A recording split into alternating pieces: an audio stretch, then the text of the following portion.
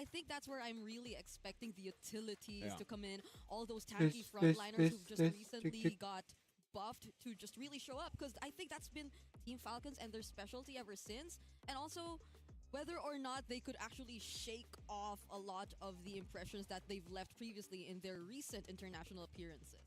Yep. And again, we have 8 best of ones. We're going to continue on forward. Mongols, VSG, Hung Esports going up against Teams Falcon Meta, Mongols, KOG, and then ending off with Esports going up against VSG. That one we're going to be having Gideon as well as Naisu on the desk just to help us out. But yeah, I agree with Mirko. Maybe the first one we'll be seeing those assassins. So far, I've seen teams try out different things. Hello, Lane Victor. has not worked. No, no. That Victor, cannot, Victor. like with Akai running around with Fred. Hello, hi. That's not possible. I believe I've seen one rare saber. No, that was not even good. That was a different one. That's MPL Indo right there, Albert. Yeah. No, even in Malaysia. Yeah. Hazel.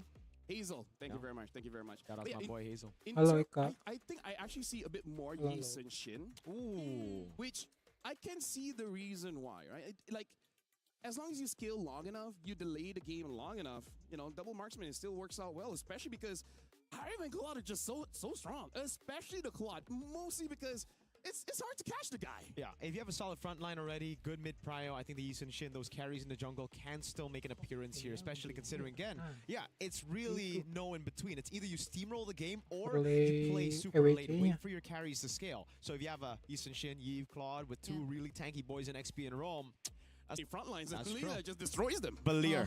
Belir, yeah. Which I also think plays a huge role, because if steamrolling and just getting that early snowball matters so much, then it'll be really difficult if you get to the point where you need to just fight for the objectives overall. Because the junglers that we're seeing right now have just so many ways to guarantee these wins in terms of the objective takes. So objective fights have been a lot more, Yep.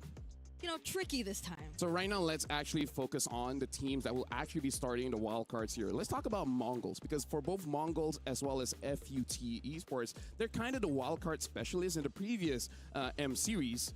They made it through to the wildcard, both these teams. But again, this time it's just one team. So let's talk about the Mongols, right? Some of the players are there. Zixora, the Coach Summer, and K. Yeah.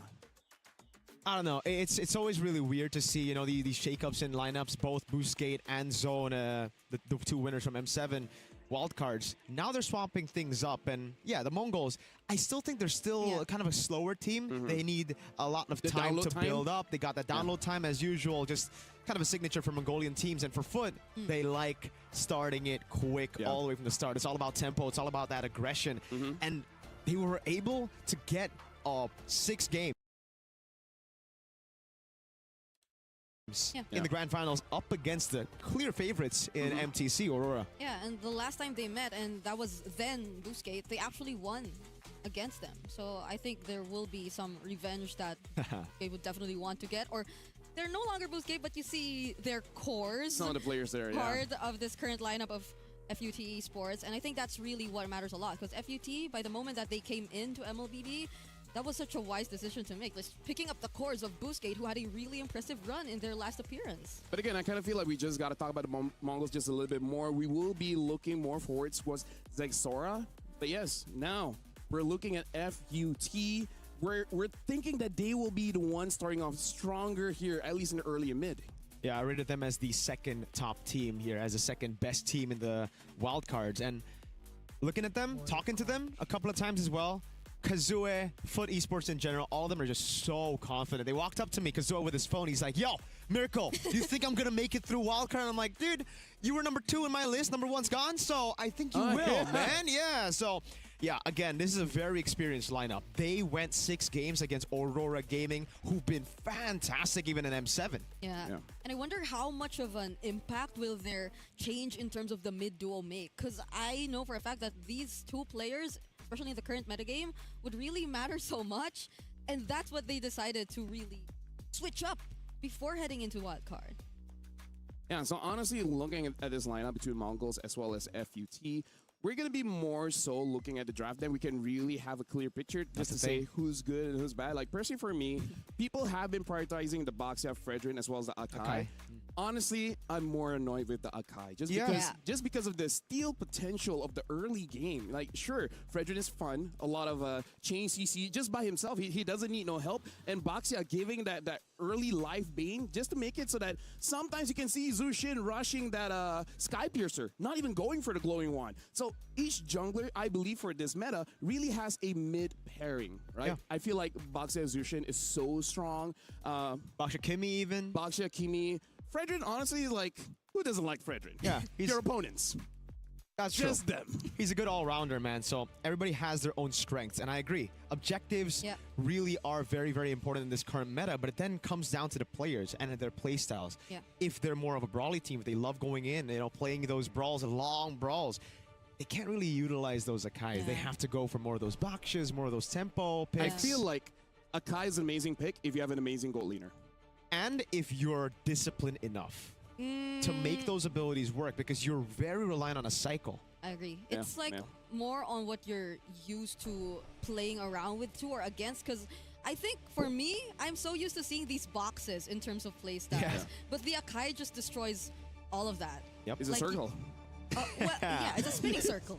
Yeah. So it doesn't like allow you to set up that box. It's a Beyblade, yeah. So yeah, Let it rip. definitely, I gotta say, it's going back to maybe 2023 era of MLBB, where just like 3 front lines and try to see who has more crowd control to punish those front lines, and then hoping for your mid and your goal laner to just not mess up. And that's why we see picks like the Gorid and etc. Even against divers from the EXP, most of the time they do survive. That's the thing, and that's why I think the highest skills, Yeah. Skill expression. the highest skill ceiling you need in the team now is in that XP. I agree. If you I have a agree. great XP, Yeah. person on my right knows a great XP. Yeah. I wonder who. But yeah, I feel Yeah. like let's list down those great EXP heroes that can dominate this meta. Paquito, Vendetta. Yuzong, all those heroes Lapu. belong to someone that we know. Hello. Alice is not damage E, but still very, very strong, right? As long as you can dive to the back line. But we see in the current meta, there's still a lot of Terizlas, a lot of Fovias. But again, Blues even. but here's sometimes. the thing. I feel like if you pick up a tank EXP, it's super unsafe with the Yuzong roaming around. Yeah. So gone are the days where we'll be considering a Uranus in the EXP. Like, at least not first pick. Like, if you know who you're going up against, then okay, sure. Yeah, if there's no Shred, if there's no Baksha early on, then maybe we can still see some of those, tanky boys that just can prolong those fights, especially considering it's all about cycles, right? If you Yeah. have an Akai. So if you have someone like a Uranus who can just bait out those cycles and then come back, you can still control neutral objectives really well. And if you're playing tempo, if you're talking about that Selena pick that we saw in Yeah. Asian games as well, then Uranus is a great pick to just get tempo early. Especially because if I remember correctly, during the Asia Games, when we do see a Uranus, it was a red 4 pick. By Yeah. that time, there was not... Never first face. There was no carry, I believe, in that game. I believe it was a Harif. And basically, no one could kill the Uranus. Even 5-man gank the Uranus, he'll get away. And his team just get 2 turrets for free. Okay, now that makes me a bit more confused, because it's like nowadays we did talk about this off stream. It's more on the Claudes and the Harrods. Yep. And maybe the Moskovs next, but the carry. Yeah, The like... carry fits in if you can play that box. In the Asian games, Teddy, amazing on that carry. Basically just carried the entire team. Like even during the cast, I feel like Nepomuceno needs to step up. Vinu needs to step up. Because Teddy's amazing. I agree. Yeah. Guy's overrated, I Yeah, prefer it's- Carl and Sanford over those two you mentioned. Yeah. 40 is amazing, man. I don't know, man. King Bob or Alabu is better. You know what? Yeah. You're right. King Bob. He has King in his name. And Bob. I need to use the cuff button. You don't need to You don't need to mention tell. the cough, You you just know? do You just do it. it. Yeah. So, That's- Briggs, what is your take on the EXP? You know Yeah. a lot about XP. You know a lot about EXP. No, I agree. I feel like it's one of the most. Oh, we're starting. We have a Harara. What?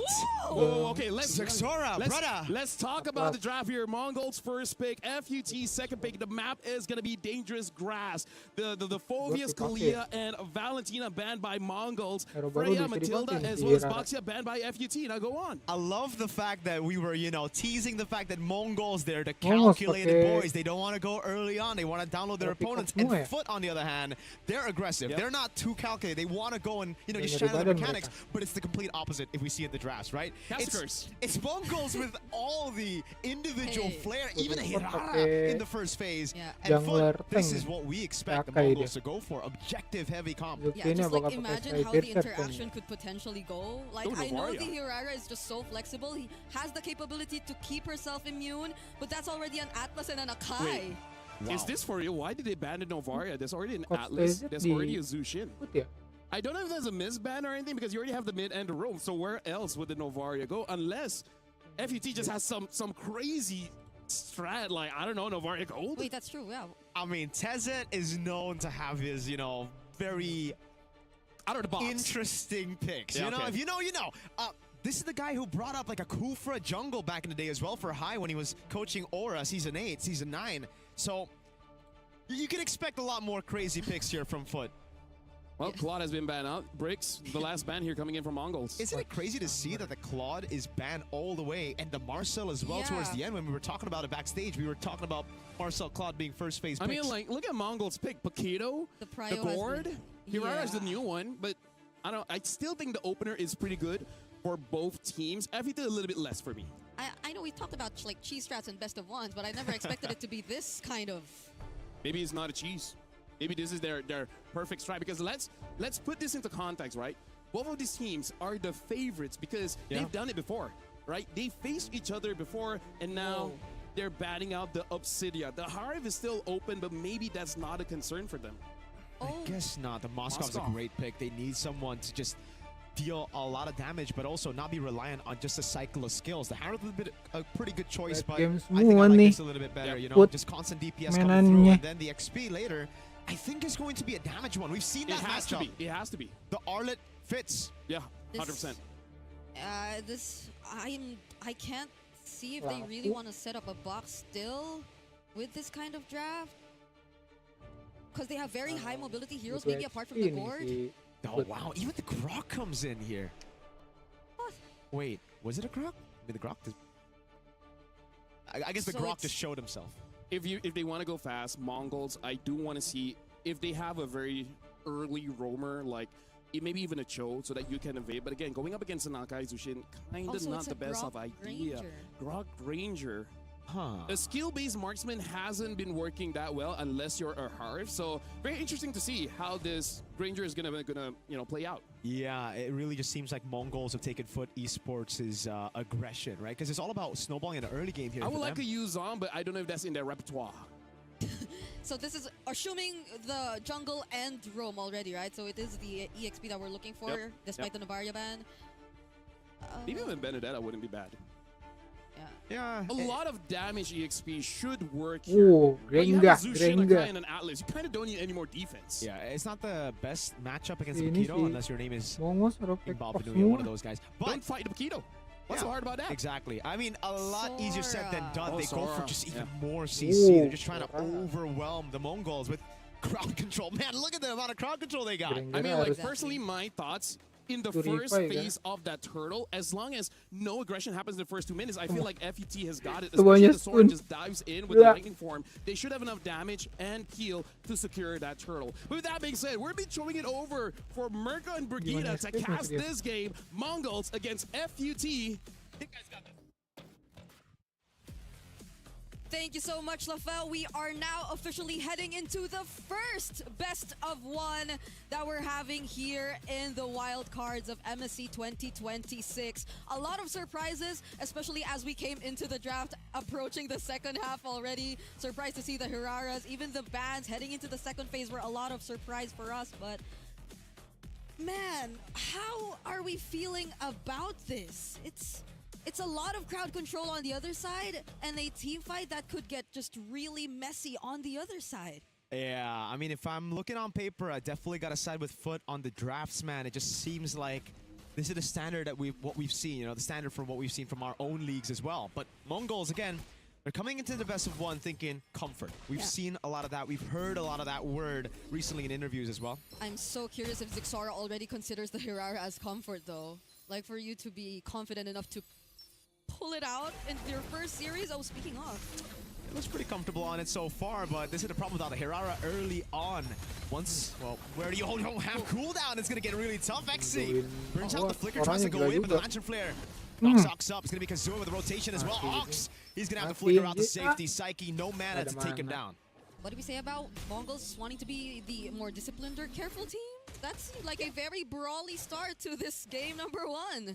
Well, understandable. That's one of the more common rotations you're seeing, especially considering that they're still sticking with a quote-unquote assassin jungler. I think you would consider the Hirara an assassin still. But then Foot, they were so aggressive to fight back. That was a flicker burned by Xe early on. Yeah. They really wanted to get that kill early, man. They really wanted to stop the snowball from happening here for Zexora. Great start to the game for Foot, I'd say, man. Again, with the Hirara, you're just constantly going to have to take it in an early game. You're not going to have enough cooldowns to just spam your skills. But look at this rotation quickly into the bottom lane. They're playing that strong side, as we mentioned, Zexora. Zoning RX, Retri even going to go for Zexora. Zoning RX, Retri even going to go for the kill. RX has to flicker out early. Survive that. But then it seems like Mongols had their eyes set on the bottom side of the map. Could this be the approach? They do not want to fight FUT Esports in terms of objectives, considering that that's an Akai, and he's already an entire level ahead of Zexora because of that rotation. I love the approach, though, you know? It's kind of like Mongols know that Foot will have the lead early on when it comes to neutral objective battles, so they try to go for the strong side, gold lane, K, helping him out. A lot of damage plays down with the perfect match. It'll force out a flicker from K, but I think that should be it. Yeah. Mongols are quick to sense that there could be something happening right after that objective take. Look at Kazue. He's just showing himself. Still, the level gap exists. And there are going to be in the slight advantage against Foot, but K, no flicker left for K. The strong side gold lane is if you leave him, yeah, the hard CC and tank boys are just gonna get him out. No flicker, as you mentioned, Brigida. It was just such an easy kill, and they didn't even need to use any ults aside from the SOD. Yeah, we haven't seen Bloodspet really use that Fatal Links just yet. Not even the heavy spin, but there was no contest whatsoever to that objective that we saw. And now they take half of the energy shields down bot. RX is having a really good time. Ox doesn't have level 4 yet. But look at Zexora. Again, something that we kind of know from him is that he's very sporadic. He knows how to think on the go, and he's already seen that rotation go straight up top, plays with the strong side that he has in XP to take the orange buff, and this means Kazue is going to be behind in XP despite getting Turtle 1. Oh, that was quick for Mongols to catch up, and now it's Foot who's just mostly staying down bottom. They get to find Ox isolated here, though. Lantern Flare. Oh, the perfect match. Even a body. Oh, wait a second. Kazue with the heavy spin straight up. The Spear of Misery kind of helped him there, too. Yeah, that was a bit of miscoordination. So I feel like this time we'll see the EXP laners actually be part of this upcoming fight. Let's see how it goes, because Mongols this time might actually contest. But we're seeing Zexora just starting to make his way. There is no heavy spin, though. Oh, Psyche passing Crimson Beacon. Good shifting cloud and a pick up as well on Mumu. As a nice goes with the knockup with the tectonic charge. Zexora gets a kill on XC. And it's RX trying to run away now, as that's going to be the cutoff as K rotates over Mumu. Takes Bloodspet out, and it's a free neutral objective for the Mongols. Okay, Foot probably did not want to be in that position. They just made things so much easier for Ox and Mikey. Mikey didn't have to put himself out there in danger to use that Mystic Gush, and that was a quick way to just use the tech charge. Now it's Mongols stealing away that small lead that Foot had earlier. And Mongols are just using that aggression so well. They're forcing Foot to play those team fights. Foot, you got a composition to play neutral objectives. You can't be brawling early on, and a few of those abilities. Yeah, I think it's Mongols who's capable of finding those kinds of pickoffs in the mid before the objective rather than Foot. Foot might want to just really fight the objectives head on, and especially considering that earlier they did not have the heavy spin. We mentioned it, but they still decided to go for the fight.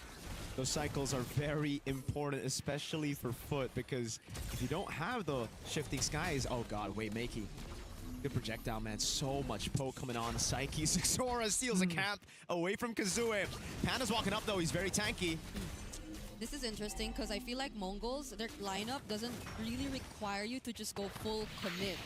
They're fighting it with range because of the Granger and the Gourd, and the ability of both the Paquito and the Hirara to just go in and out is helping them so much and just baiting out stuff from Foot Esports. Okay, gotta be safe. But going back, Foot, I feel like this time, they're the ones struggling to find their footing. Like, when are they going to come into a fight? And when are Mongols actually going to fight back? Or when are they just baiting them out? Because they are capable of doing that. I don't know. Right now, it just seems like Mongols have Foot's number. Again, they're going to use a Lantern Flare. Perfect match on Ox. If they can bait out the tech charge, that'll be big for them. And actually go for the heavy spin. The tech charge comes around. And flicker off Psyche. Crimson Beacon, the SOD lands. It's Psyche with a kill. Mumu into the mid. Okay. Oh, now the Fatal Link set up! Great call into the shifting skies. Now Mumu picked up as well. Zixora in the midst of it all trying to go damage some of those members, but Xe zones them away, and this is a Foot win. They go to the turtle, the last one of the game. It's interesting though, because it still feels like they used up so much just to get those small wins, when in fact I felt like it would have been easier for them considering the amount of crowd control and how low effort this draft overall could have been for them. But at least they've got that advantage just now and are able to convert it into a structure up top. It's all good zone. But I can't believe it's been 7 minutes before we actually see that happen, because they're with the Moskov all this time. Yeah. I don't know about going all in on Kazue. They just going for a bit of poke. Zixora with a rotation in mid. Psyche taking up a lot of damage. Yeah, I'm not sure if that's like the fullest potential you could see from Zixora. Just Wait, but what? he's trapped. Yeah, Zixora way too far, gets caught in the Fatal Links, thrown back to the rest of Foot. I think that's the second time we saw a favorable team fight just because of a mistake. Yeah, that's the thing about the Hirara though, right? Like once you have enough cooldown, you just think you're untargetable. You can just make those risky plays happen and it just bites you back. These team fights need to be a bit more calculated, I'd say, for both sides. Oh, that's going to be a setup on Ox. Yeah, baits out the tectonic charge. There's no Fatal Lace, but they're going to get the pickup. Ox, no flicker. This should just be a free kill as Kazue knocks him up and picks up the kill. That's happened twice now. It's been successful. We do see some, I'd say, quote-unquote, questionable targetings and priorities in terms of the recent team fights. But because of that, the back and forth has been on for so long. Like, we barely see a significant lead in this fight. Yeah, and it's still so surprising, despite, you know, the last two team fights going in favor of Foot, that Mongols are actually still ahead in gold. They've been farming really, really well, and it's been because they have had better control over the side lanes, which is weird to hear, but there you go. Mumu with the knockout strike. RX gonna cut him off with the help of Blotsfet. He's already used a perfect match. Lord is spawning in the bottom lane. Mumu. Yeah, he's just gonna get chain CC. The Spear of Misery pins him down. He tries to get out with a flicker, but the Lantern Flare is on him. It's a Sky Piercer as he goes for the Crimson Beacon. Making caught in the bad spot. SOD lands in the back. RX gets the Spear of Misery, pins him down, goes on the turret, and it's all fed to the Sky Piercer. And Maniac for Psyche. Could we see it a Savage on day one, match one? Ox, can you escape the Lantern Flare? Psyche gets a Savage on day one of the wild card. Day one and game one at that. We're seeing a Savage in as early as that. And can I just say, the ones who were the more aggressive in that team fight and the ones who put themselves up front were not Blotsfet nor Kazue. It was just really RX and Psyche. They knew that they were that much ahead. They knew that they were in that kind of advantage just with Mumu out of the picture. And now it's an immediate objective for FUT. It's interesting though. Okay, let's see that instant replay. Psyche, my god. I don't know, it was kind of also Mongols though. They did not need to back Mumu up all the way there. No one saw that. Don't point it out. No. Why you step back? No, man. No one saw that tech charge, all right? I can't even make Pikachu jokes anymore. This is why we are saying that there needs to be a bit more calculation from their part. It demands so much more just because of the kind of draft that they decided to go with. Now, Foot, this is where we expected them to be. This is exactly how they play this out. The amount of crowd control, actually in that recent team fight, they didn't even have to use much of it just because they were just going all in terms of the damage. I feel like that's another thing. You feel a lot more of the damage coming from this tanky lineup of Foot rather than of Mongols at this point. So Yeah. they're really making sure that they're using it to their advantage. And at least for now, Mongols are defending, and weirdly enough, still in the lead. Yeah. I think it's not that accurate. Blotsvet, though, goes in with perfect match. They're trying to go for the zone. Psyche, an absolute monster, brings Moo back. And it's a flicker, burn down. Ox Again. goes for the tech char. Yeah! Oh, he hates the Oh, dapat. Blotsvet gets him down, Aligid K. lagi. Oh no, Dapat na Psyche natin. gets another double. A disaster for the Mongols as they're gonna have to take 3 of their members out and about as just Zixora and Makey left to defend. This should be full stack Sky Piercer for Psyche, right? Oh yeah. So that just explains why you could barely get out alive once you're in that kind of position if you're the Mongols. This is very tough and risky if you're the Mongols. With very little crowd control and just mostly Ox, and by the way, it's always been Ox that they've been targeting first, I could barely see an opportunity for the Mongols to turn this around with a team fight win. Yeah, it's a composition that really relies on them winning out early game, you know, snowballing out control and then relying on their individual flair. Now, I'm not saying it can't happen, but we've seen 2 Brock ultimates go. Yeah, but that's the thing. They Out of always. Paris. Right? It's landed on. I thought you didn't see that. I didn't see the first one. Okay. But then the replay showed me. LaFell saw all of it. Yeah, I really want to know how LaFell feels about everything right now because it's just day 1, game 1. But well, He has a thumbs up. Is it a thumbs up? Yeah, if you've watched Project Hail Mary, that's a good thing, right? Like, yeah. We get to talk to him later, but for now we gotta really talk to the Mongols and Foot, maybe especially the Mongols and how they're really dealing with everything right now. Let's take a quick look at the items. Okay, Let's not. it's not. Let's just talk about the game. Let's The just talk Lord about the spawning. Okay. And that's not the new Lord, you know? The new Lord, like, it kind of gets players to diva. go for the Lord. Diva. Yeah. It's like, now as a player, I want to go for Lord. 13-3, now we see the actual goal lead. It is, I don't know if this is comebackable. We've had that term, geekable. Do you think it's geekable? Well, I at this point could not see it coming for now. Like, even Ox, they've just been very aggressive. Psyche, this is where you really want to see your Jusin come to play. He's the one in charge of all the zoning right now. It's like Blotsfest will just go in for a late entry and surprise everyone, and that's the last thing you'd want to see if you're the Mongols. Clash Mortal. Yeah. My god, all of their flickers are still intact. You could already imagine what kind of game-ending plays they could attempt to go for with this Lord Seed.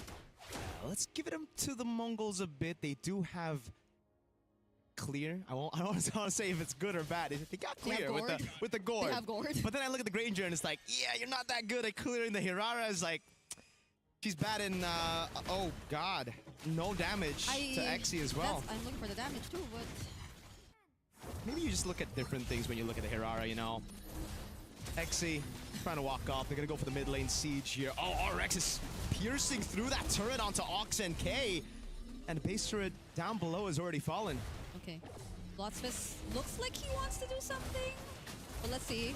They still have to clear out the waves. Yeah, Oh, he's already below half HP. Oh! Oh, Fatal Links on the back, both of the frontliners, and they get caught with the heavy spin. That's the pin down immobilization already. Zixora gets away, but Psyche's just tearing them apart. Zixora's trying to gap close now. He goes immobilized. Oh, but Psyche is unkillable. Picks the Hirara up. Zixora's walking up again, trying to go for the clear again. Untargetable for a bit. But it's still Psyche just zoning all of them, and they've lost no members. Okay, they're still dealing with it. Sora and Kay still left to defend. Still have an entire wave to deal with. But Sora is down. Kay back in the fountain, but what can he do? It's just gonna be a game number 1, or the only game in this best of 1. Going over to Foot Esports. It's over for game 1. Foot Esports getting the revenge that they've desperately been waiting for since that M7 wildcard where they lost to a Mongolian team. Team Zone, K, Zixora, they showed them how it's done, but today it seems like it's a Foot day. Why introduce me in? Oh, I'm in. Hey!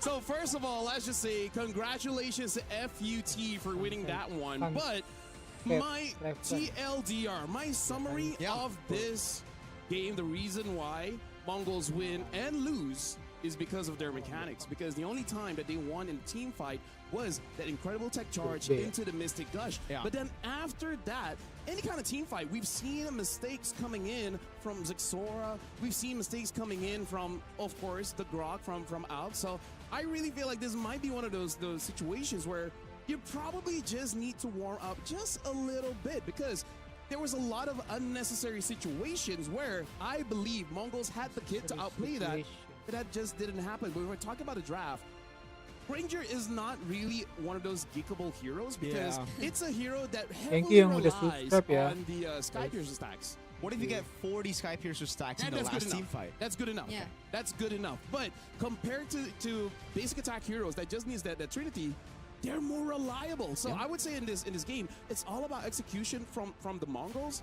And the good thing that I can say is that you're not eliminated right now, right?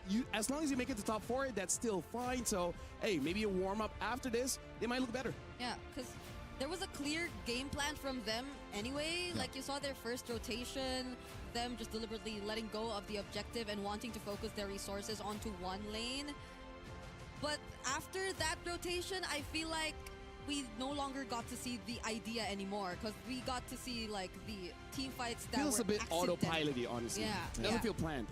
It really didn't, man, because at the Granger with the Gord as well, you get two very vulnerable backliners, but then there's no tank up forward, right? It's just Ox on the Grok. He's mainly an initiation tool, and then the Paquito is kind of there to deal damage, because if you look at the build, it was a 100 strike C halberd. Yep. Usually if you want to go for a bit of tankier build, you go for maybe Fury Hammer straight into the Queen's Wings and then full tank, so that you can provide a bit more utility for your backliners, but okay. Let's talk about the Savage as well, right? Taiki. Game one at what, 9 minutes of the game, and we're starting to see something change here in terms of the items, because as a roamer, I haven't built Dominance Ice for a long time. If I build it, you know my team is bad. Let me just say that. Yeah. And even in that game, they didn't build Glowing One early item, because again, the sustain isn't from healing. It's just nothing really, right? And so they didn't have to cut anything in half. Yeah.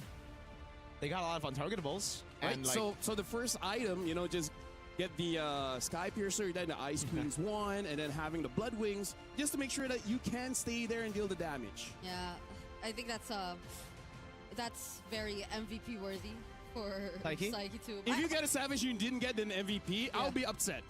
sometimes actually, there are times where the Savage guy is just, you know, shooting in the back and not doing too much. But this one, Psyche. Look at the skill expression of holding down the second skill. Dang. And then moving it left a bit, right a bit as you move your joystick. Like, who can do that? And when he got that, it wasn't Moreno. really set up by The Maestro. My go. Thanks for the mention. It wasn't really set up by Bloodspeth or Kazue or anyone. It was just him. It was set up by Mongols. Yes. Am I wrong? Okay, let's look at this replay, right? Oh this is one of the only times we see good skill expression coming in from the Mongols, and then the team fight looks good. The team fight looks clean. And we cannot say that FUT, they played amazingly, because they also made mistakes by expanding the skills, and then even we're like, wait, what's going on? But the Mongols just didn't respond well enough to capitalize on those mistakes, and just being like, even in this situation, Mumu, honestly, if he just stayed there, there's a high chance he could have just escaped. Yeah. He had the flicker. He could have flickered out and then just double jabbed all the way back to his team, but he didn't do that. We didn't see that. Oh, I saw that plenty times. I'll see it in my dreams tonight. Okay. Will you see Psyche Savage? As a roamer, that hurts. Yes, it does. I've done it plenty of times, but it still hurts. Shh. Look. Oi, I didn't see that the first time. Oh, you actually didn't see that the first time. I didn't see the first one the first time. She's not wearing her glasses. I'm wearing contacts. Not as good as glasses. Sure. That works, but this, right? I mean, to go 2 flickers in the back with no frontliner, it's kind of like, we're better than you. Yeah. That's literally what they thought, right? Like, you have to have that respect. You're up against a composition that is just full CC, dude. If you don't get caught by the Atlas, you're going to get caught by the Sora. If that doesn't happen, then the Panda's going to spin at you. And this is the lineup. If you don't get like 3,000 gold lead by the first 2 minutes, you're kind of done because Gort, once he's finished his skills, then what? Ranger, once he finishes skills, then what? Hirara is pretty fast to finish her skill and no damage, and then what? Yeah. Right? It's just a composition where you kind of want to blow everything instantly and hope it's enough. And, you know, newsflash, usually isn't.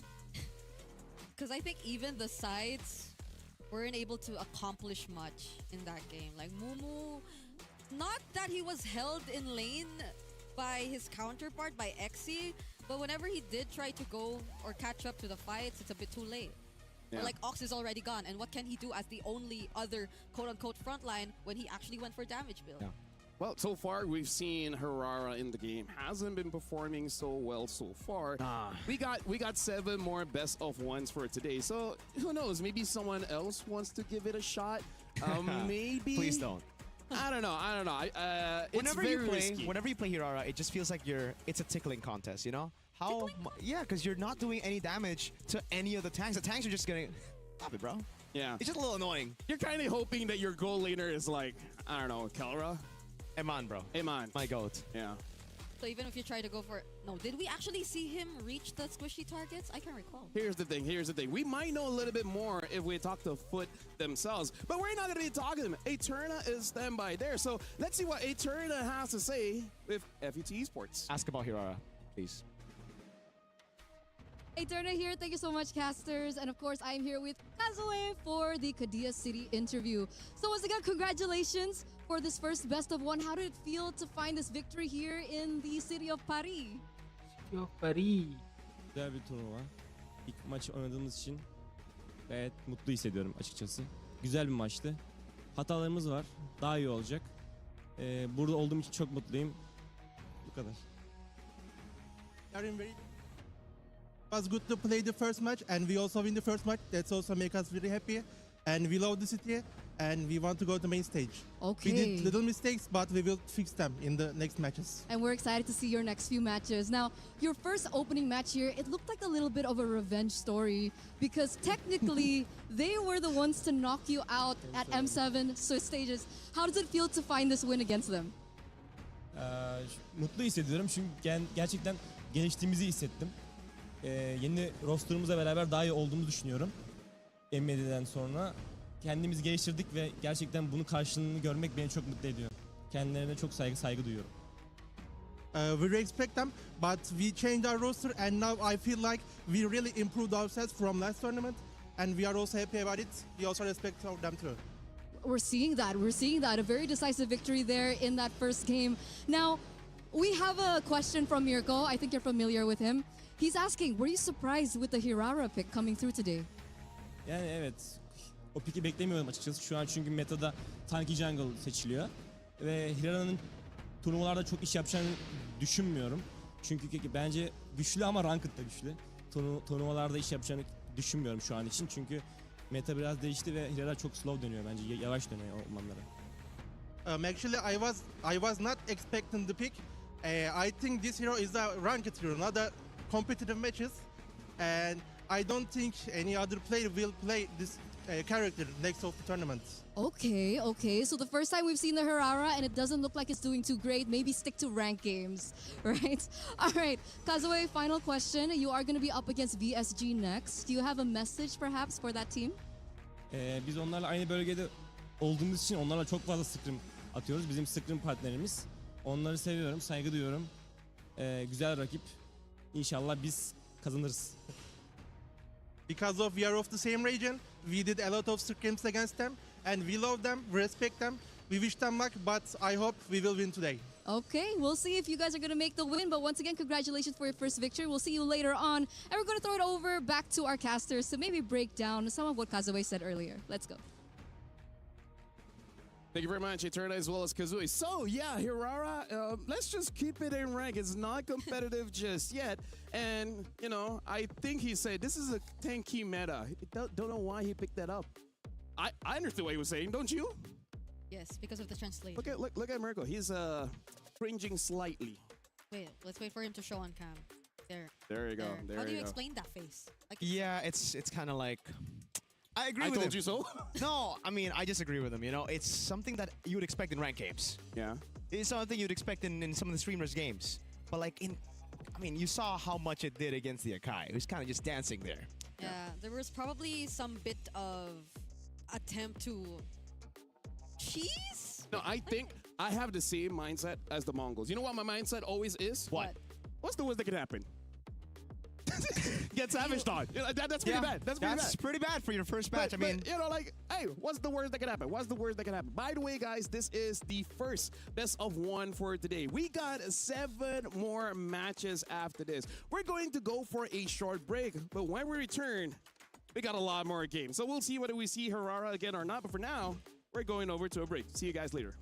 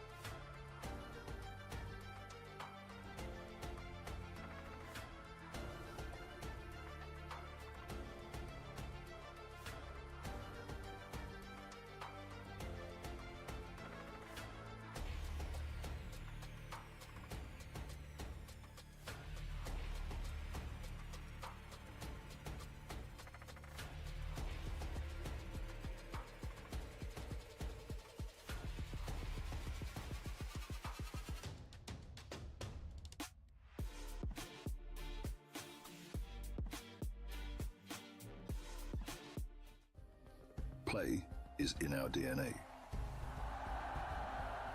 Whenever we let it out, it becomes our superpower. Now imagine an entire city being built to supercharge it. Kadir City, powered by Play.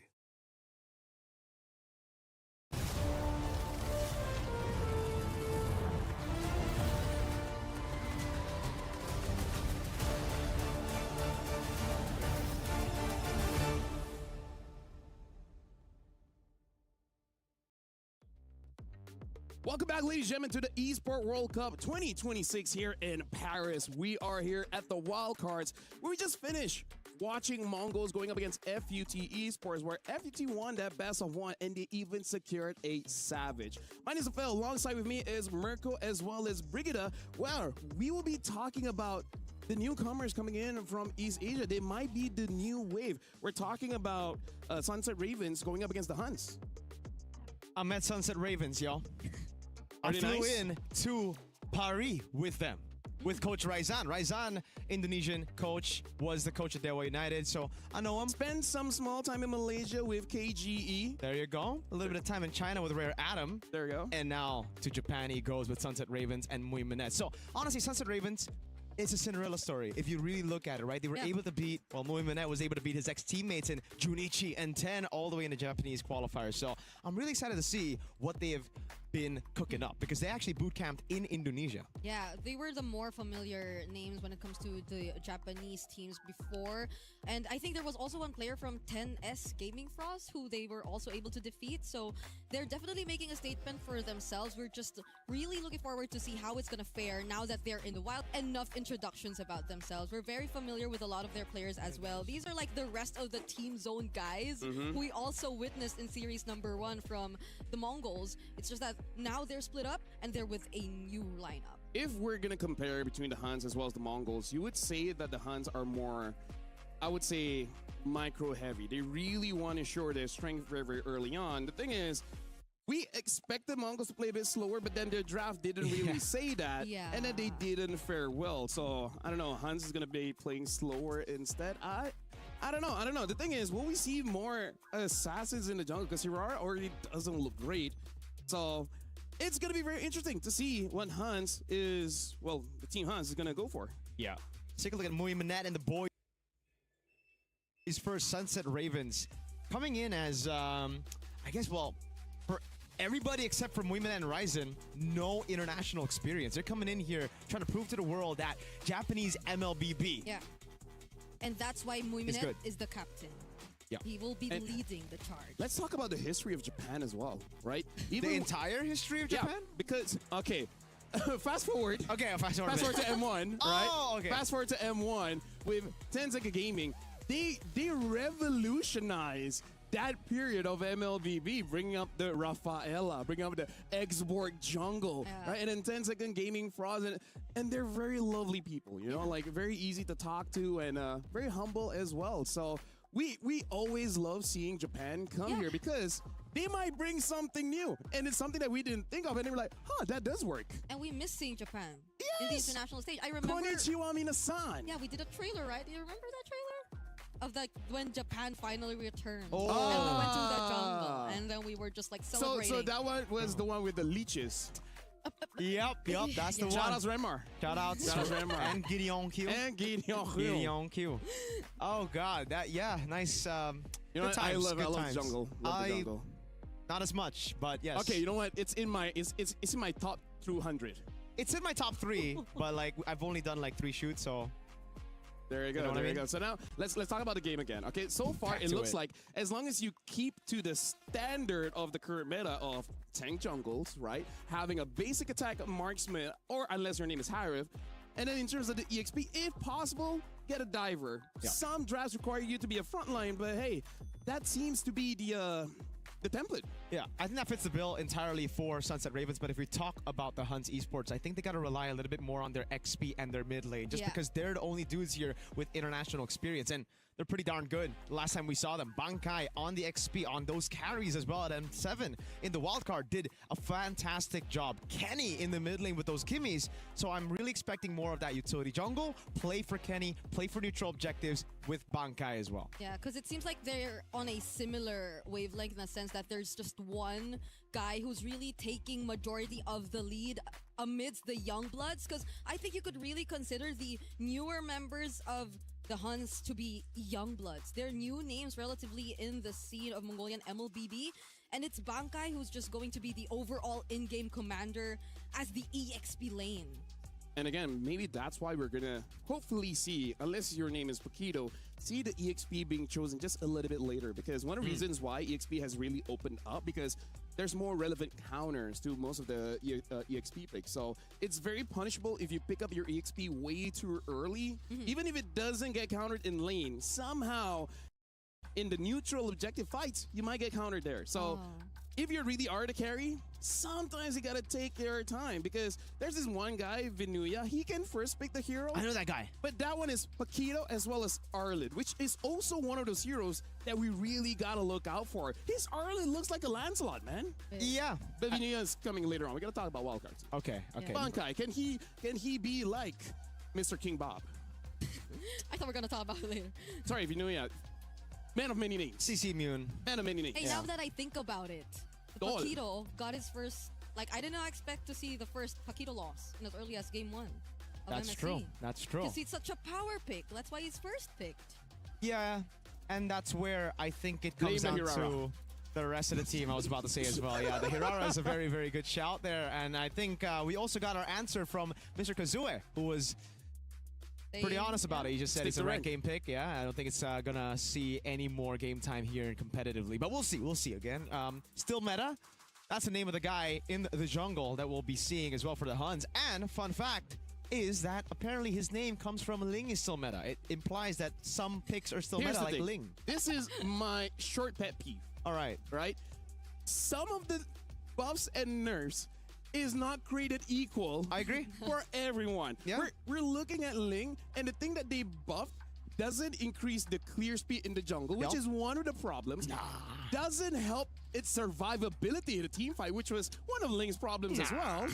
So they buff things that Ling don't need. And then you have Akai. They're like, we're going to keep it simple. We're just going to increase his HP. But the thing is, everything in his kit scales with HP, and then suddenly he becomes OP.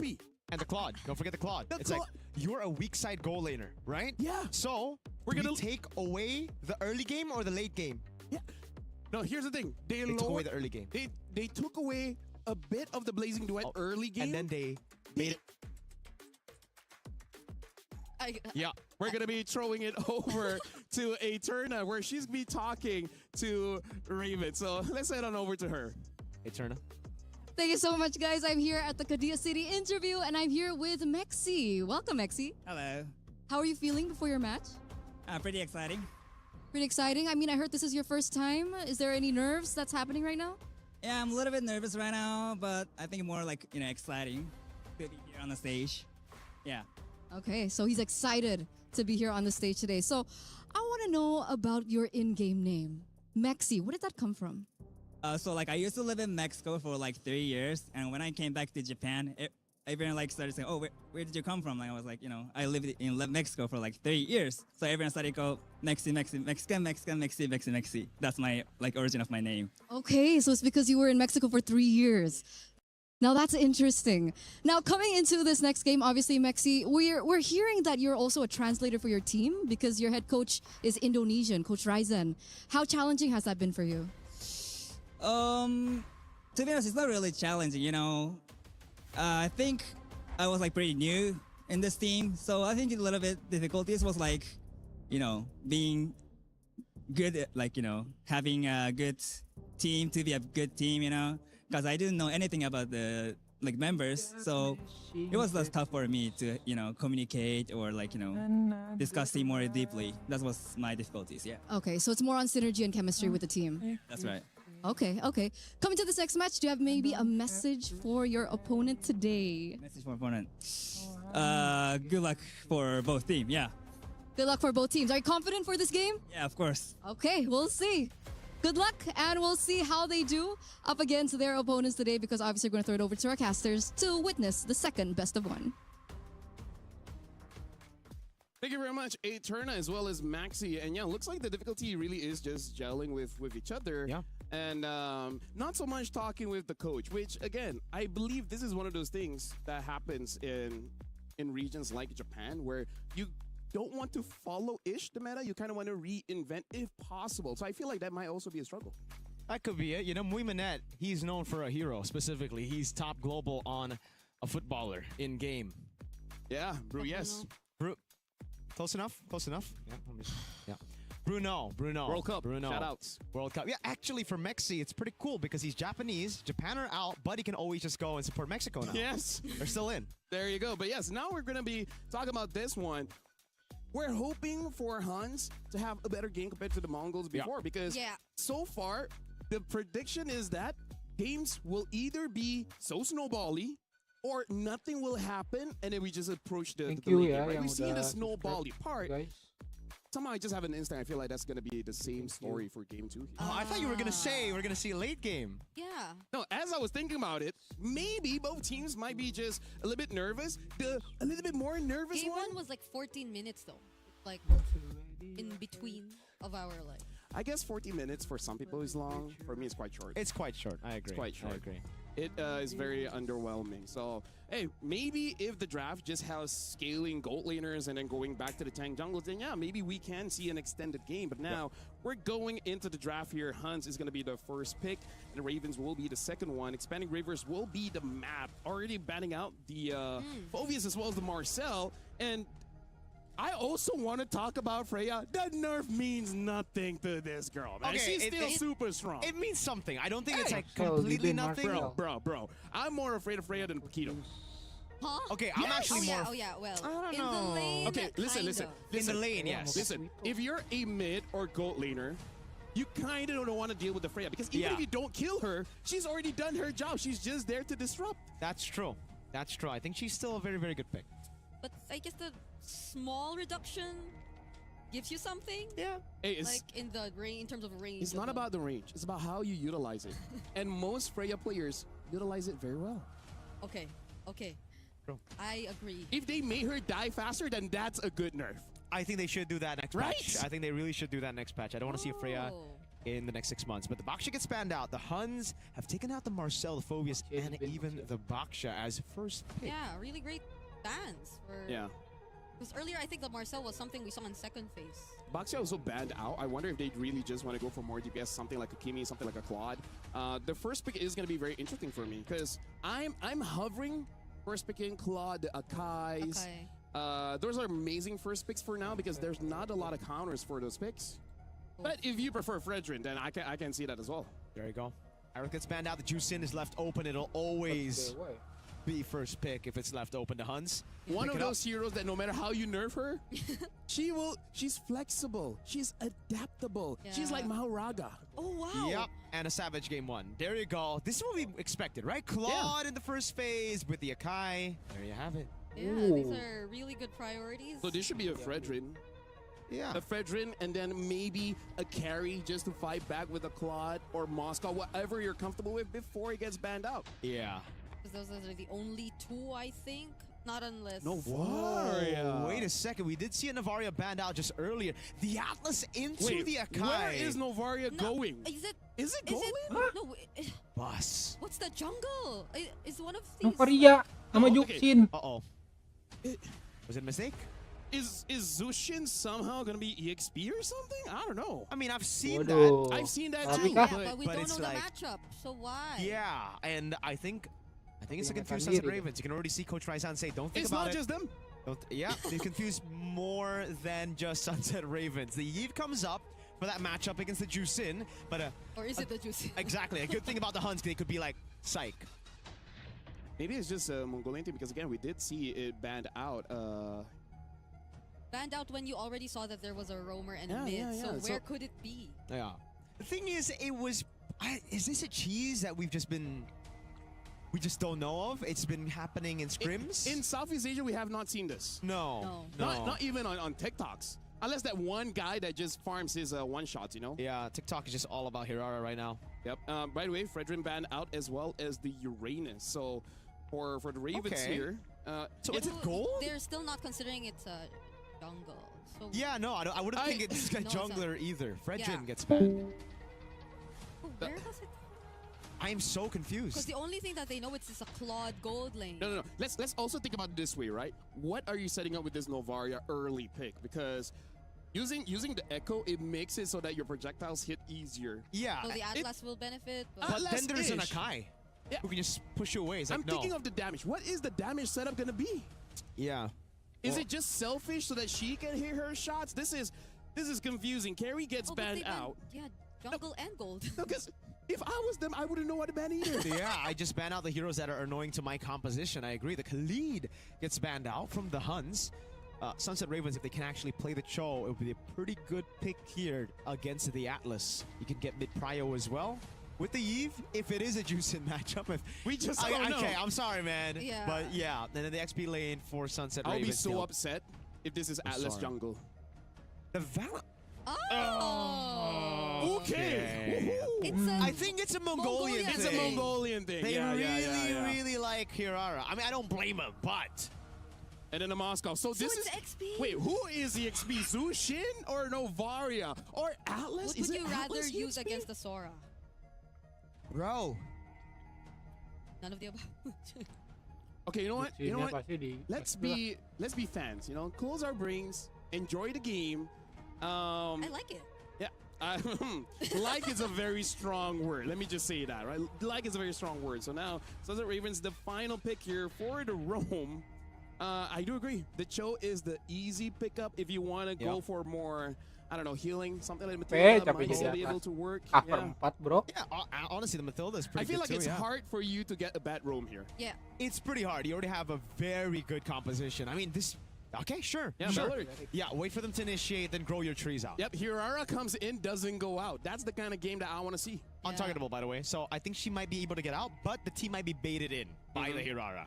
Oh, and Moscow as well might have some difficulties. Yeah. Okay, you know what? Let's just see where Wait, everyone where's it goes. going? Where's it going? If it's wait, who's no Bankai? XP Novaria. Ladies and gentlemen, I'll be throwing it over to Merkel as well as Brigida, where I will just enjoy in the backseat to see what's going on with game number 2 here. Folks, you create space in the XP. That's what you're meant to do. And what better pick to create space than a hero who's in space? Novaria, right? I mean, right? Okay, let's just not. Lore-wise, she's in space. Yeah. Eve's also in space. That's Eve's right. in space, but okay, that's true. That's true. There are all I don't know. But like, you see what I'm going with it, you know, XP, getting space. You Yeah. know a lot about XP. Let us not talk about nor consider the matchups anymore. The 1v1s, none of it is going to matter, I guess. Wait. Huh? So it's not Navarro? Yo, ladies and gentlemen, welcome to game number 2. We're in the line of Dawn. So Tiba-tiba jadi Arlot. I see their that- semblance, yeah. Sure, but yeah, okay, so that we were confused for no reason. I don't know. We should have just known. We should have known it was a different Tiba-tiba visual. jadi you know? Okay. Arlot anjir. Maybe Novaria and Arlet are just different in Paris. No? Okay. But hey, all right, so let's talk about the Arlet. Now that it's an Arlet, they can actually have some combos with the rest of the team, right? They can actually Yes. bait out some purifies as well. They have layers upon the CC, not just the Atlas. It makes sense. It makes more sense. Yeah, okay, and thank was it like goodness. if it because I'm trying to recall like the sequence, then maybe it was also some sort of deny for the Atlas Arlot to just whoa. come together for Sunset Ravens. And somehow Bankai is really doing a great job so far. Oh, Wait a minute, that's way too far away, the BMI. What? Menit 1 udah kena first blood. he did not expect that, but if he did watch game number 1, he should have known that the Hirara is likely to go there. Yeah, okay. Let's take a look at the emblems real quick. Mexi's not having a good time. He's not. Okay. So I'm assuming these are the accurate emblems that we're seeing. Still the same for the Hirara as we saw in game number 1. I think it's except the Assassin. Yeah, it's Master Assassin coming down. The Bargain Hunter is something that we actually have been seeing quite a bit as well. Good zoning. Bankai's going to hit 4 before Mexi. Depends on the XP crab. They're going to have to fight for him. This is the thing about the two roamers. And Oyu, Oh, yeah. they're this is not going to have ultimates here for the first turtle. Hey, we could say his IGN by the time he uses Wrath of Dryad. That's true. Wait, good taunt. Okay, Nexi here will use the Shifting Skies, catches one, but Bankai responds with the final slash. That's actually an outplay that we get to see from the Huns, and they force out the heavy spin as well from Trap. Now he's trapped. Can he get out? Gets knocked up, and is picked off by the Huns. Yet again, they seemingly are going to get the clear advantage in this fight. Really well played by the Huns. Bankai again. Something that we mentioned in the pre-show as well is play around the XP. Get Bankai and Kenny good picks, a winning matchup, and you'll be able to get so much more of an advantage. But thank goodness it's not a Navaria. Okay, this is a better Hirara game, at least so far. So far. That's why I said so far. Because we never know what can happen. This is Sunset Ravens with a Claude, who is one death in. Yeah, if you snowball, it'll be great, right? That's the thing about the Huns' composition here with the Hirara. So far, they've gotten mid-prio. They even got a lead over Eska, which is kind of strange to think about, right? The Heave should usually have a better lane compared to the Jusin, but in this situation, Kenny, that international experience of making it to the main stage at M7 has paid a lot of dividends. Yeah. We just got to see Mexi from the interview earlier on. It's very unfortunate to see him struggle in this position because I feel like that heavily impacted how the first objective went for them. Actually survived just a bit using the Wrath of Dryad, but could not walk away from this. Hands over a third, not kill, because it's actually Oyu who got it, but still meta, 100% or almost 100% kill participation so far in this Hirara game. Yeah, living up to the name, still meta. Okay, it took a while for still meta to get to this point, by the way, so it's really great to see him finally have such a great showing in his international debut appearance game. And it's so far really snowballing well for the Huns, so they've clearly got the advantage. What is SNR going to respond with? They're not gonna really commit to the fights just yet, but they're gonna show up here down bot. Okay, at least Muimanek gets it with Art of Thievery there. Picks it up, Bankai up top, man, a menace against Mexi. Still meta, living up to the name, at least, right? The Hirara is still meta, according to him, and he's doing really, really well. They're doing a good job. SNR, though, what they need to do is focus more on the neutral objectives. They have a composition to play around neutral objectives, but it just seems like they're getting baited by the Huns to take these fights, and this is a good way to do it. Bait out the heavy spin before the fight. Oh, the final slash was used onto Eska, forcing out the flicker, but now the heavy spin responds, and the real world manipulation too. Now they're in the trap, and they get to find the shifting skies from Mexi, but the response to the fatal Muimanek goes in with the blazing to it, and now it's all the Huns. They take out 3 members from the Huns. Sunset Raven actually turned things around. Sunset Ravens have a cycle to play with, but the Huns did not respect it at all. They just went in all in, even though they baited some of those resources, but there is a silver lining. They did get a turret up top, so they got a trade, but that early lead that they just built is almost all gone. I don't know, I think it's just a big mistake that they didn't respect the cycle of skills. Trap. Okay, Trap gets to walk out of that. SOD will not connect. But yeah, the moment that Huns sort of overextended in that moment, then it was just Eska freely laying down that real-world manipulation. And even though they didn't respond with the Fatal Links, they were still inside of it. So there wasn't much that they could do. Whoa! A flicker into the Wrath of Dryad. Muimanek didn't go in with the Blazing Do It just yet, though. Does not decide to fight. He was able to calculate that it was a bit too risky. It's a zoning ult. Trap needs to get purple buff, right? Right? If they didn't ult there, purple buff might have been stolen. And the flicker we didn't see, right? So he just blocked them from crossing. Mui needs farm. Right now he's getting farm. It's okay. The roamer can die a lot of times. Trust me, I know. I casted a lot of Geek Fam games. Beloyski dies like at least 7 times before the team starts winning.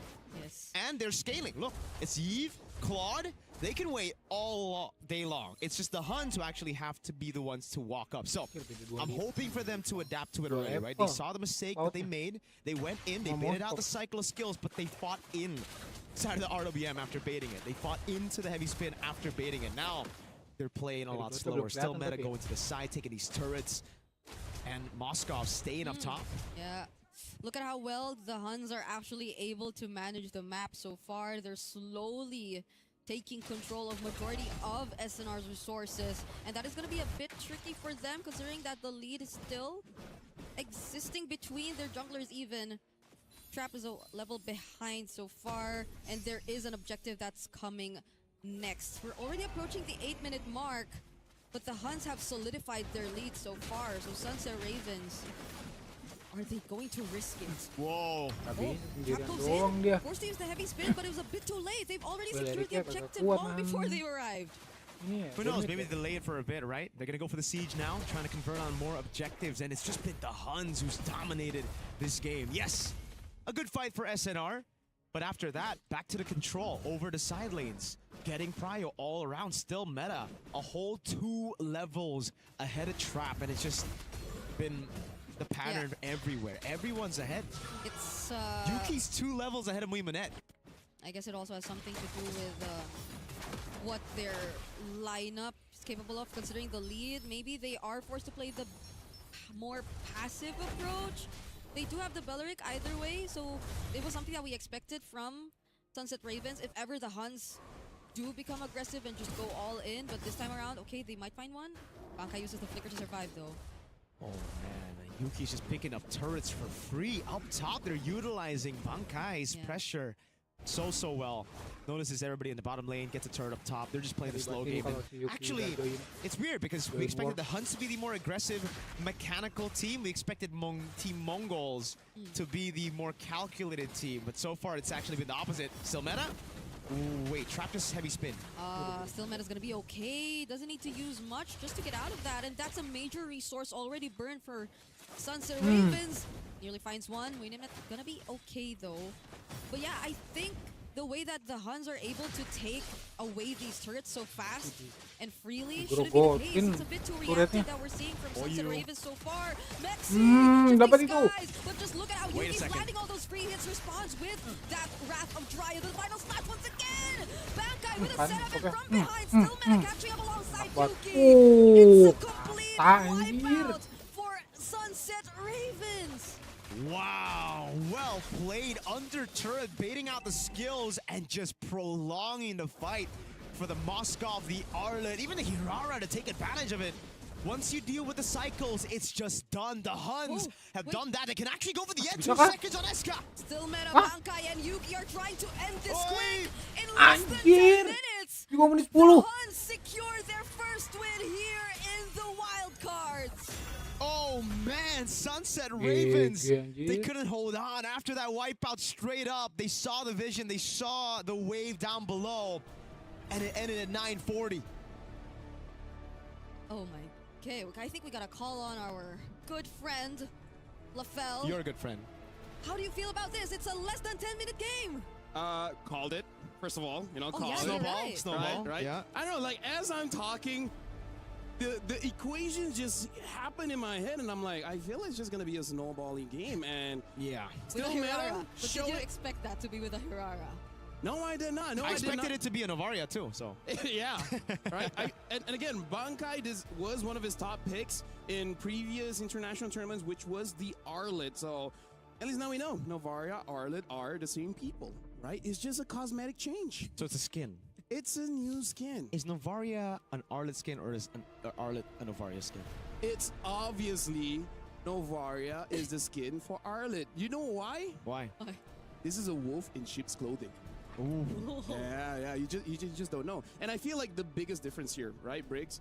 This Aurora looks good because the side lanes were winning. Yeah, because like I would say every lane actually was every winning. lane, every the lane silent was winning, the mid lane was winning, the prio is there. They know their win conditions better as well over Sunset Ravens. It really seems like Sunset Ravens were just a bit lost. I mean, like, let's look at the lanes, right? In the gold lane, try to freeze and make a difference in EXP up until 2 levels. But on the EXP lane, just go in and try to kill as fast as he can, just to make sure this Sora is a non-factor in any of the fights.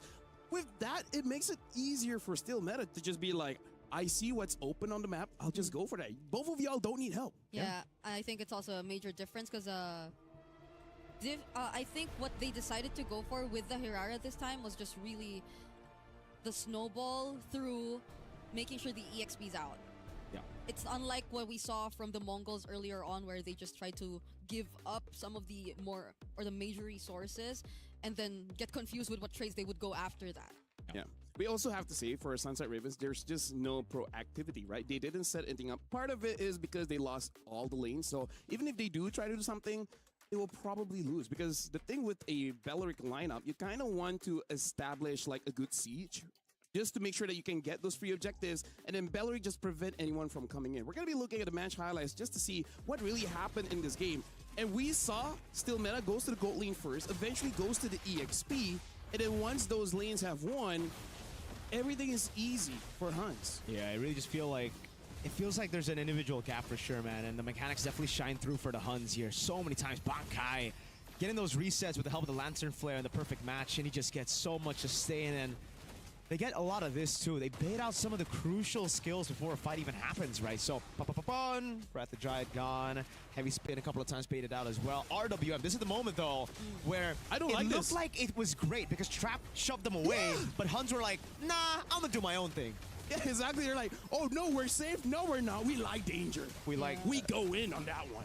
Yeah, I honestly thought the moment the Fatal Links was laid down that it could have been like still the Huns winning that fight, but it didn't really happen. Yeah. But sadly, that was the only moment we really got to see Sunset Ravens with the more favorable reaction. Because I feel like their reactions, a lot of times, really didn't give them much value. Like, that's something they might want to, or we would want to see them work on a bit more, is like finding trades across the map despite whatever the opponents are actually doing. Because a lot of times we just saw them like waiting and on standby, I guess. Even especially after that one failed attempt to contest the Lord, if I'm not mistaken. Yeah, and I feel like for you to be proactive in those games, it's an unspoken rule of MLBB. Don't lose the lane in the first 2 minutes. Because the moment you do lose the lane in one shape or form in the first 2 minutes, you're gonna cause problems for your team. Imagine your EXP laner being level 2 as the turtle spawns. That's kind of game over, right? Your gold laner goes 0, 3, and 0 at 2 minutes, 20 seconds. That's kind of not good. Yep. Right? Your jungler losing out even by 1 level at this point of meta, you're not going to be helping out anybody. Yeah. Another good example will be mid lane not reaching level 4 for Turtle 1, right? Then you have not as much impact, and we saw that as well. Eska was not able to walk up, did not have RWM, was zoned early on, I believe. We didn't get to see too much of that mid matchup, but it's something that you would already think as almost a win in normal situations. The Yve over to Jusin, it did not happen here in this game.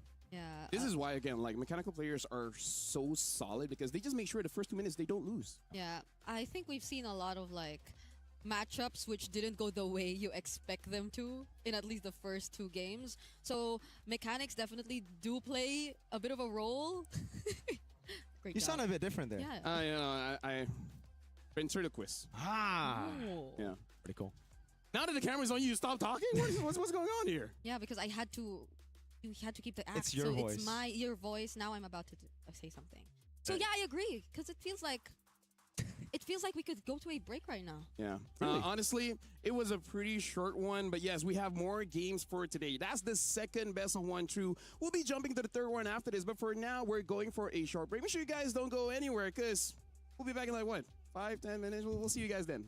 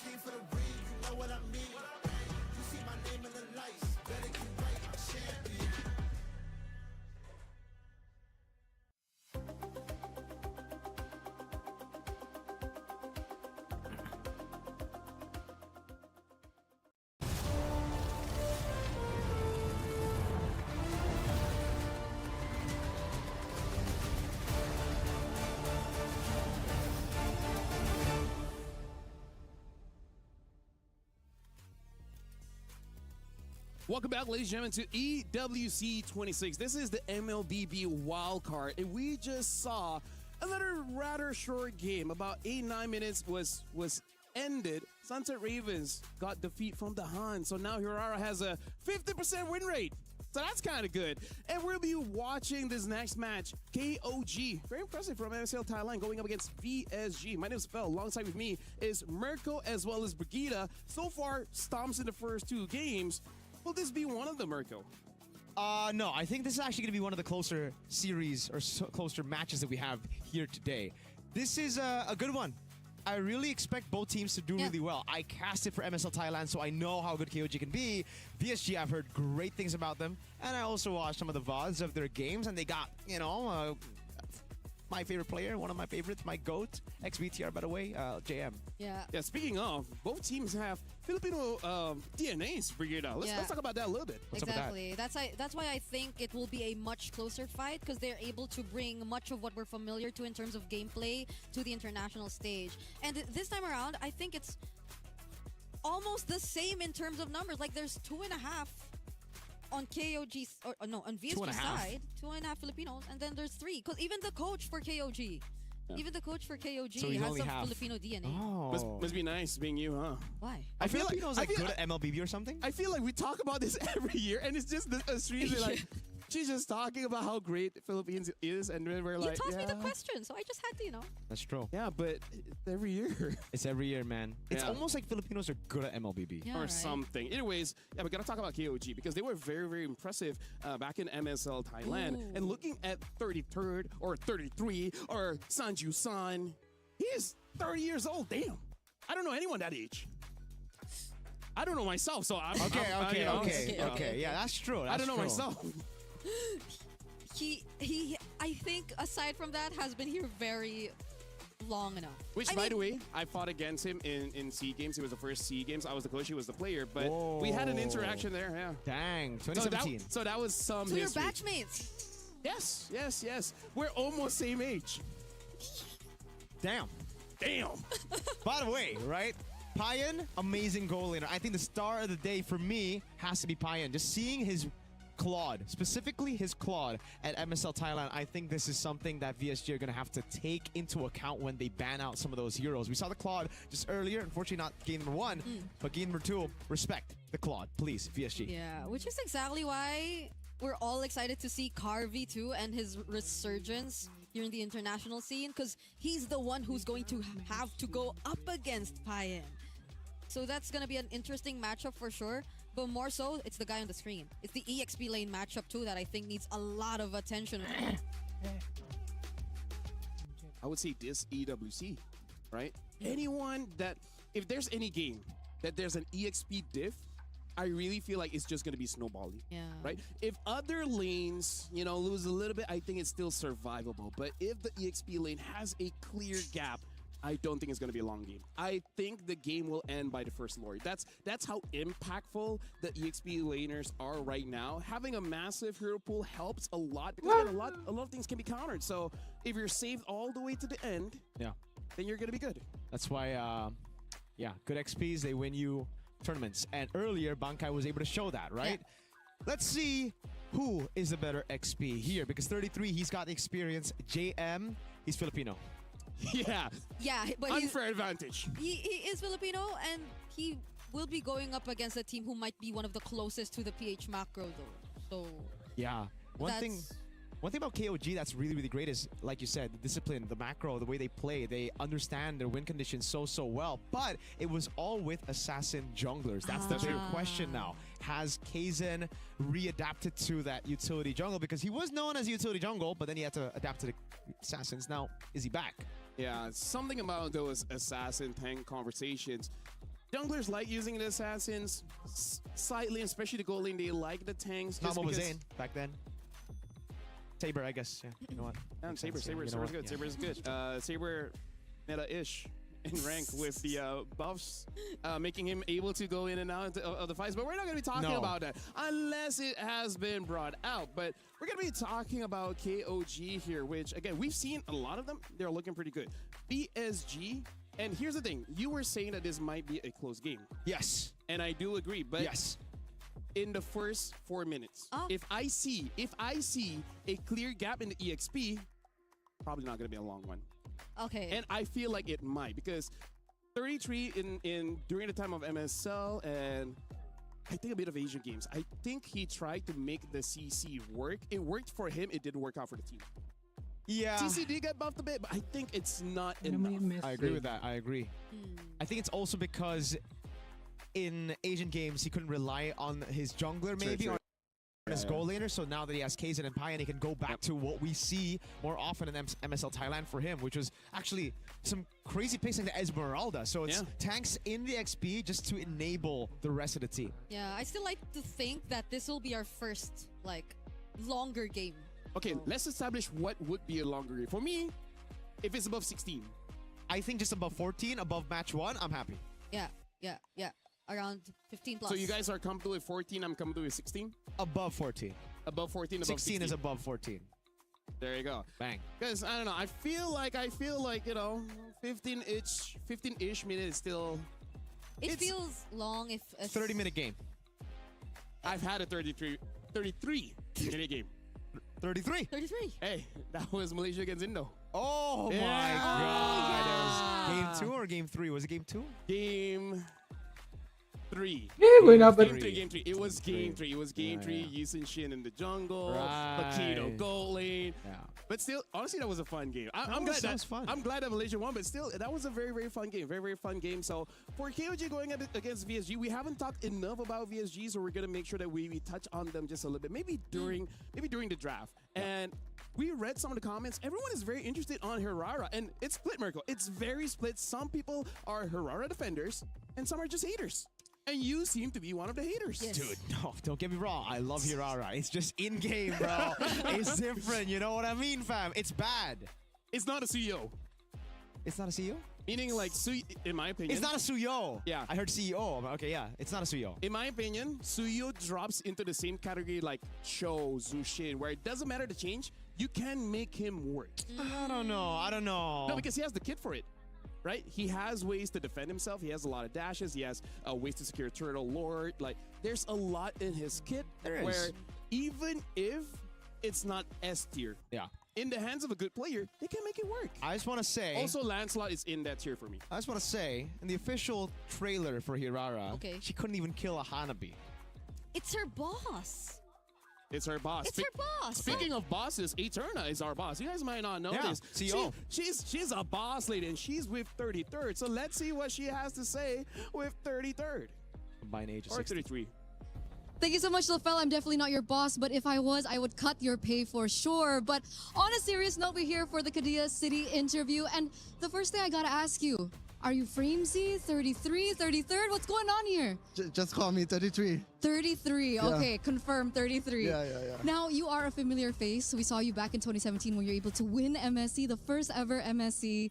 Now, we see that you were absent for a bit and then you decided to come back. So what motivated you to come back professionally as a player? ก็ผมอยากจะพิสูจน์ตัวเองครั้งหนึ่งครับเพื่อให้คนรุ่นใหม่เห็นว่าแบบเราพยายามแค่ไหนเราก็ยังกลับมาเล่นบนเวทีระดับโลกได้ครับ He said that he wants to prove for new generation of players for our country or everyone who playing MLBB that if you try hard, you can be able to be back in the global stage. Okay, so no matter the age, no matter whatever. The age, because I think our age to people 60. We are 30 right now. You guys are 30? Yeah. It's okay. Both of us are 30. I'll be 30 soon. So we're the 30 gang. 30 gang. Yeah, we are 30 gang. With 33. With 33, that's true. So we need someone that's... Okay, never mind. Forget that. Anyway, so this is definitely a very interesting matchup. And obviously, MSL is very new. It's in its first season. But what do you think about the competitive landscape in Thailand as a whole? And do you think they'll be able to compete regionally against the more established regions? Oh, okay. I'll repeat. It's loud in here. It's loud in here. What do you think about MSL? Considering that MSL is very new, do you think that despite MSL being new, that they're still able to compete against the more established regions? โอเคก็คือตอนนี้ลีกของเราเป็นแบบลีกมาใหม่ใช่ปะเราจะแบบเราจะซัดกับเขาไหวไหม ก็คิดว่าน่าจะสู้ได้ครับ เพราะว่าถ้าเราเตรียมความพร้อมมามากพอคิดว่าสู้ได้อยู่แล้วครับแล้วก็คิดว่าในรุ่นหลังๆน้องมาแน่ Okay. We say that we are news right in MSL, but we doing like we prepare so well, so we able to fight with other regions for sure, 100%. And he said for the last that even now we can fight right, but our younger generation we will be stronger than us. So everyone should prepare for it. Okay, everyone should be prepared because even the younger generations are Yeah. on the way. They're loading right Yeah, now, right? these are the words from uncle. Oh, Yeah. okay. Very interesting. Now, in this matchup, obviously, we've been seeing such an interesting meta. Very interesting meta right now. Do you think that this meta right now favors KOG? If so, why? If no, why? ตอนนี้เป็นเมตาใหม่เข้าทางเราเปล่า ก็คิดว่าเข้าทางประมาณหนึ่งครับเพราะว่าเคเซนเป็นเพลเยอร์ที่เล่นฮีโร่ประเภทนี้อยู่แล้วแล้วก็ซัพพอร์ตถูกบัฟมาค่อนข้างเยอะ ซึ่งก็ต้องรอดูครับว่านายจะทำผลงานได้ดีแค่ไหนครับ It's a favor for us for to us for sure. Okay, Because favors. our play style like Kesen or other players, his hero pool is suitable and fit to this meta, especially Kesen and Nice. And because many supports are buffed right now, so let's see that Nine gonna do it good or not.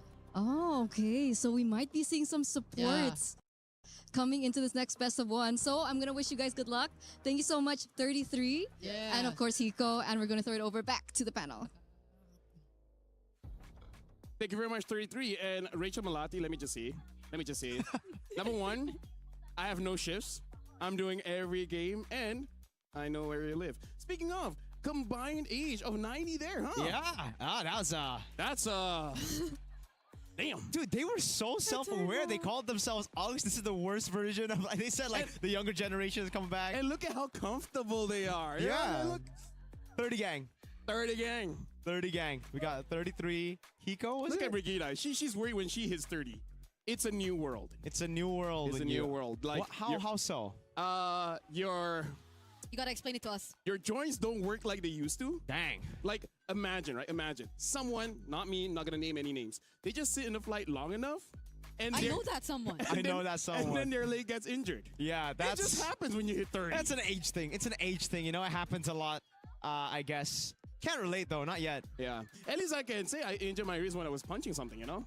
Yeah. Not when you were sitting, because like sitting and getting injured. Now that's something, yo. Yeah, but She's not wearing her IM, so she probably can't hear us. So Yeah. we'll talk about KOG going up against VSG. One of the things that we can talk about is that a lot of the supports got buffed. And if you want to use supports, it's mainly going to be the utility jungler. So it does sound like they're prepared for this, right? They don't mind using utility, but having that support, I'm really looking forward to see Matilda coming in. But hey, maybe they have something else. Yeah, because we've never seen like the utility support type of roamers today just yet. It's always been the It's Atlas, just Balearic. 3 games, yeah. Wait, is it? Yeah, it's only been 2 games. Been two. This is the third one. 33 is also here. Everything's happening so fast. Oh, and now we're not seeing the Akai. Yeah, VSG might And Arlet, bro, they fixed it so fast. So is that Novaria? Or is have we fixed it, or is that Novaria? I'm pretty sure that is an Arlet ban. Okay. VSG is going to be the first pick. KOG second. Expanding Reverse will be the map here. So winning those islands is going to be pretty crucial. And the Turtles is going to be pretty fun for one side of the map. The 8 ways, even though VSG is the first pick here, they are batting out that Zushin. So what will be the priority? That's interesting, yeah. On blue side, they banned it out. Could we see a Marcel this time? Or maybe they just want a damage mid. Like it's like the mid laner's like, bro, give me something like a Farsa. I think it might be a Claude pick up first, you know, so that it kind of forces KOG to respond to it in a difficult way, right? Because if you pick up Claude, you can't really go for the Eve. You get countered by it, and it can lead to VSG getting both Claude and Eve, and then they can just pick up whatever utility jungle is left. Baksha, Fredjin, both works with the composition of Akito.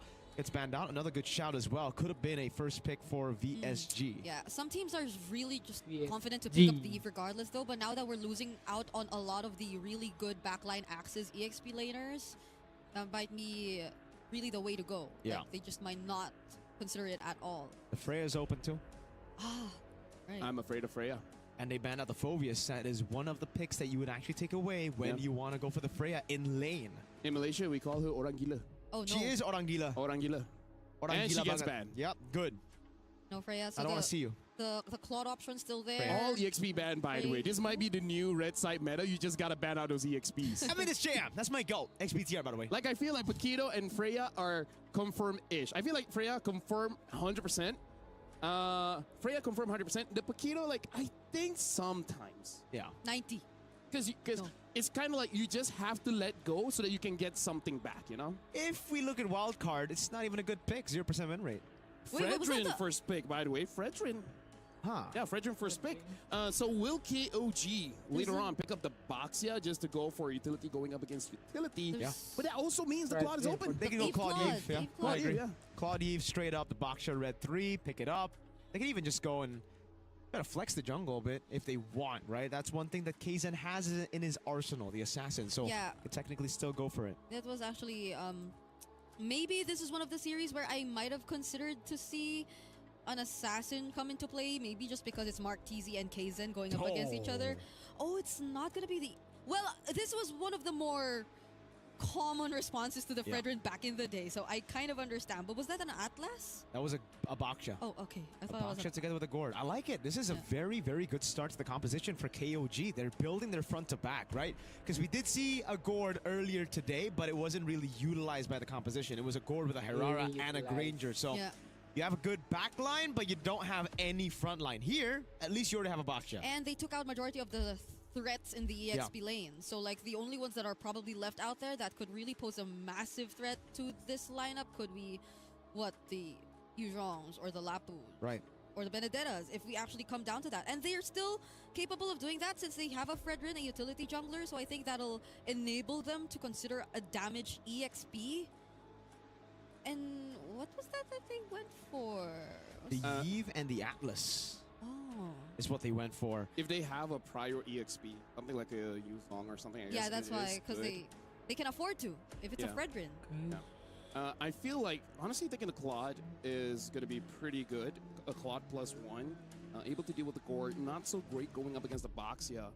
Or if they just prefer a Harith. I'm honestly a Claude fan. I'm more for Claude than Harith. Oh, there and you then go. they go for Matilda or Atlas and Eve. Yeah. Mathilda Boxia as well. So Oh, all right. You had some Yeah. feelings about this. yeah, I did. I feel like, I mean, for the Boxia, you already have enough mobility. You just get mid-prio in mid, Maybe then it's- you would rotate to get to the Maybe Boxia. it's for the Gord. Oh, that could Yeah, be it. yeah, That's yeah, true. yeah. You can go circling Eagle, guiding then- win the Gord, and you can follow through. Mystic Gush just turn things around. Yeah, but I don't know if you want to actually gap close Yeah, no. against this kind of Yeah, that's true. composition. Hey, hey. It's just to get out. PSG. No, here's the thing. You can go for an EXP or a gold laner as well. Because Yeah. sometimes they just bring carry forward and somehow the carry gets free and it's still good enough. Wow, is this going to be an all XP ban? It from- might, yeah. They're really respecting JM, and I agree right it's now. justified. It's justified, and KOG are going to try their best to leave the Claude open because they can still pick it up red 4. Yep. They can pick it away from VSG. And I think they've just done such a good job at denying some picks away from VSG, right? Like even the Gord pick here, it could have been a great combo with the Fredrin. The Yeah. Lapu gets, yo, how Yeah. many? 1, 2, 3, 4, 5, Benedetta. 6, man. Yeah. What's left? Benedetta. JM, you ain't playing, man. Eventually we'll just go to the tanks. The Alice. Terizla. Terizla. And the Sora against Banda. All right, Jam. Okay. Say goodbye to your heroes, bro. Wait. 5 XP bands, bro. 5, 6, Al- 7. Yeah. Oh, 6, 7. No, I was counting yeah, but like 5 from KOG, VSG 2. What other XP is open right now? Alice can dive. Knowing 33 though. CC. Yep. And Yep. Esmeralda. It's Esmeralda. still there. In MSL, I did play it. In terms of the dives, That's a lot of crowd control, though. Hey, Gotta yeah. take that into account. hey, I mean, as long as your gold laner is super good, and it's Which we okay. don't know yet. Yeah, I think it'll be wise for Claude VSG is still to... open, by the way. For I was KOG gonna to- say, it would be wise for them to ban Claude, man. Payan. No, I think this is an ego thing. It's like, oh, you trying to ban all EXP? Well, we can play your game. Yeah, Uranus gets banned out. Imagine if KOG doesn't pick up a Claude here. That'll be kind of crazy though, right? Because it is Payan's most picked Yeah. hero over at MSL Thailand, at least in the playoff stage, and he's done fantastic on it. You can go Purify to deal with the CC. You can just Yep. walk through the Eve. everything fits. But there you go, the Oh. CC, yo. It's kind of like I know this guy or something from years ago. Holy moly, 33. Holy moly. He's had quite a long career, Journey. a journey. CC Mathilda. He's been through a lot of it. He's been through a lot of it, that is true. Yeah, so now in terms of VSG, dealing with the CC, not a lot of good picks yet. Still here. Jam, yeah, Jam can play the Benedetta, Yeah. I guess. All right. If you want to That's carry. the only damage left. Yeah. And 'Cause if not, then what? is there a reason? Terizla? Is there a reason not to pick up the Claude here? Is that a Suyo? Suyo XP. Oh God, Or JM. or Frederick? Oh yeah, probably. No, they're digging deep. This is a pick that we've actually heard Yeah, about yeah, yeah. a Yeah. couple of times. Shout out to Kin from Dewa United who actually told me about it and the carry pickup. That's why they don't care about the Claude. They Yeah. want this good matchup anyways, and they're trying to build that box. So why KOG just don't pick up the Claude? I feel like it should. They Still, it's like still no, just ego challenge, no? Okay, Right? okay. If they don't want the Claude, then what's next? Obsidia. I think Moskov is a pretty Moskov, okay yeah. choice too. Suyo XP. Oof. Can you use Harv against this one? Going up against Not Eve against is the gonna carry, I be- don't think, man. Yeah. But then into the Eve, like Claude is just Yeah. you should. If you're talking about just the Eve matchup, I agree with the Claude, but then you're going to have to lane against Carvey, an experienced Just be player better. who's done a good job on lane bullies, M5, remember? Harvey carry. Yeah. So I think it should still be the Claude, but it could be Shout outs. a Moscow. That was Coach Jeff. Coach Jeff. Yeah. Yep. He was there when I was held by the police. Oh, he was. Yeah, he got caught by the police, huh? He laughed at you. Yeah, kind of. Either ways, yeah, Harv has been picked up. Quite an Whoa. interesting draft here. KOG looks like they're just going for their own comforts. Yeah. PSG with the Suyo EXP. Now, this is going to be interesting. So, ladies and gentlemen, I'm going to be throwing it over to Mirko as well as Brigida to cast this one. PSG going up against KOG. Let's jump in. They needed a banget damage pakai XP on JM. 5 bans from KOG towards JM. 3 XP bans from VSG towards 33. And we have a CC and a Suyo. Yeah. That's the glad. result. I'm so glad we're still seeing him pick up an XP laner of his choice. Because I thought, JM. We thought he wasn't able to play anymore. Or I What's think JM stand for? Yeah, you're right. John Marl. It's his name, bro. You know his real name? Of course, that's my goat. I don't just call people my goats, man. Yeah, I know Sanford Vinuya. I love you, guy. Yeah, he memorizes the full names of all of his goats. All right, Right. folks. Here we go. Welcome to the Land of Dawn for game number 3, our third match of the day. It's a best of 1 in this brutal group stage. Okay. So now we're seeing at least the comforts getting picked up here more so by KOG. And let's see how efficient they are going to be. Because considering the heroes that they've picked so far, it still looks very fast rotating. And I think this is a bit of what we were expecting. The Mathilda and the Gord sort of just really working together to make things Uyonya happen in the jadi early itu. stages of the game. But I think we Excellent. really want to pay attention to the sides as well. Who's going to win it out? And how big of a role is that going to play into how either of these two teams are going to snowball? They're talking up here. I got some Akazen early on, trying to go for that mid-prio, poking Boro down just a bit. Fun facts for you. Shoutouts to Kronos. So, JM has played a lot of Suyo games in MEC, Ooh. in XP, and that was before the nerf. And now you can see it with Master Assassin as well. You get so much prio from your clear. And with the Master Assassin, you actually even win out against the CC. So far so good. Bargain hunters across the board, as we've been seeing on the mid laners. Yeah, I wonder if that's also like Bro. regardless of the matchup that you see. Because right now KOG, they're going to meet here down bottom. Does Kaizen decide to go in though? Will actually bump into one. And that's going to be JM as the first casualty in this game. Not so good start for VSG and Kaizen just gets out of there. Tidak, A Matilda ya. big weakness point of the Suyo Ini is the flip fact back, yeah. that you are just so easy to kill against magic damage, and KOG's got that, enough of it. Something about the new Mathilda, man. You deal so much damage with the glues, plus the Mystic Projectile, and you have a box shit to deal with, so JM's got to be a little bit more careful. He tried to get the XP crab, and now you can already see him getting poked again. Turtle, though, was not started. Kaizen decides to go on the other side of the map. Hey, Curtain Call not available, but the real world will be. Dixon lays it down, and they actually secure the first objective. after KOG got a kill off of VSG. Zen. Risky choice, double retry. Hey, Martisi trying to block the way, but the guiding wind is just gonna keep him safe.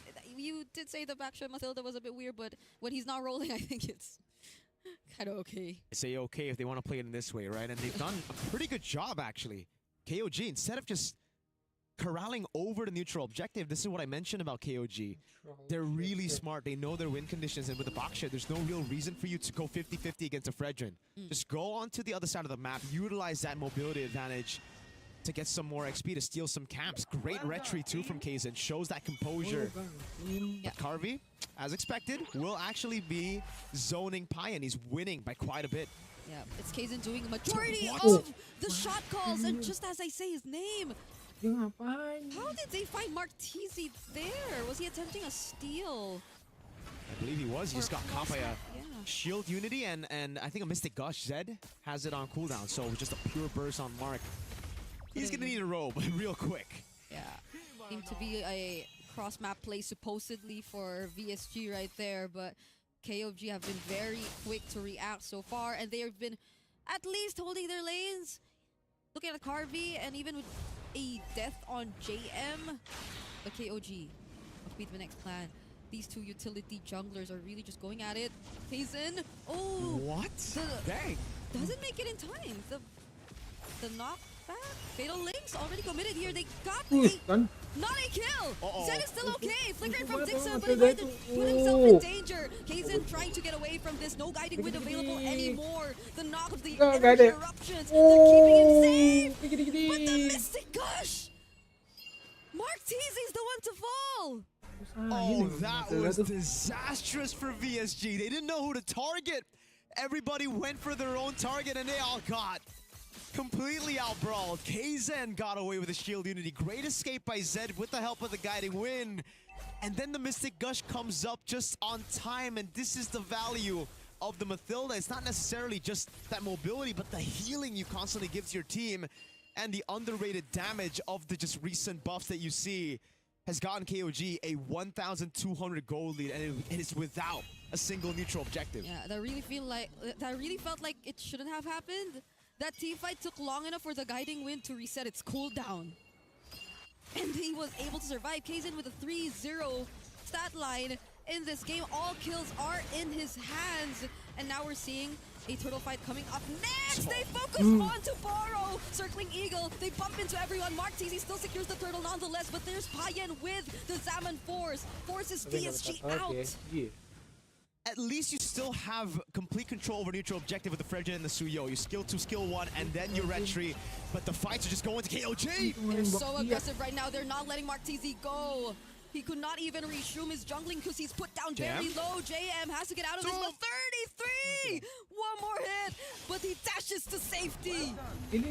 Almost a solo kill there. JM gets away just in time, and the rest of the team, they're trying to find him. He's not there. He's left the premises. It is KOG with a 5-0 lead. Again, no neutral objectives, but they've just been faster than VFG. They've been taking the fights better than VSG as well. And now it's just reacting for VSG. Over, they catch Zed. Martisi, all alone here, will dash out of it.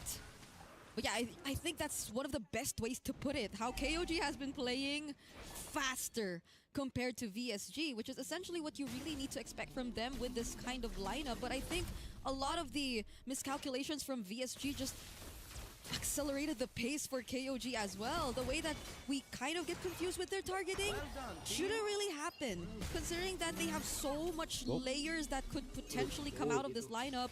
Or will he find a setup here? That was already a resource burnt out. No Mystic Gush. They could actually try to take this fight, but yeah, Kaizen. Oh, no perfect pair available. They use the Fatal Links instead, but they counter-attack with the guiding wind and the circling eagle. Dixon is gonna be okay. Can 33 find him? No, gonna be blocked by Martisi right there. And again, it's just clean from KOG. They get a kill. They just technically use 2 battle spells there, a Retry and a Purify out, and this should be their first neutral objective. They've gone 4,000 gold over VSG. They've gotten turrets all without the neutral objective, and now with the turtle buff, it's going to be a heck of a lot easier for them to force out fights. the cleanest I've seen so far today, honestly. It's only been 7 minutes in. They're good.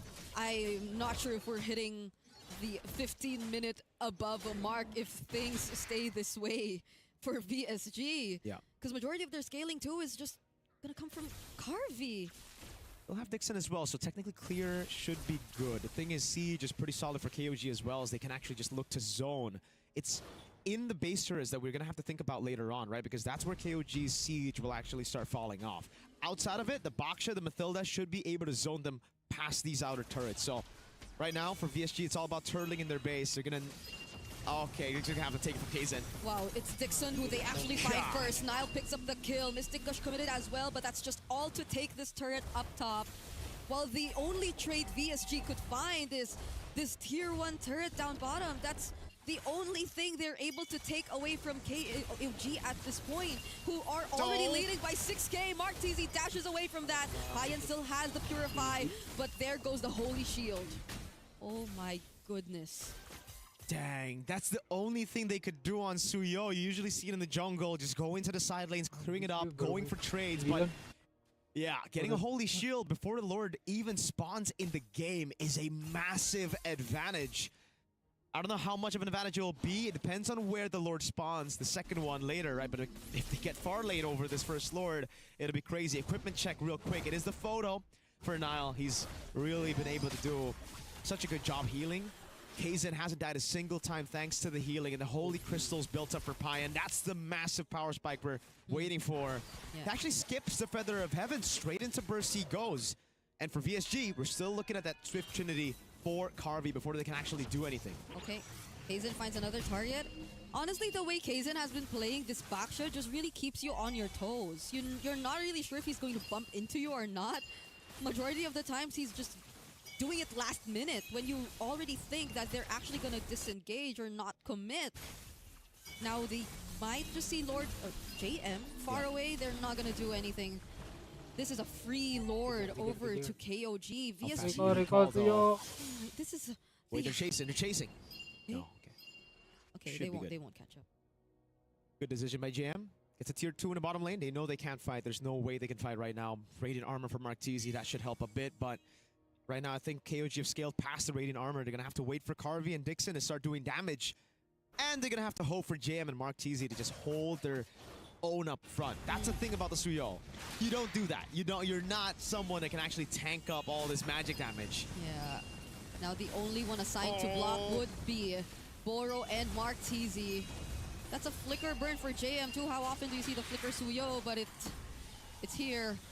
And he no longer has it before this Lord Siege. Imagine that. Payan also burning the Salmon Force, and he's able to drop Mark TZ's HP down to half. Good rotation by JM. He clears it out in the mid lane. Circling Eagle. Okay, now he might not have a way out of this. Kaizen is gonna run! But JM still survives. It's Boro instead who gets taken down. And look at the Lord. It's up top. The Holy Shield has already been dealt with. Can they defend? Payan has the Zaman Force once again, but they're saving it for when they actually make it into the base. There you go. Zaman Force already committed. Mark TZ couldn't hold the damage. Real World coming in from Dixon. It actually pushes them out of the base, and it keeps them alive for now. Good news for VSG is that KOG did not get the far lane, but still, it's still bad. It's still really, really bad. The base turret fell with Lord 1, and VSG just seemed to have no response to it. Even with the Harith walking up, Carvey just has so many people to target that he cannot get just a single shot onto these tanky boys. Kaizen constantly moving back and forth. Yeah. And now even the mid lane, Payan looking to siege it down. They're gonna force at least another base turret. Do VSG have enough resources to actually go for a setup? I think not. They really just have to play it safe for now. This is an almost 8k gold lead we're talking about. They barely or have 0 kills yet on the board.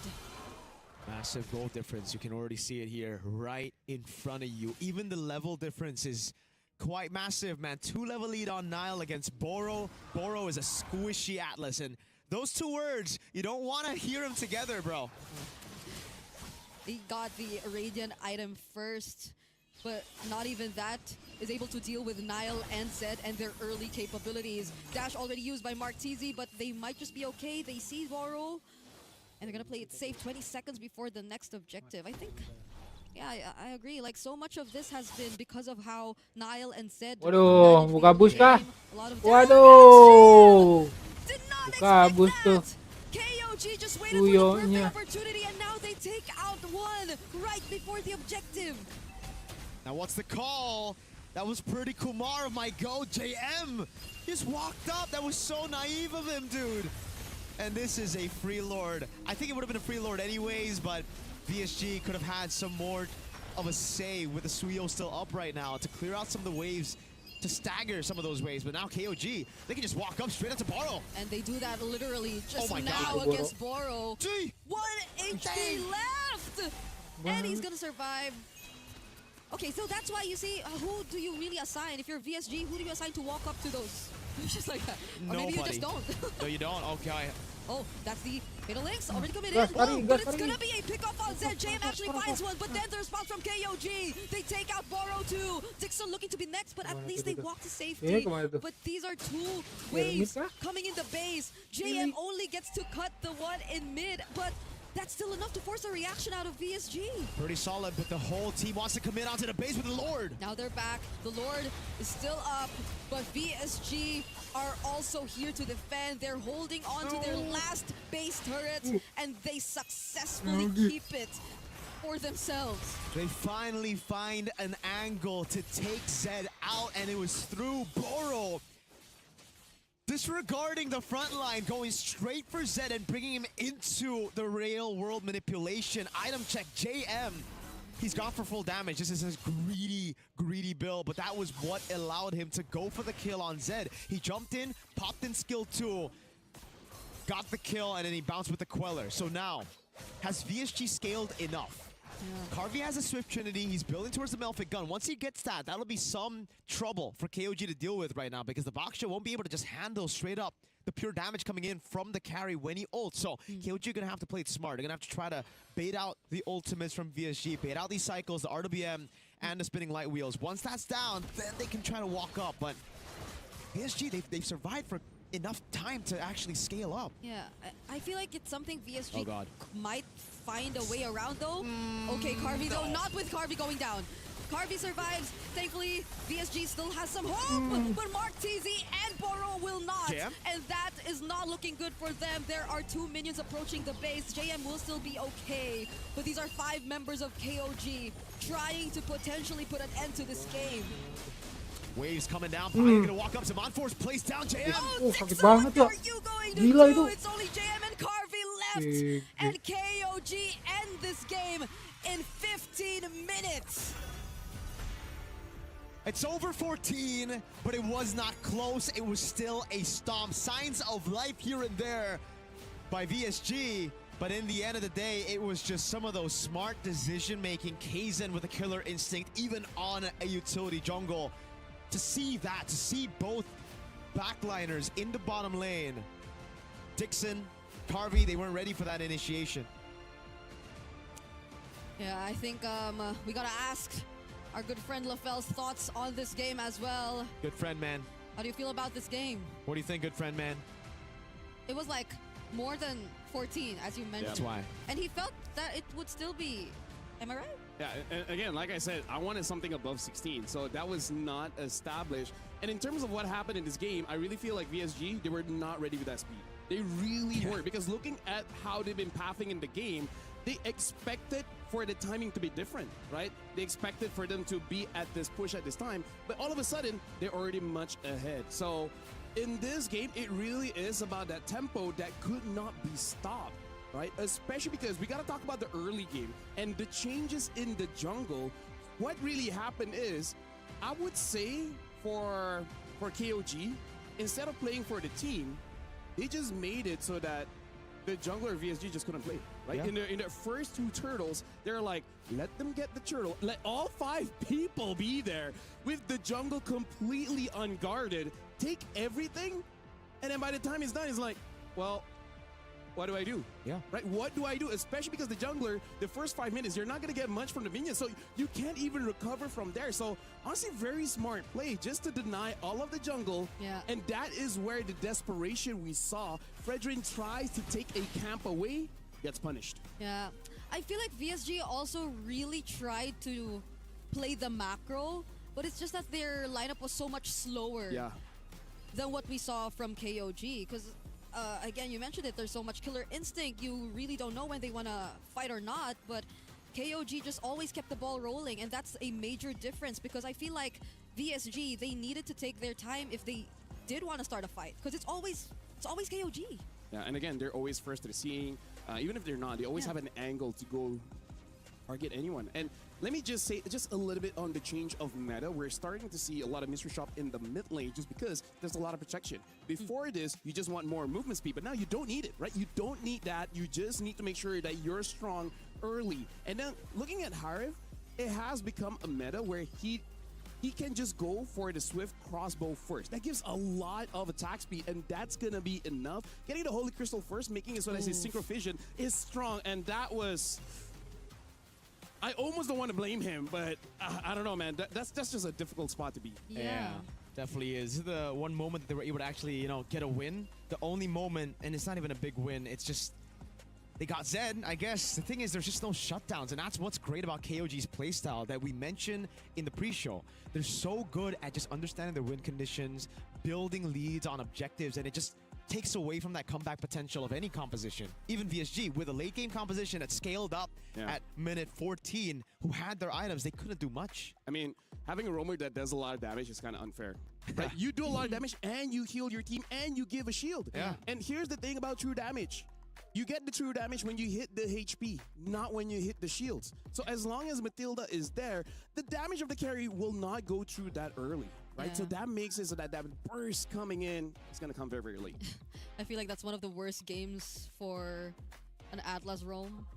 Aside from the fact that you eventually get called a squishy Atlas, because you have to like walk around the Mathilda and the gourd. Combination of words you don't want to hear, right? Squishy Atlas and transaction declined.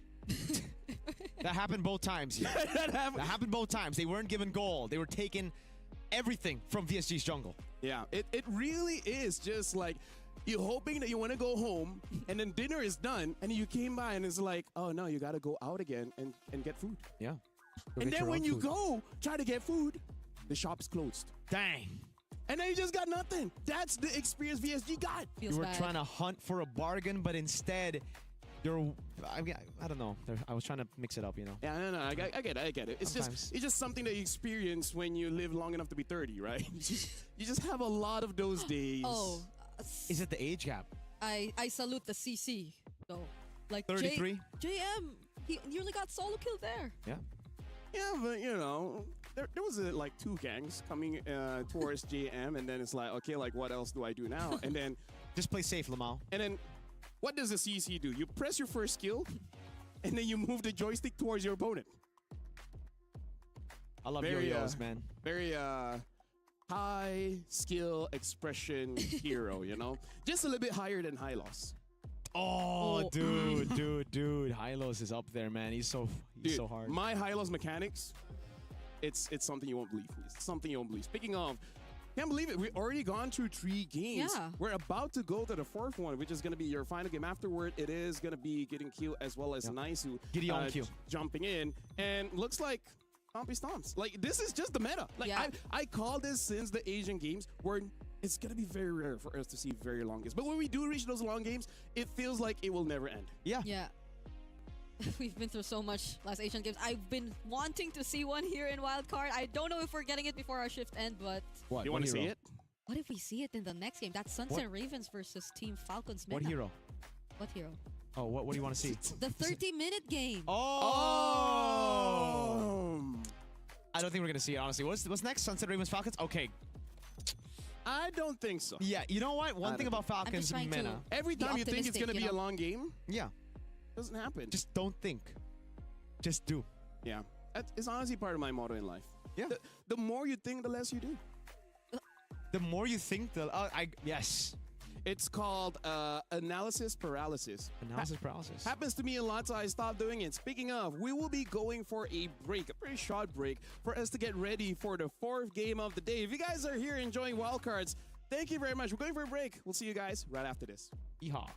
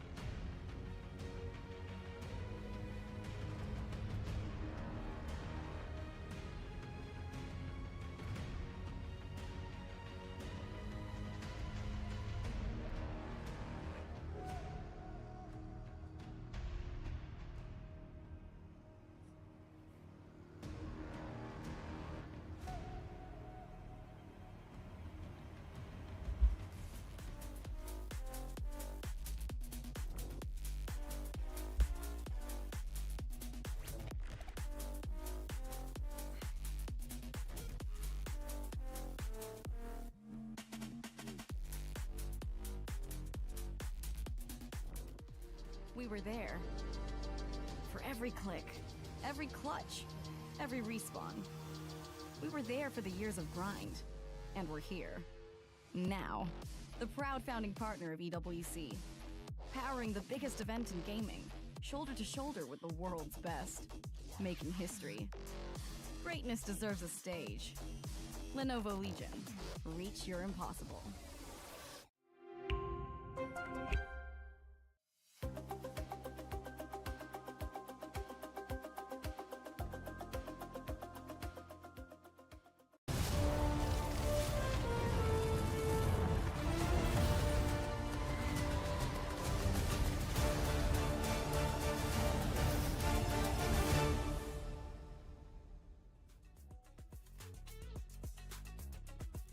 Welcome back to all you bang bangers. Welcome to the EWC 26. This is the wild cards, and so far 3 games have gone by pretty quickly. My name is Afel. Alongside me is Mirko as well as Brigida. Where this is going to be the bird of prey. We're going to have Ravens going up against the Falcons. So far games have been quick. 9 minutes. The longest is like what? 14 something? 14. Yeah, it was 15. No, was it not 15? 15. It was 15 earlier. I am an official bang banger, by the way. I play MLBB. We all bang bangers. Yes, sir. Yeah. And we are welcoming some new bang bangers in the sense that they're doing their first series today. No, not Sunset Ravens. Not yeah, Sunset but Ravens, Falcons. Yeah. Speaking of, we saw their game earlier. They were unable to be productive because every lane was losing, right? EXP, gold, mid. So, and here's the thing. I don't even think it's 100% of the drive. It really is just on this experience to deal with a lot of these international players. And Falcons, they are known to be very strong in the early game. So we might have another fast one. Yeah, that's the thing right now, right? If we just look at the track records of both the teams, Sunset Ravens, we already saw what they were able to show, and I think they had their best shot at getting a win against the Huns because Falcons, man, best of ones. Yeah. They're kind of like the kings of it, dude. They've only lost 1 out of 6 best of ones. 5 out of 6 games they've won best of ones throughout M6, throughout M7. But they kind of have a wild card curse going on for them. I'm hoping to see improvements, though. Like, if there were any first game jitters, I'm hoping that they were able to shake it off already heading into their second series of the day. Because Team Falcons, man, I agree. They have this connotation that they tend to be inconsistent whenever they do appear in the wild cards. And it's mainly because ever since they did appear here, it hasn't been too good for them. Like, their runs haven't been that great. They haven't really been able to make it back to the main stage. But that's the thing. They've been doing this long enough, and we're hoping that this time is finally going to be their breakthrough year. Because together with Boya, this lineup, they've been sticking together for so long. And if Sunset Ravens have admitted that it's chemistry that's the problem, that's something that shouldn't be a problem at all if you're looking at Team Falcons meta. So Brig as well as Mirko, if we're looking at the drafts here for this meta, we have to add another layer when it comes to the drafts. Because usually we look at crowd control, we look at damage. Now we got to look at rotation speed, right? Because I really feel like the roam jungle combination, if we do see Matilda plus a tanky jungler, the momentum is just going to shift so fast, and there might be nothing that opponents can do. So we got to look at the drafts right now, seeing as who can move faster, right? Who can actually go to the side lanes and actually influence it. Yeah, I think that last game we saw with the Matilda 2, or the utility with approach the in the draft, was the cleanest very we've seen ever today. And I think it's mostly because of the meta. It's just really working out for these teams, especially if they really know how to make it work. But now we're back in the draft. Marcel is going to be the first ban for Sunset Ravens. Yeah, so, I mean, they've got a really good read into the drafts, I feel, Sunset Ravens. It's just their execution hasn't been on par. They actually banned the Matilda as well. Something that we did see from Falcons way back when it was meta. They did play that game quite a bit. But the Paquito gets banned out by Falcons. They're still going to respect that XP threat. Maybe Powie Burn got a little bit of a tip from KOG. Just ban out 5 XP. Yeah. Hey! They're doing it. They're doing it. Hey, just one more, and that's going to be the Arlet. Because if not, maybe I'm actually okay if they want to ban on the Jushin. Okay. Nice. Sunset Ravens are the ones that ban. Yeah, they banned it themselves. Interesting. Good to be right, just not the one that I thought it would be. Good to be right on the other side. So it's the thing, I think the Akai is still there. I like to ban the Akai. Yeah. Bowius, Arlet are both open. Yeah, because I've watched one Kung Fu Panda, and that's enough to convince me that the Dragon Warrior is the real deal. he can pinch your finger and all of a sudden the city is gone. Are they gonna let it through though? I think they will. The Dragon Warrior. You're thinking about it. I love Toy Story, man. Dude, like, seriously, man, SpongeBob is amazing. Yeah. We actually have him in game. Yeah. With the Darth Vader skin. Ah, wow. It's been a while. Valentina. Interesting. Are they going to try to go for a Sora early? Yeah. Or an Akai. Akai, yeah. It's about Baksha first Yep. pick, Sunset Bro. Ravens, bro. This is an Akai and a bro. Sora straight up. No, okay. Or a Claude.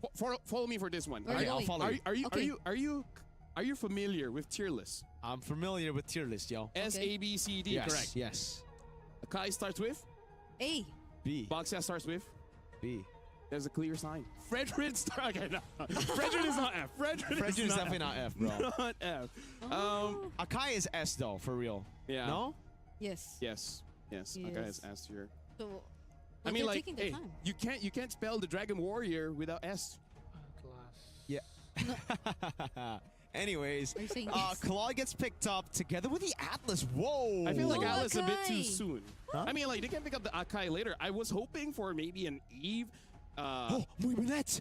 The Hey. ego. The ego's got into him, bro. Comfort. wait. Comfort. His comfort pick is here. Raizan knows it. If you want to win, you need to utilize Muy Minet's best pick. He's got a Bruno. I wish there was a Mathilda still though, but they took it out themselves. Yeah. So what are they gonna pair with this? If I don't know. Usually you'd go for the Eve if you want to set up the box, but there's already a Claude on the Yeah. other side. Akimi might still be good. Yeah, And then I have agree. a roamer like a Cho, maybe even a Yep. Hylos. As long as someone that can be in the front, it's good enough. Zetian? Oh. I think a little bit too early. I They could have think prioritized so, something too. else, but they did get the Bruno. Here's the thing. It's scaling-ish, right? It's scaling-ish. The Bruno is strong early, but the Zetian gets a little bit more better at level 12. Getting to that point is not that easy. And now Eve gets picked up I by like it. Falcons. So now, in terms of what both teams don't have, it is that EXP. Yeah. It's a great pickup, by the way, the Eve here to deal with the Bruno as well. It's great range against the Zetian. It's just like a different kind of Valier. Yeah. I feel. But I prefer Eve against the Valier.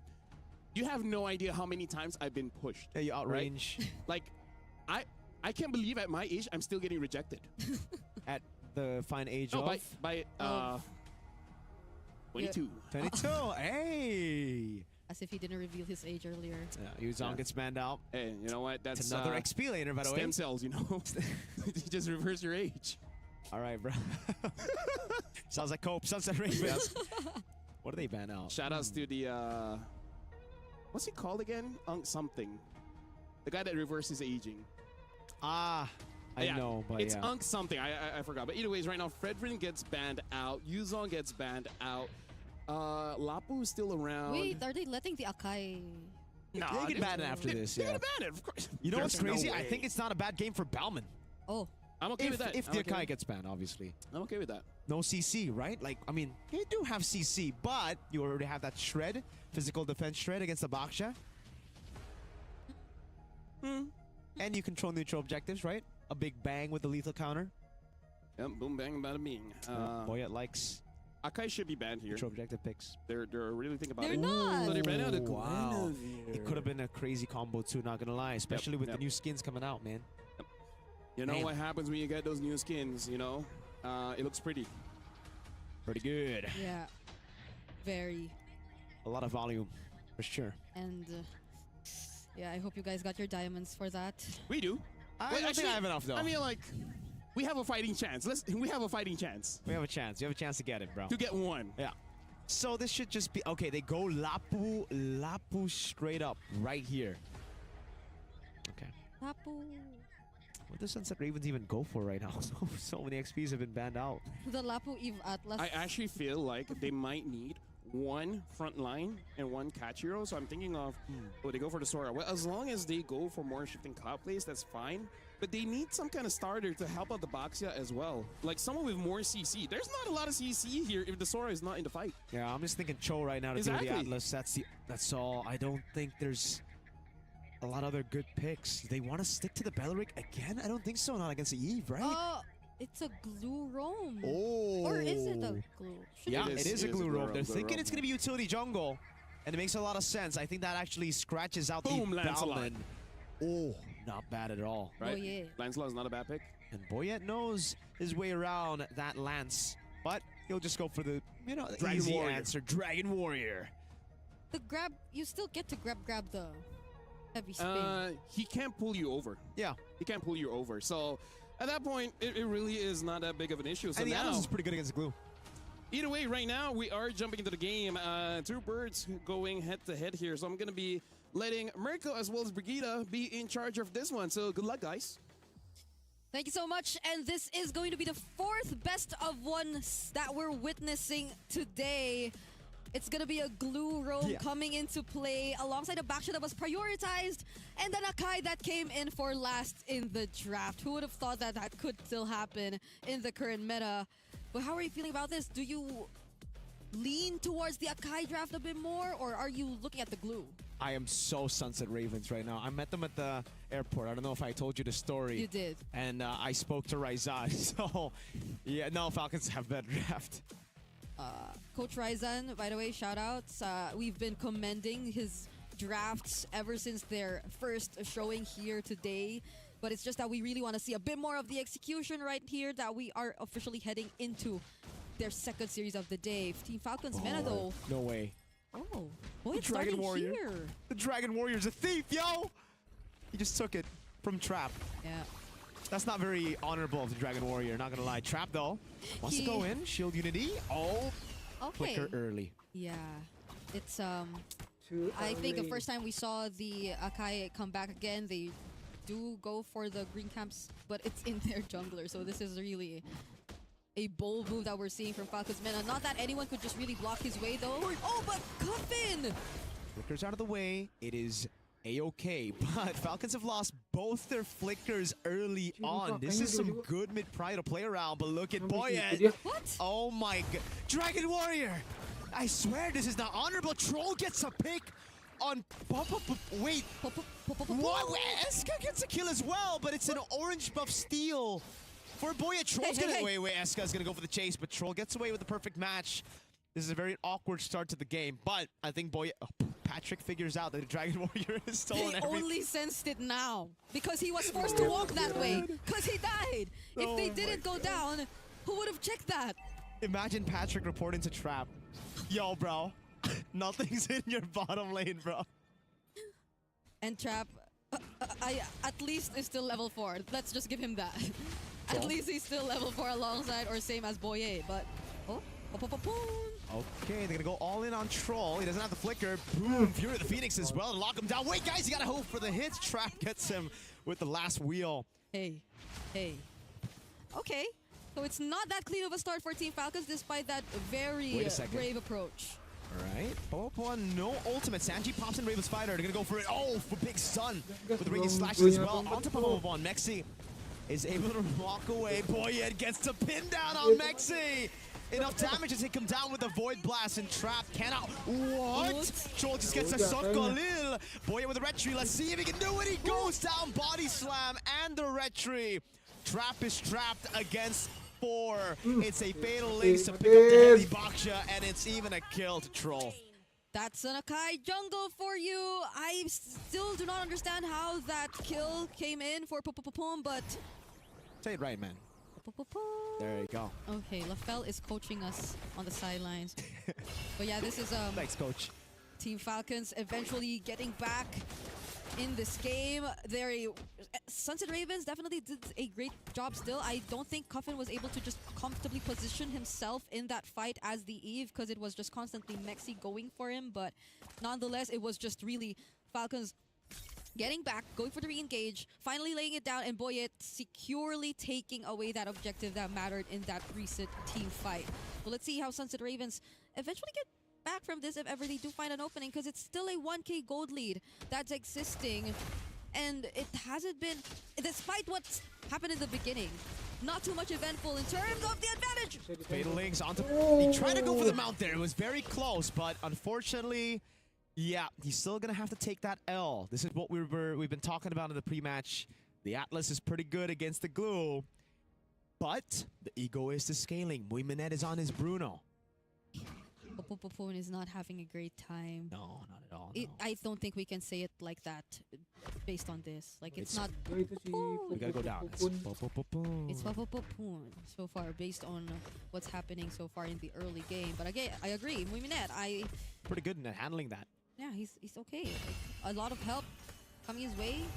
And it's not like you need to really pay much attention to the other side. Trap Dude, can really handle himself. Trap's 2 levels down. Okay, I take it back. He can handle himself, but he cannot catch up, you know? Like, even if he's a backshow. I mean, do they even want to contest this neutral objective? Troll! Oh, the flicker around the fatal links onto Popopopon.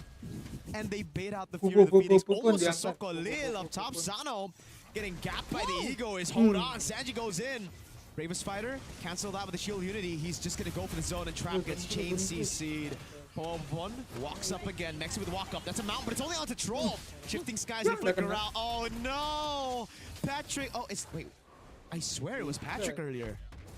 Oh, what is happening to all the skins? Esca. Oh, no flicker. Gets caught, thrown back again. Popopopon, no!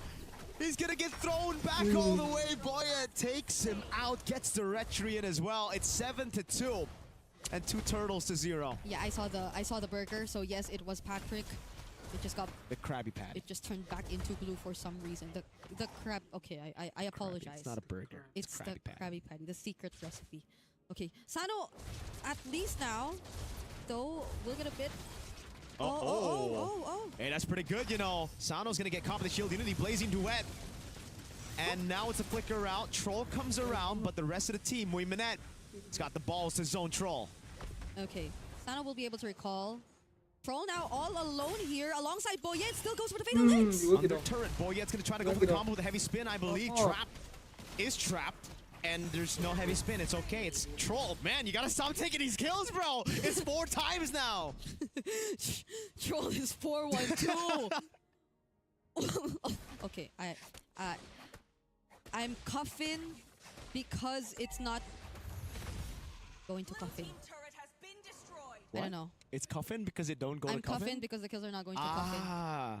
Can cuffing use the cough button is the question, though. Cuffing? Yeah. But he's playing. He's not. Yeah, okay. Okay. It's okay, you know? 4 kills on Troll. Now, is that Troll? LaFell's like so stressed right now. He's trying to drink water, and we just can't. We just keep on cracking up jokes here. I don't know. What do Sunset Ravens even do right now? Yeah. Because I'm trying to think of like what are the best hero synergies to work around with if you want like a major turnaround play, but I don't think even a team fight would be like the major option if you're Sunset Ravens at this point, because Falcons are just clearly outscaling you. So it's play from Muiminette. It seems like that's the. Yeah. Muiminette has to be the only way for now. Uh-oh. Mexi. I don't think he's ever experienced this. He spent 3 years in Mexico, but a panda and a Filipino hero comes at you. Fatal links onto Popopopon. Flicker out, but he goes slam and a pass over to Cuffin. He's gonna get some free Void Blast, and that's all good. Muiminette is scaling, man. Yeah. They're doing exactly what we mentioned, playing around Muiminette, but it's just that they're losing a lot on the process. Oh, Trap's getting trapped again. Boyet.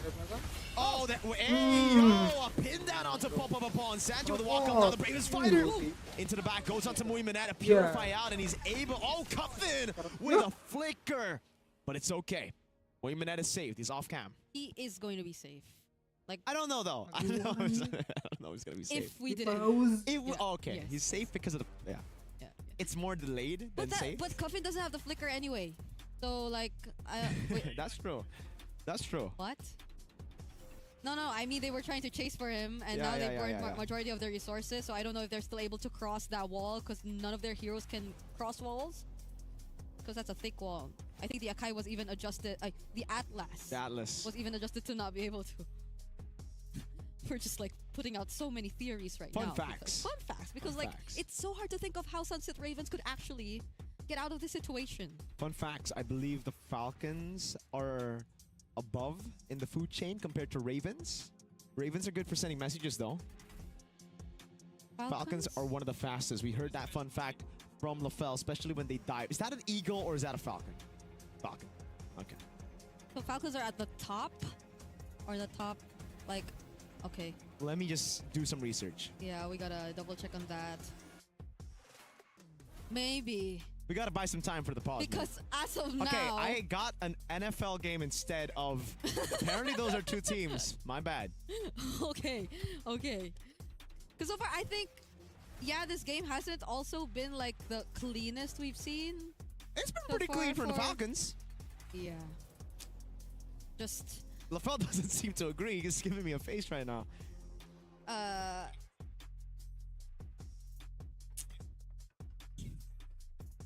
It's pretty loud. I think your voice is pretty loud. Yeah, I don't know if you guys can hear. They could catch it through our mics. Maybe. One way or another. But Sunset Ravens, it's unfortunate. Because like how many best of ones do you play in total? Per group, it's like It depends on the group three, right now. Because four. if you're in Group A, you have to play 4 best of ones. No, they're in B. So it's like So 3. 3. And you are on the verge of losing 2 out of 3. Yeah. So it's a not so good spot to be in, because if we recall that previous format that we did, it's only... No, you're guaranteed to get to the gauntlet because you're in Group B. Technically, they're Either in group. way. Yeah, because if you're in group, that's why I said it's a group of life, bro. It's a group of life. Because some, yeah. So that's why, okay. Yeah, they're literally all gonna make it. They are gonna make it. Maybe. Anyway. Wait, maybe the Sunset Ravens have What? seen through that and they're like, you know what? Why are we even gonna reveal our strats? Oh, why so do they're we? saving it for Gauntlet. Exactly. The cross bracket. Wait, cross. The breakout stage. The breakout. Yes. It has so many names. It has so many names. There's Okay. a gauntlet, cross gauntlet, breakout stage. Why did you say breakout while... No. Why looking at LaFell? No, Because he has a... No, I didn't say that. Hey. LaFell is very displeased with you. No, not me. You. Wait, really? Which one? Which one, LaFell? Me or... Gotta choose one. Yo, you know what? You know what? One thing we gotta talk about is, should Troll buy a Sky Piercer? At this point, he's got most of the kills on the team. Okay, brother. You know what? The last time I saw like a tanky tank go damage... Oh. Hey, he's helping Hey. out Mexi. Shoutouts to... What was I saying?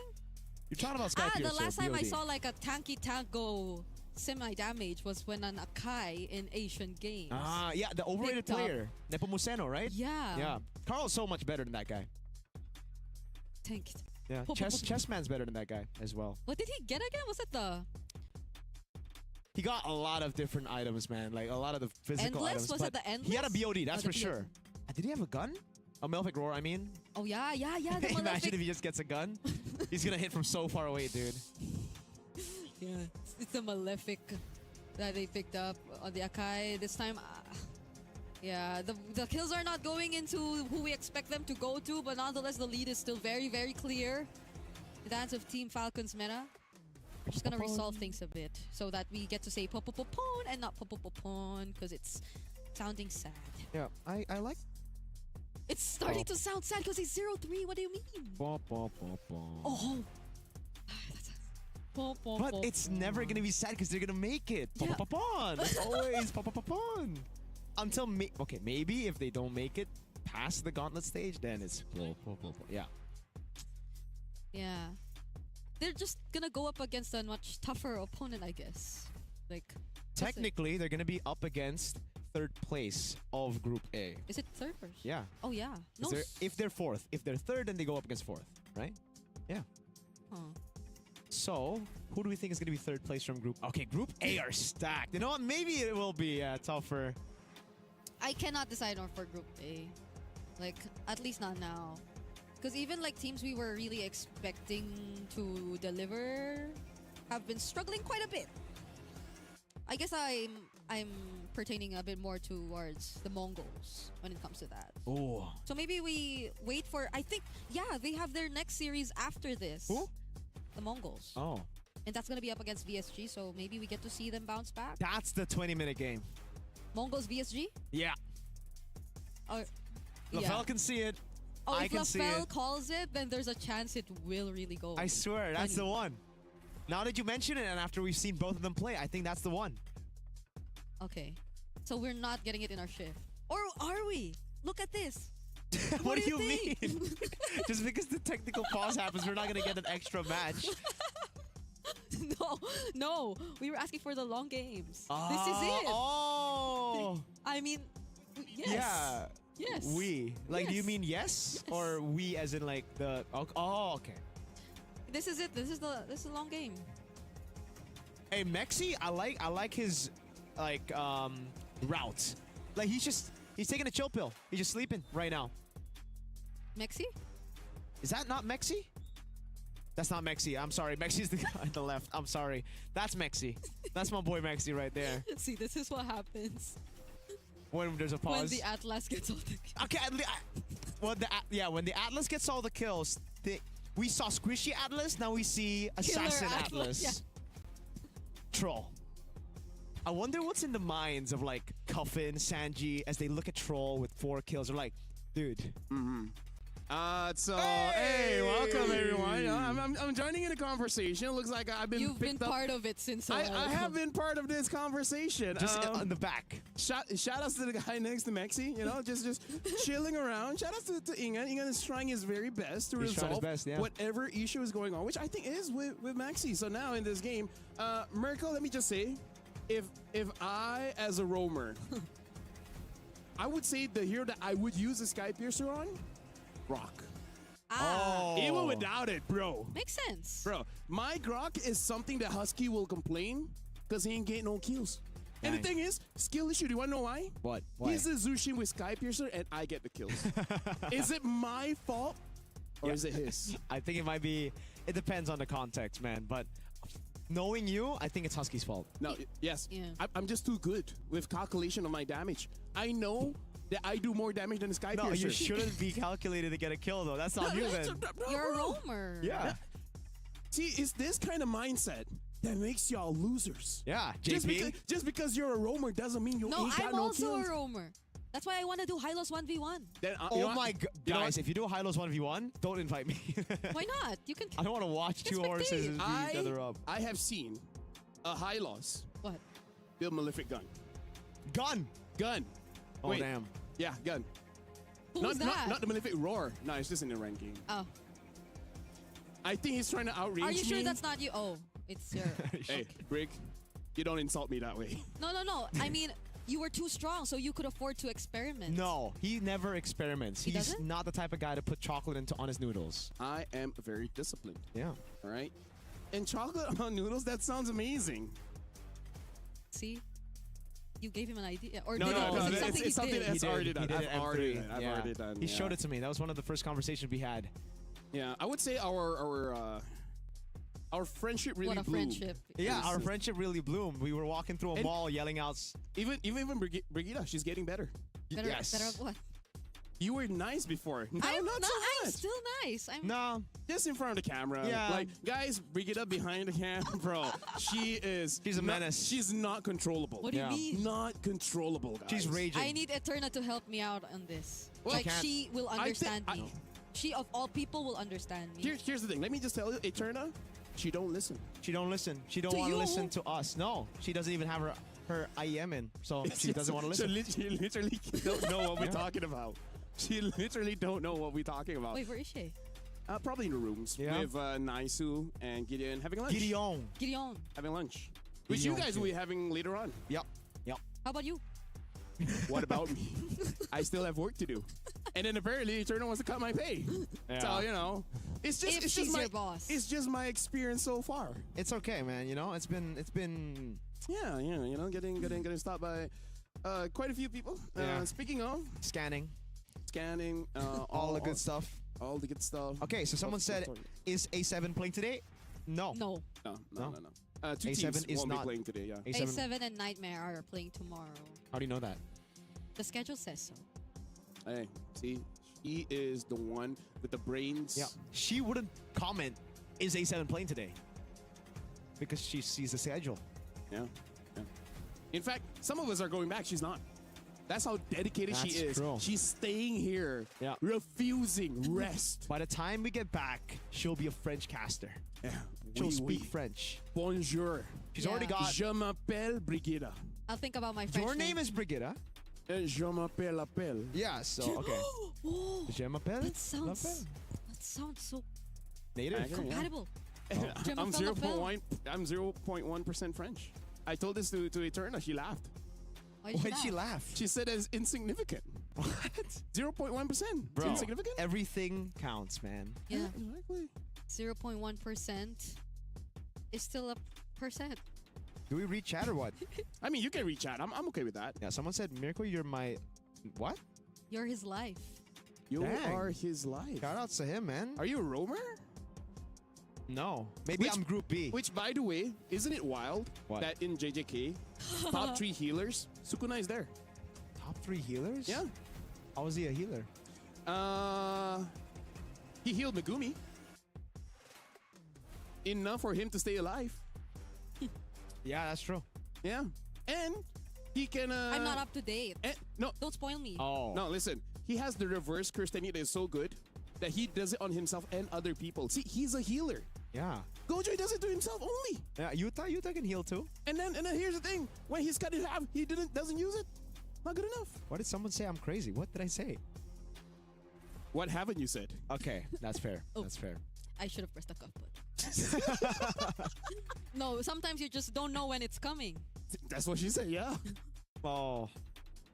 Falcons. Speaking of Falcons, Boyette, Akai, Dragon Warrior.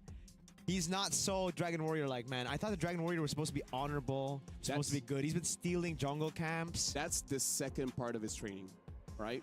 He needs to know to save the world, right? There's a teaching in the ninja world. Okay, what is it? If you want to protect the ones you love, Yeah. you got to stab your enemies in the back. Huh? What? Yeah. Why not in the front? No, meaning to say, if you really want to protect something, then you got to do everything that you can. Running creative intake is easy because I use ClickUp. Here's how I do it without chasing down.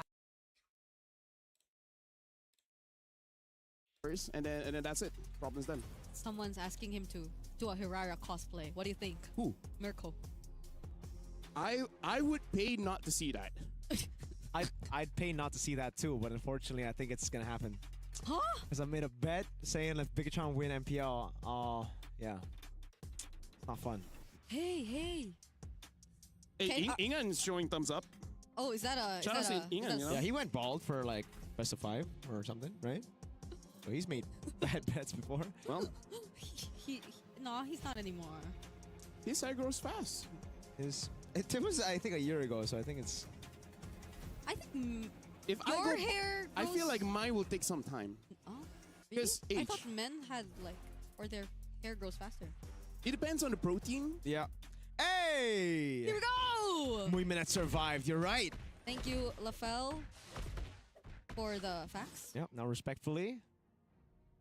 Respectfully. You cough after. All right, folks. Steel leg plates coming down. All right, Queen's Wings. No damage whatsoever from Mexi. Just pure tank. Okay, I wonder if this is going to somehow slow things a bit for Suns and Ravens to actually find back their footing, because the way that seems right now... Oh my god. Yeah, he was forced to red. Trap got it. It's okay. Yeah. Still using the red tree, but Muiminet is still untouchable. That's one thing we're, I guess, looking at for this game. Oh, speaking of- whoa. That's a lot of damage. He really wanted to take on Sano. Yeah. He had a lot of backup here. Popopopon and Trap were ready, but now it's Falcons who might just actually respond. Oh, nice dash away. That slide tackle. Boyette has already used a big resource now. Wait a second.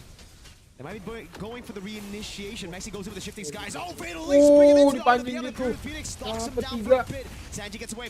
On Troll. Gonna try to bring him back, but he's gonna go and fall. Sanji taken out. Muiminet doing a good job hiding away, but now he's gonna get caught with the perfect match.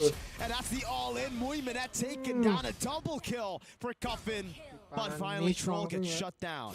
Yep, it doesn't seem to be enough just yet. Oh, another heavy spin from Boyette! Eska, no, he gets caught by the Blazing Duet. Boyette takes the kill, and it is a 4-2 trade. Yeah, it does seem like we need a bit more Or maybe it's also Muiminet just really forced to take on the tankier heroes first, so it definitely took some time aside from the existing gold lead. So now it's a free objective over to Team Falcons. Mena still in the lead, still taking charge.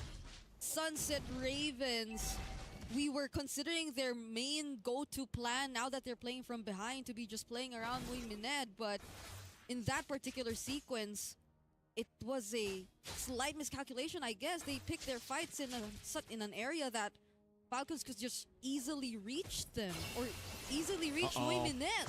Troll in the back. RWM locks him down, and it's a pull-up again. Eska could not flicker out in time. Sano's doing so much damage on the main tank trap. And it's a free tier 2 in the mid lane, a bottom lane, and even up top. Okay, they will lose this. Oh, they actually used the Retribution, so they still have that Holy Shield in mid. We're still 11 minutes in this game. It's all been happening so fast. Okay, Troll. Oh, Papa with a big slaps on the pass, but now Sano goes away. That's a killing spree for Boyan as he pins him down. Mexi and Muiminet gets caught by the stun, and it's a good escape by Sanji. 1 HP. Boyan picking up the kill. Now it's Cuffin. Straight up Troll into it. Sano the flicker in the blazing went into the back line, but he gets taken out. But Eska, okay, he actually is still able to get a kill. In the end, it's Muiminet for Sano and a base turret with the First Lord. Forced to use the Purify. I don't think even if he timed it well enough, it could have been enough to save him in that situation. He was being chased by 3, even right under their base. And now Team Falcons have found their way. That once untouchable Bruno doesn't seem to be such a problem for Team Falcons Mena anymore. They're just waiting a few more seconds before they actually get another opportunity to go for the siege. But as of this moment, Sunset Ravens, looking at their lineup, you definitely want to think that they just go all in on the team fight. But how could you just go in for the fights if you're this behind? Oh no. Yeah. Oh, dude, they're gonna try to stagger the timers as well. Bang, giving a kill over to Cuffin. It's a free kill, and Mexi. Okay. At least he'll get a trade. It's still 40 seconds for the Lord, so Trap technically will still be up Yeah. in time. Quite an expensive or Hey, no choice sacrifice. Is dead. Oh. It's a very sad pop-up-on. 0-8. Oh no. See, that's why I told you. Even if it's the group of life, you can't help but feel sad. Beloyski technically needs 10 deaths to come back. Who's to say that pop-up-on can't do it? But, okay. Beloyski, I don't know if that's gonna apply to this, because Falcon men are just really rushing this. Enhance? No. We're 12 minutes, right? The Enhanced Lord. Yeah.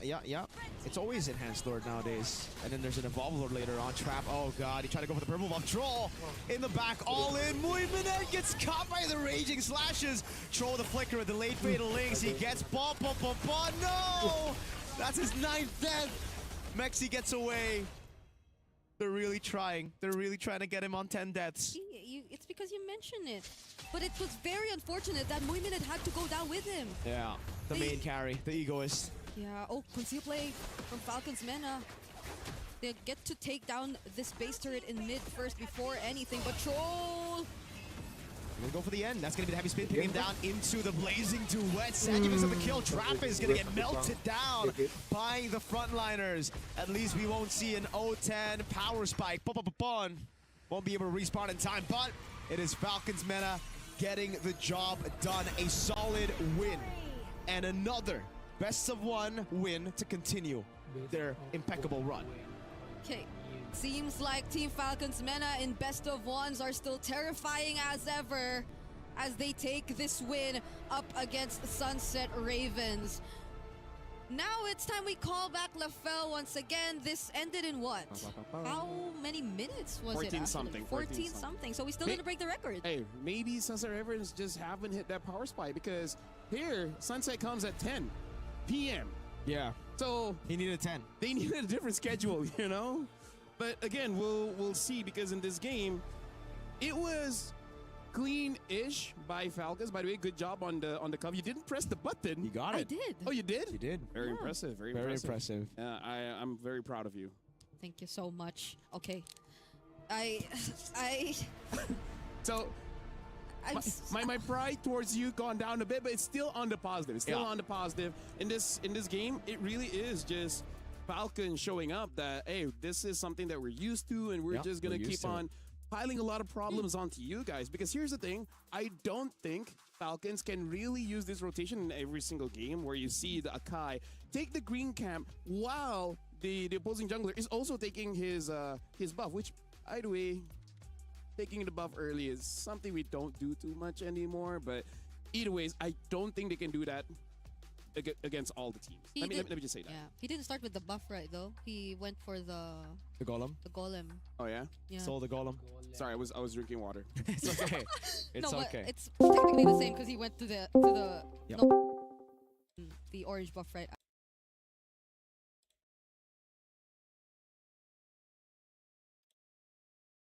Apa? Apa? Siapa yang narik gua?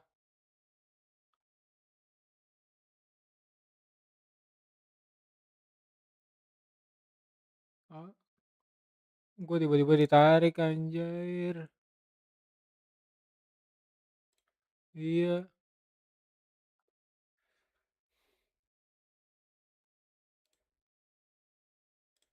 Waduh, Riko lu udah duluan, Ri. Anjir. Gua langsung deh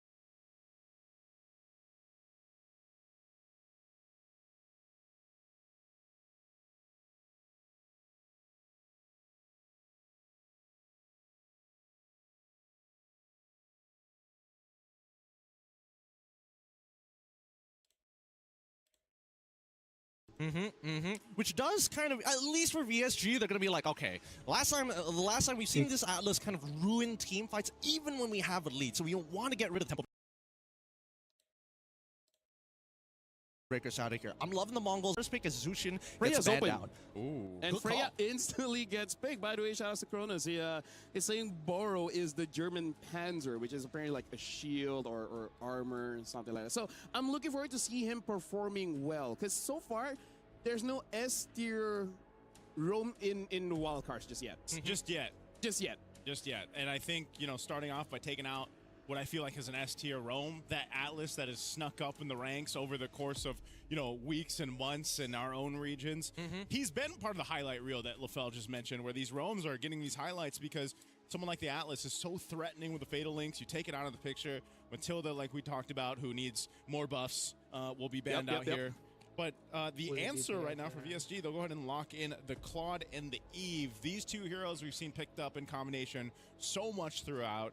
So much good damage profile already in the first two picks, in the magic and the physical damage. And we'll see how they decide to complement it against going against the Freya and whatever else the Mongols decide to pick up in the first phase here.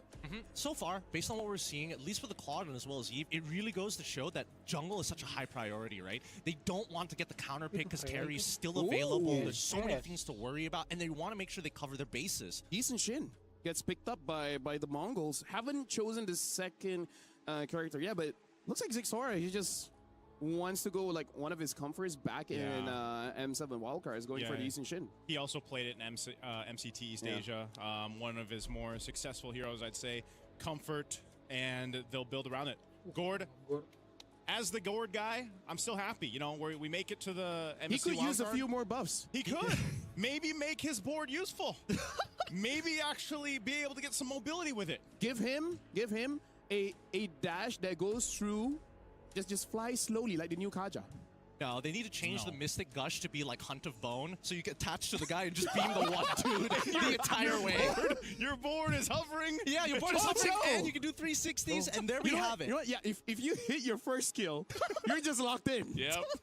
That would be the dream. That would be the dream. But let's come back into this draft, because right now, the scaling coming in from the Mongols is ridiculous. Like, this is nuts to have if they get a lead. But then we look on the opposite side, and I think that VSG, they have such a good foundation. Tank junglers are going to be a little tougher to bring out. True damage and as well as Trinity builds are in play. So I think they now need to start looking at winning lane matchups.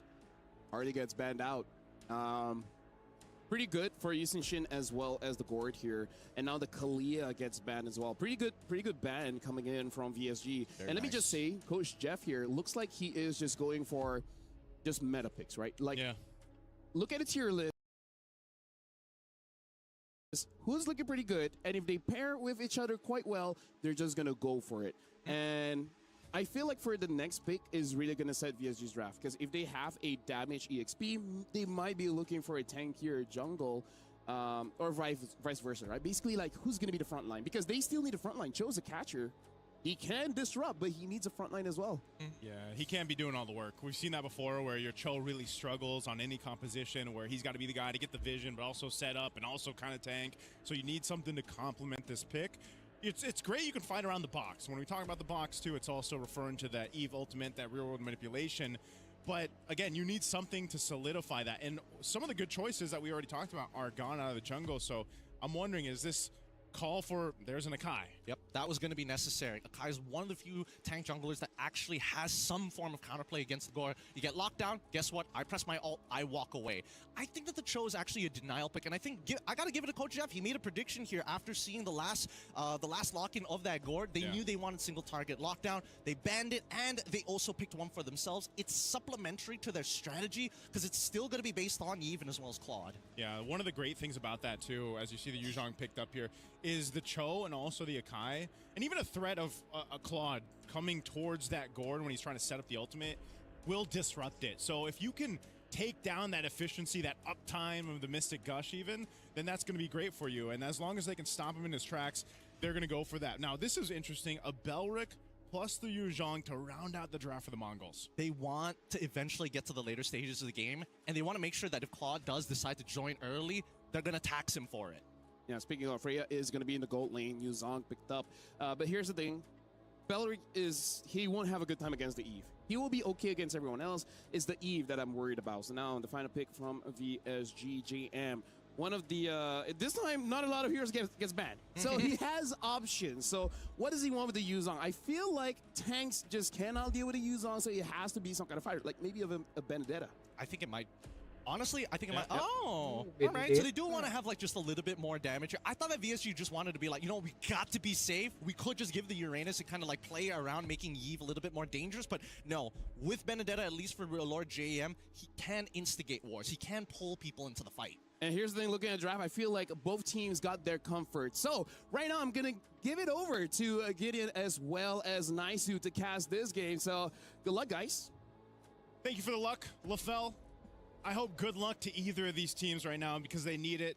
Currently looking for that win here through the first day of the wildcards. The Mongols and VSG will bring out two drafts that we've broken down as much as we can. I think, of course, when you look at both of them here, Gideon, who are you favoring for? I'm going to have to lean towards, and this is non-biased, towards the Gourd, right? I want to see the Mongols make this Gourd work. I want to agree with you so bad. I think that the composition is much easier to actually execute. The big issue is at level 1, level 2, right? Belleric needs to walk into a lane where he can get harassed by both the Cho alongside with the Yve. If level 1 doesn't go well, it's over. And we might just see first blood achieved. Okay, so it didn't go well, Gideon. It's bad, but at least Belleric's alive. Belleric's alive, but Mumu going down. That is an aggressive start for VSG to just go ahead and set up on that top side, get a kill, but that also allows JM a little bit of an advantage now. You saw he used the Petrify for that. Boro burnt the Flicker, but hey, that's all value for VSG in the early minute. I totally agree, and I think that Boro probably should have given the kill over to Lord JM, but hey, as long as somebody takes it, and this is the beauty of the early stages of the game meta right now, right? You can make your supports do some wild things. Whoa, already focusing up here on that mid lane. Boro is in the jungle!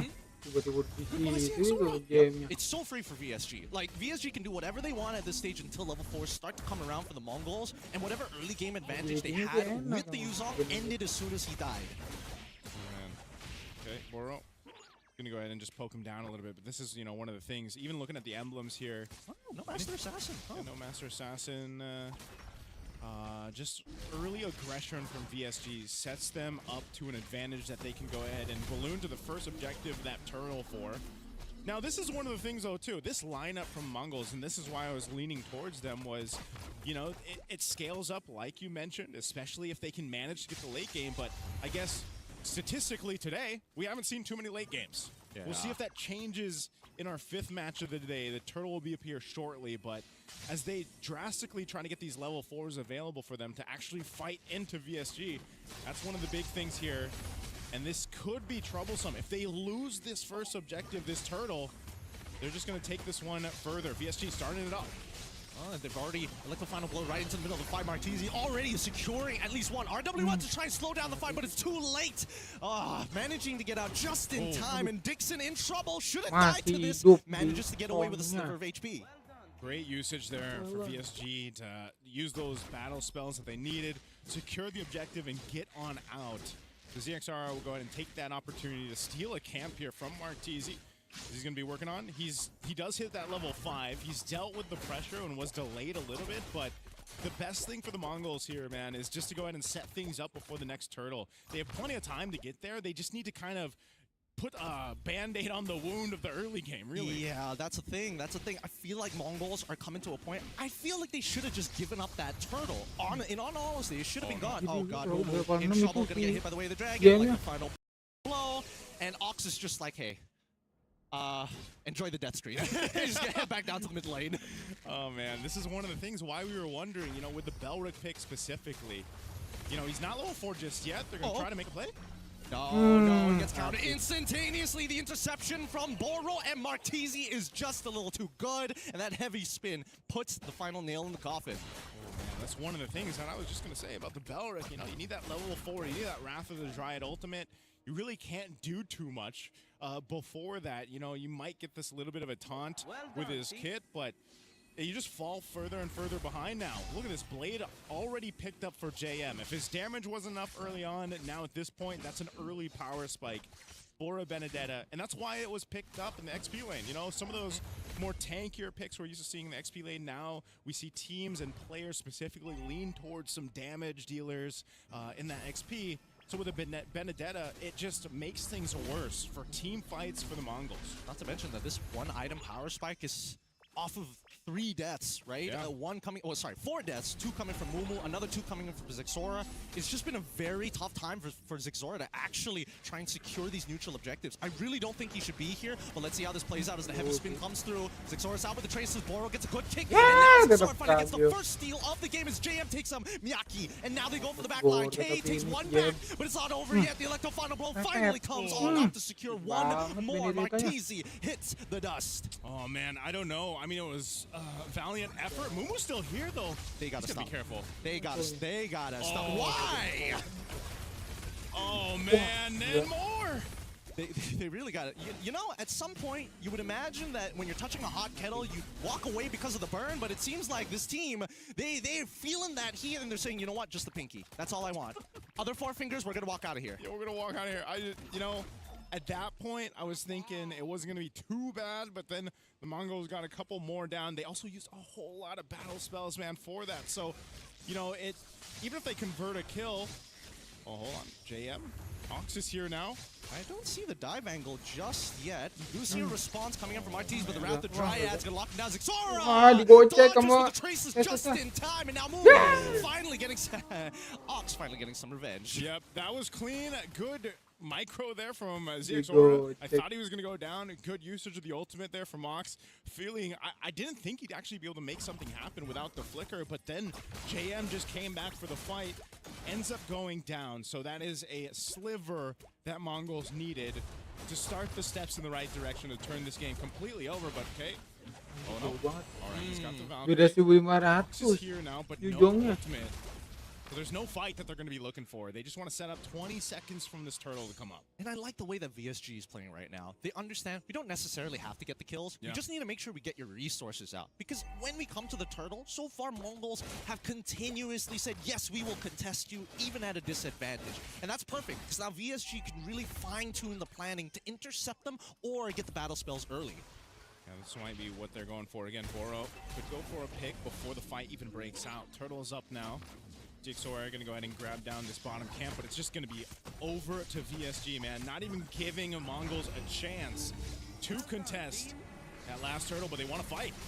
Wrath of Dryads is out to slow them down, and unfortunately, Lord JM might be the first. He gets out with the eye for an eye, and now 2 locked down with a heavy spin, gets on with RWM. Now chunking them through. K explodes under the damage of Lord JM, but the gush is going to make sure 1 more comes down. Martese gone. The rest of VSG looking to turn this fight around. The Mongols losing 4 members for a single jungler. Zixora gets out in the nick of time. 4 down for the Mongols, a tier 1 turret in the mid.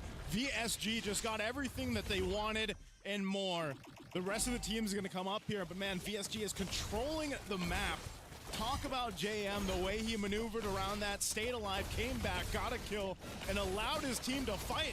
Oh, Mongols, they're angry. They want to fight. Dixon's in trouble. He's got no more mobility left. If he gets hit by any CC, he's in trouble. But luckily, he's got the rest of his team to actually go for the peel. We don't see any counter flickers on the opposite side. It's just not worth it for 1 man. Yeah, this is very disciplined of VSG, the way they've been playing this game in comparison to what we saw in their first match of the day here in day 1 of the wild card. So it's Mongols still, it's nothing drastic. Like when you're looking at in terms of gold, can they get back into this game? Surely they can. And it starts with setting things up into this first Lord once it comes up in about 40 seconds.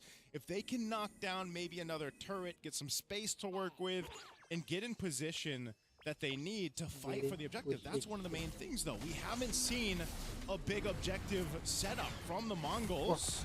Uh-oh. They're trying. RWM here. Dixon now in trouble as Mumu finally gets on top of him, and now with a shot, Shura has already cut him down. He's found 1, and now they back away from this. 16 seconds left on the clock, and unfortunately, losing a jungler here is bad. Petrify comes through with the Electro final blows. JM gets one more, and Mumu is a trade. K looking to get Carvey, takes the BMI backwards, jumps forward to the fall of Valkyries. He's trying to get him out of here, but he's not sure how else he can do it. Third hit of the G Kundo blocks just enough, and Carvey manages to get out. If only there was enough range from Makey on that Mystic projectile to get the stun out, maybe they could have gone and gotten a kill, then rotated to this Lord, but meanwhile, VSG will be able to go ahead and get this reset going. JM put enough pressure on this bottom side, which opens things up for VSG and the rest of the squad to secure this Lord. The Mongols now at the 9-minute mark are not ready to really fight for an objective. So Lord secured here for VSG. Let's see if they can hold things off here. They've really got to stop this pressure, this push from VSG. Now, okay, going for JM. You can try, but honestly, it's never going to be easy for any EXP laner to win a 1v1, especially when there's the extra help of the minions for that spell vamp. Either ways, now we still have that Lord actually coming through, and Carvey, now completing the Trinity build on his side, is in a very powerful position. Okay, he's going to get closed down. Okay, he's got to burn the flicker, so that's out. What? Why do you need to... I guess he just, you know, he saw the threat of JM there. He doesn't have that now, so I'm worried on this pace defense. Oh, well, Moro. Oh, he finds a great kick as the RWM comes through. We do see that Mumu is in the back trying to make sure that Dixon can't actually play the game, but the RWM's done its job. Boro gets on out of there, and now they take 2 for nothing, and the Lord is here to crack open the holy shieldings. Man, what was he called? The Panzer? The Panzer of VSG?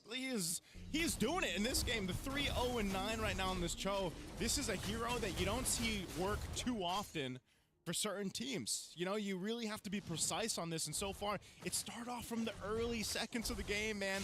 The early pickoff against Mumu has essentially made Mumu just sort of this vision in the sky. He hasn't been able to do too much other than provide that, and it all started off from the beginning with Boro scaling now up, and the rest of the team for VSG has gotten what they've needed.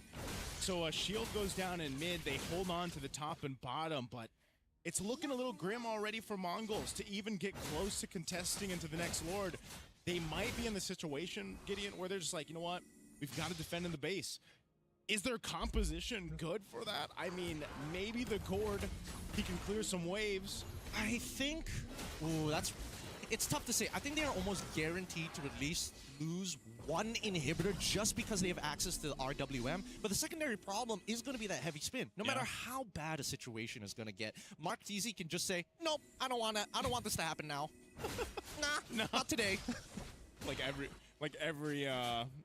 jungler in your RGs. Nah, I'm out of here. Yeah, every 5-year-old who doesn't want to eat baby food is like, nah, I'm good. I don't want this applesauce anymore. But so far, if you look at the overall progress, right? Down by 500, you can tell, jungler, 3 items done. 3 items done on either side, yet it still feels that Marquise is in full control. Oh man, Black Dragon form used up. 20 seconds for this Lord, resulting into nothing. So, I don't know, man. Mongols might just give it up, trying to make a play somewhere else, but you see JM is controlling that top side of the map. Ox will take some shots here, trying to just kind of scout things out, but there's a fight up top. It's not going to look very good here. K actually has the advantage here with the endless battle, but now that Marchese has come into play, that's a heavy spin. That was the big ult we were talking about. Now it's just the RWM.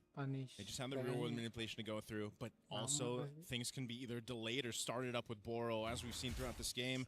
Holding on to that ultimate, that way of the dragon.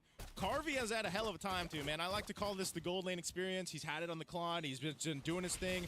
He's got the Trinity exactly when he needed. He's ready to fight if he wants to. And now Boro picks up an immortality. Oh, he flickers forward with the rapid tries, catches, takes him, forces the flicker out. Ox out of there. RWM finally comes through. Do they find the trade? And it might be. Blaze into it from Carvey into the back line. Takes out one as JM tries his best. Flicker from K to get on top of Makey. Surviving with just a sliver of HP. But Carvey with the Festival of Blood holds down the line. A 2-for-3 trade. Xora gets the double. What just happened to VSG, man? I mean, I thought they were going to go for that fight, go for the Lord, but instead, it's the Mongols. Even down as much as they were, they still show some fight in them.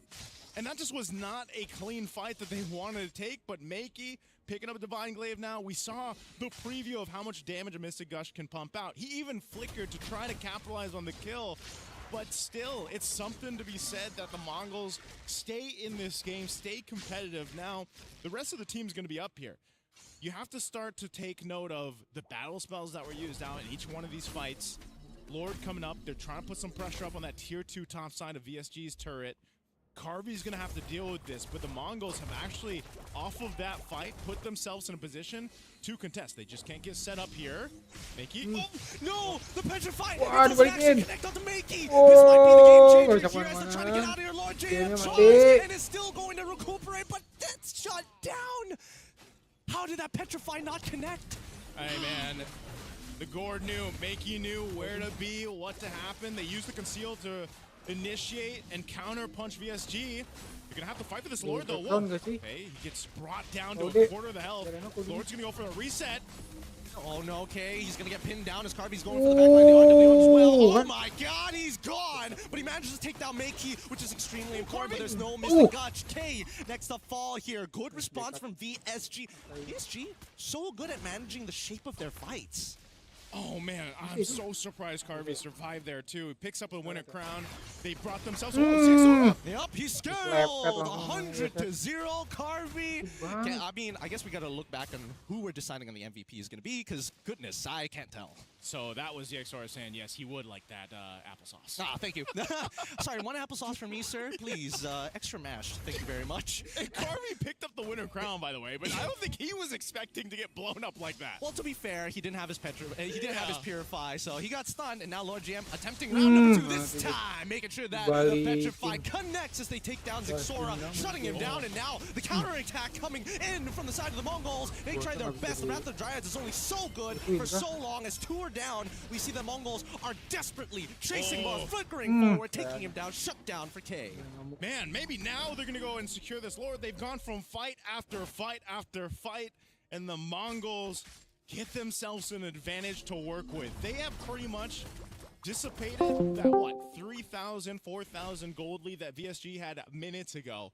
That's great work from the Mongols, and now still, they don't want to put too much pressure on the Lord just yet. JM is still a threat on this Benedetta, whether he's pushing on offside of the map or he's trying to find an off angle to enter these fights.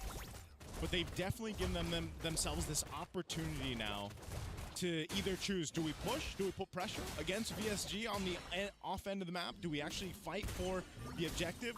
It seems the better thing has been just to go ahead and go for fights. It seems like that chaos style of gameplay right now the Mongols showed in MCT East Asia is working for them here, at least in this matchup against VSG. I think right now, the game is about desperation. Whoever's more desperate is going to lose this, and VSG just need to stay calm. As much as Mongols have now truly enough damage to win these fights, if they can just wombo combo together, I think that VSG, Carvey has been showing some really good blazing duets. Yeah. He just needs to walk alongside Lord JM.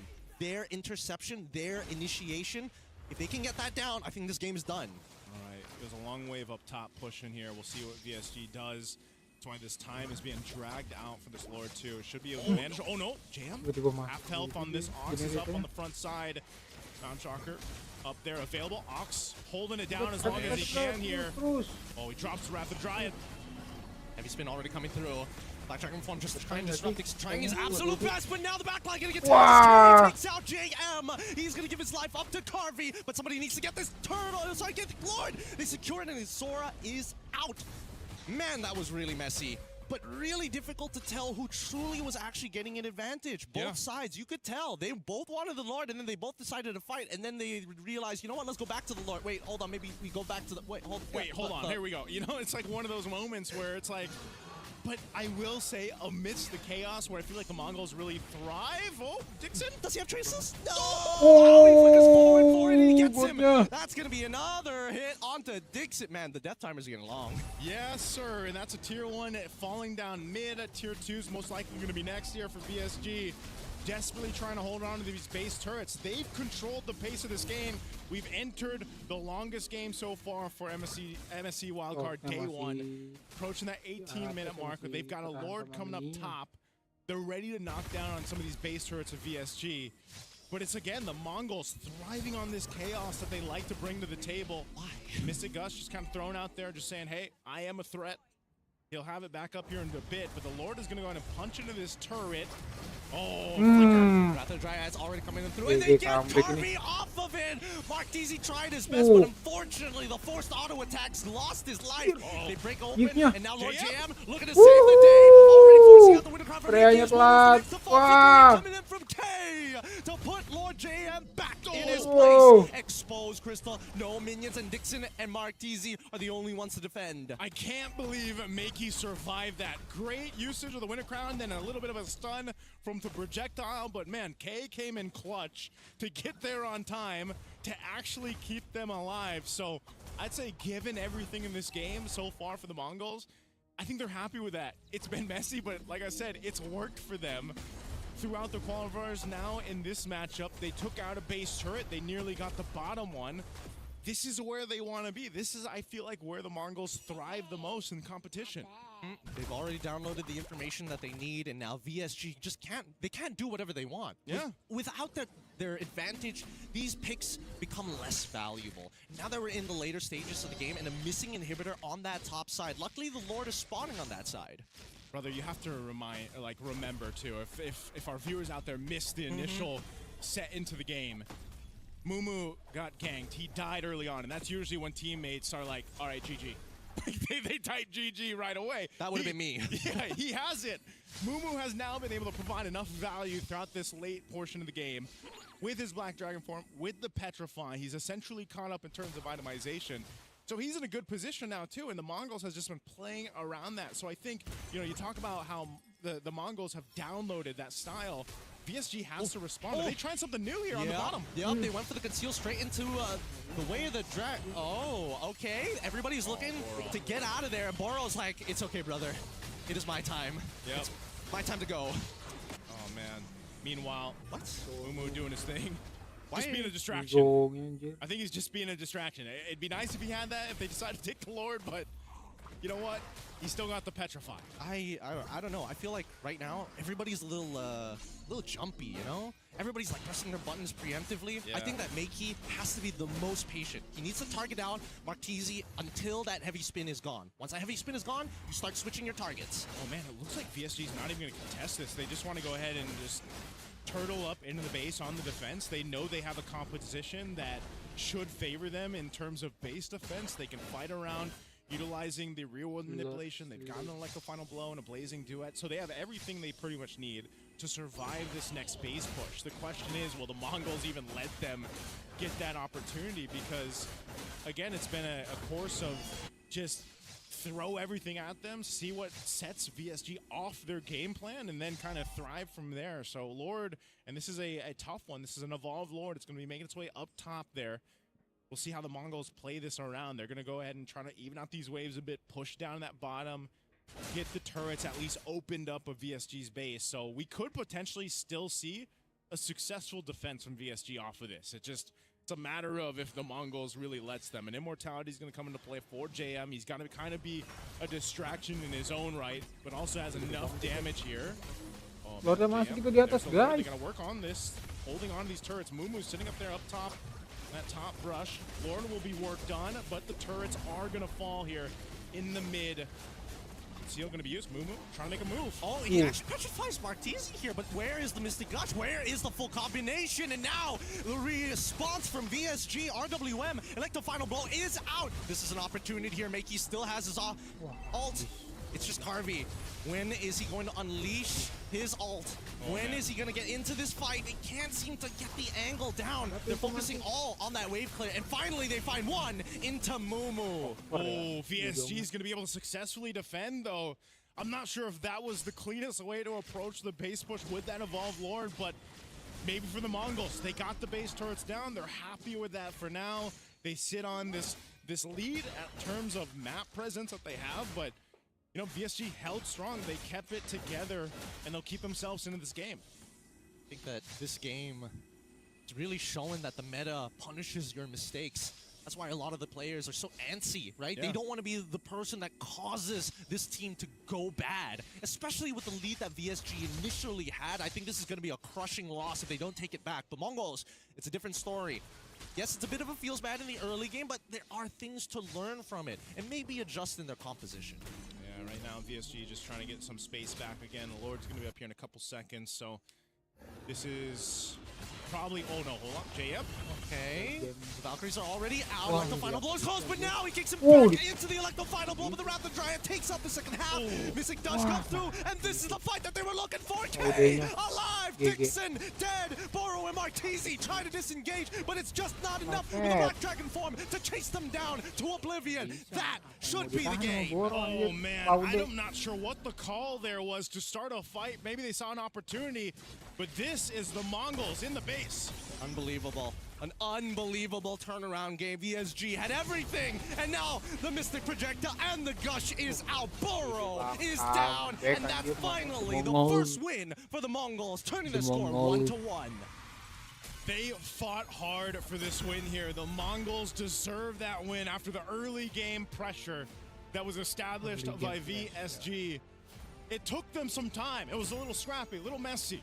But hey, the Mongols make it work. And like I said, I think that's really where they thrive. And maybe that'll be enough to get them another win in their next matchup. But right now, this is a little grim for VSG sitting at where they are in the current standings. Yeah, unfortunately for both of these teams, as you can see on their faces, yes, a couple of smiles, but nothing really truly excited to be about. There's still more games, and the way that they won, and unfortunately for VSG, the way that they lost, it's going to leave a mark here. They're going to have to reset for later. Yeah, that was tough, man. I mean, again, I feel like they had what they wanted, you know, with part of that game. Yeah, and sometimes it hurts to be right. Yeah. Because just now talking to Mercury and Brigida, we're like, oh, this is going to be the long game. And it was. And in the pre-show, we did say that it feels like for the teams here, they're playing with desperation. And that's what we saw coming in from both teams. And that's the best way to describe that very last play, right? They saw an opportunity, but it's just one of those situations where if we make the decision fast enough, they won't be able to punish us. Unfortunately, that's not the case, right? They went in, some miss abilities, and then it's just like, yep, you're just vulnerable. You're gonna die there.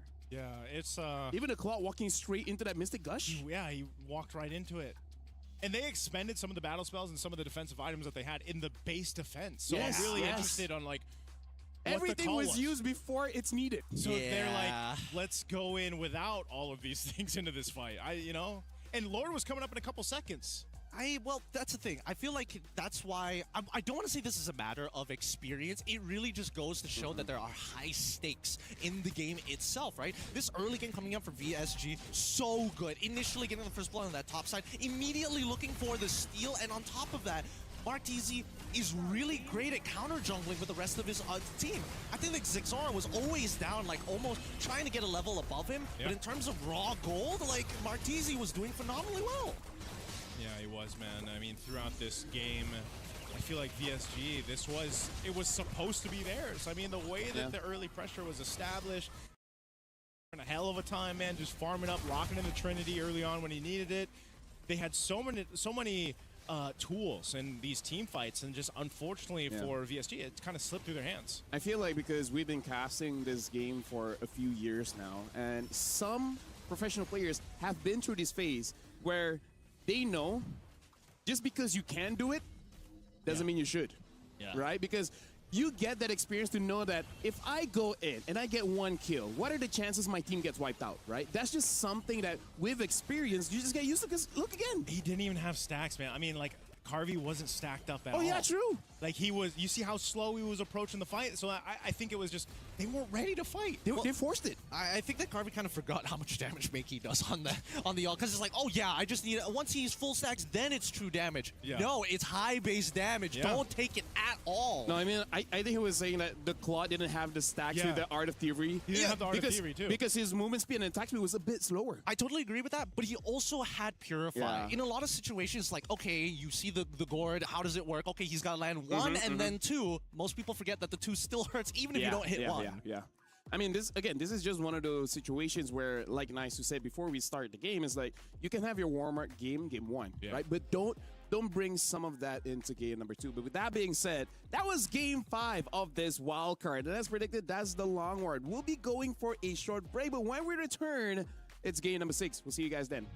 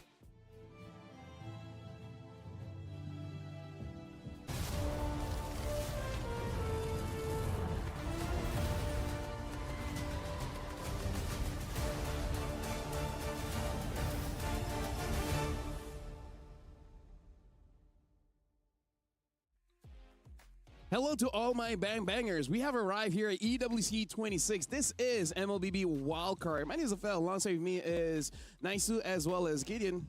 Certified bang bangers as well. We just saw a long game just now between Mongols going up against VSG, which hopefully lessons are learned. But speaking of, we're going on to the next one.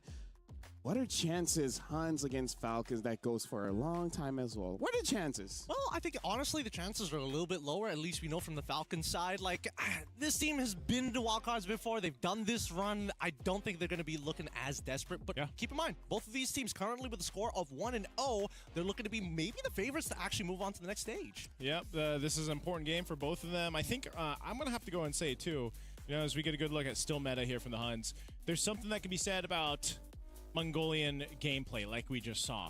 Now, for Team Falcons, I think one thing that really stands out for them is they're notoriously known for being really strong in best of ones, which is obviously this matchup. And also, they are probably the team, I want to say, with the most, let's say, chemistry. They played in multiple international tournaments, their own regional tournaments together as a team. And I feel like that could be maybe an advantage against a team like the Huns. Yeah, looking at the Huns and looking at Bankai, we really got to make sure that we look out for his Arlet. He wakes up the Arlet early and looks like he's able to win the lane and honestly make it very easy for still meta on that Hirara, making it so that no matter where you go, Hirara, you will get a kill.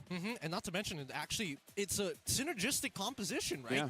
And I think that draft pattern needs to be attacked. And that's where I'm looking at these Falcons, right? If there's one thing I know about them and what they're really good at, those best of ones. These guys are dangerous. They've taken some big names in our scene just because of a best of one. Now, here's the thing. We still remember back in M7, when Matilda was a meta, they were using it, right? Yeah. So, Hans, does this mean that they have one less ban because they have to ban out at Matilda? I think and imagine if they don't, and Falcons just, whew. They just get it. Yeah. I think we're going to see it banned out, just like we did in the previous match. You know, you don't want to give it over to a team like Team Falcons, and you know the way that they kind of play, the way they maneuver around the jungle, I think is. Troll already got so many kills on the Atlas. If he gets the Matilda, at that point, even the junglers be like, you know what? Do you want to use the retreat? I mean, like, do you want to use the Sky Piercer? Sure. You know, like, we trust you, Troll. We trust you. You'll do anything for us. It's tough to say who's going to come up on top of this, especially with the level of play that we've seen from either one of these teams. Yeah. Speak. Okay. I was distracted by you, man. You sounded like Gideon for a second. He's great at mimicking my voice. We worked for way too long. Way too long. But speaking of, do you think that, you know, maybe they've got a couple of words to say next? Hold on. Here's the thing. I want to see Eterna talk right now because looking at it, looks like she is with someone from the Hunt. So let's throw it over to Eterna and see what she can get from this interview. I'm definitely with someone special here, LFL, because I'm here with Still Meta. Welcome, Still Meta. Hello, everyone. I'm Still Meta from the Hans Esports. Yes, we know you are the jungler of Hans Esports right now, and you're sitting at a 1-0 so far. But I heard that there's something unique about your in-game name. Can we talk about that a little bit? Actually, Still Meta, my IGN came from like a long one. It was before it was Link Still Meta, and I just decided to put away the Link part. Yeah. Okay, so you eliminated the Ling out of the way. Why? Do you not think it's meta anymore, or what's going on? Link wasn't meta anymore. Okay, so Ling's not meta anymore. He has still meta still, but are you gonna change it to Hirara still meta maybe? If I could, maybe I should do it. Maybe, but I think the maximum character limit is just won't allow me to do it. So. Yeah, okay. Well, technical problems with that Hirara still meta, but I really want to talk about Hirara for a bit because we've seen it twice, and from both teams, and from both times we've seen it from a Mongolian team. So is it currently meta, or is it just region-based on Mongolia? I think Nivero is kind of meta because she has very few counter picks. And she can snowball very quickly if left alone or in the right situation. Okay, so you still think that it can be strong in this meta despite it being more maybe tank-centric? Yeah, I think her can be a meta pick. Okay. Now, still meta, I'm hearing that this is your first debut on an international stage alongside with 3 of your counterparts. So, can you talk to us about how that's been for you so far? The experience has been great so far. First time in Paris too, and love the atmosphere, love the people, love the staffs. Thank you, everyone. And we love to hear it. So good luck for your next match, and we'll see you maybe after for a post-game interview, maybe if you win this. Thank you. All right. I love it. I love it. Rachel, All right. we love you, man. We really love you. Hey, can I ask you guys a question? Sure. Who would your hero still meta be? I would say, for me, Grok.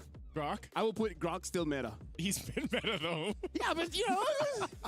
Hey. How many Groks have you seen in the past 3 months? I saw one today. Hey. 1. Yeah. One. Look, the data isn't necessarily behind you on this. By the way, let's just say how nice that the honesty is. Like, oh, would you put Hirara still?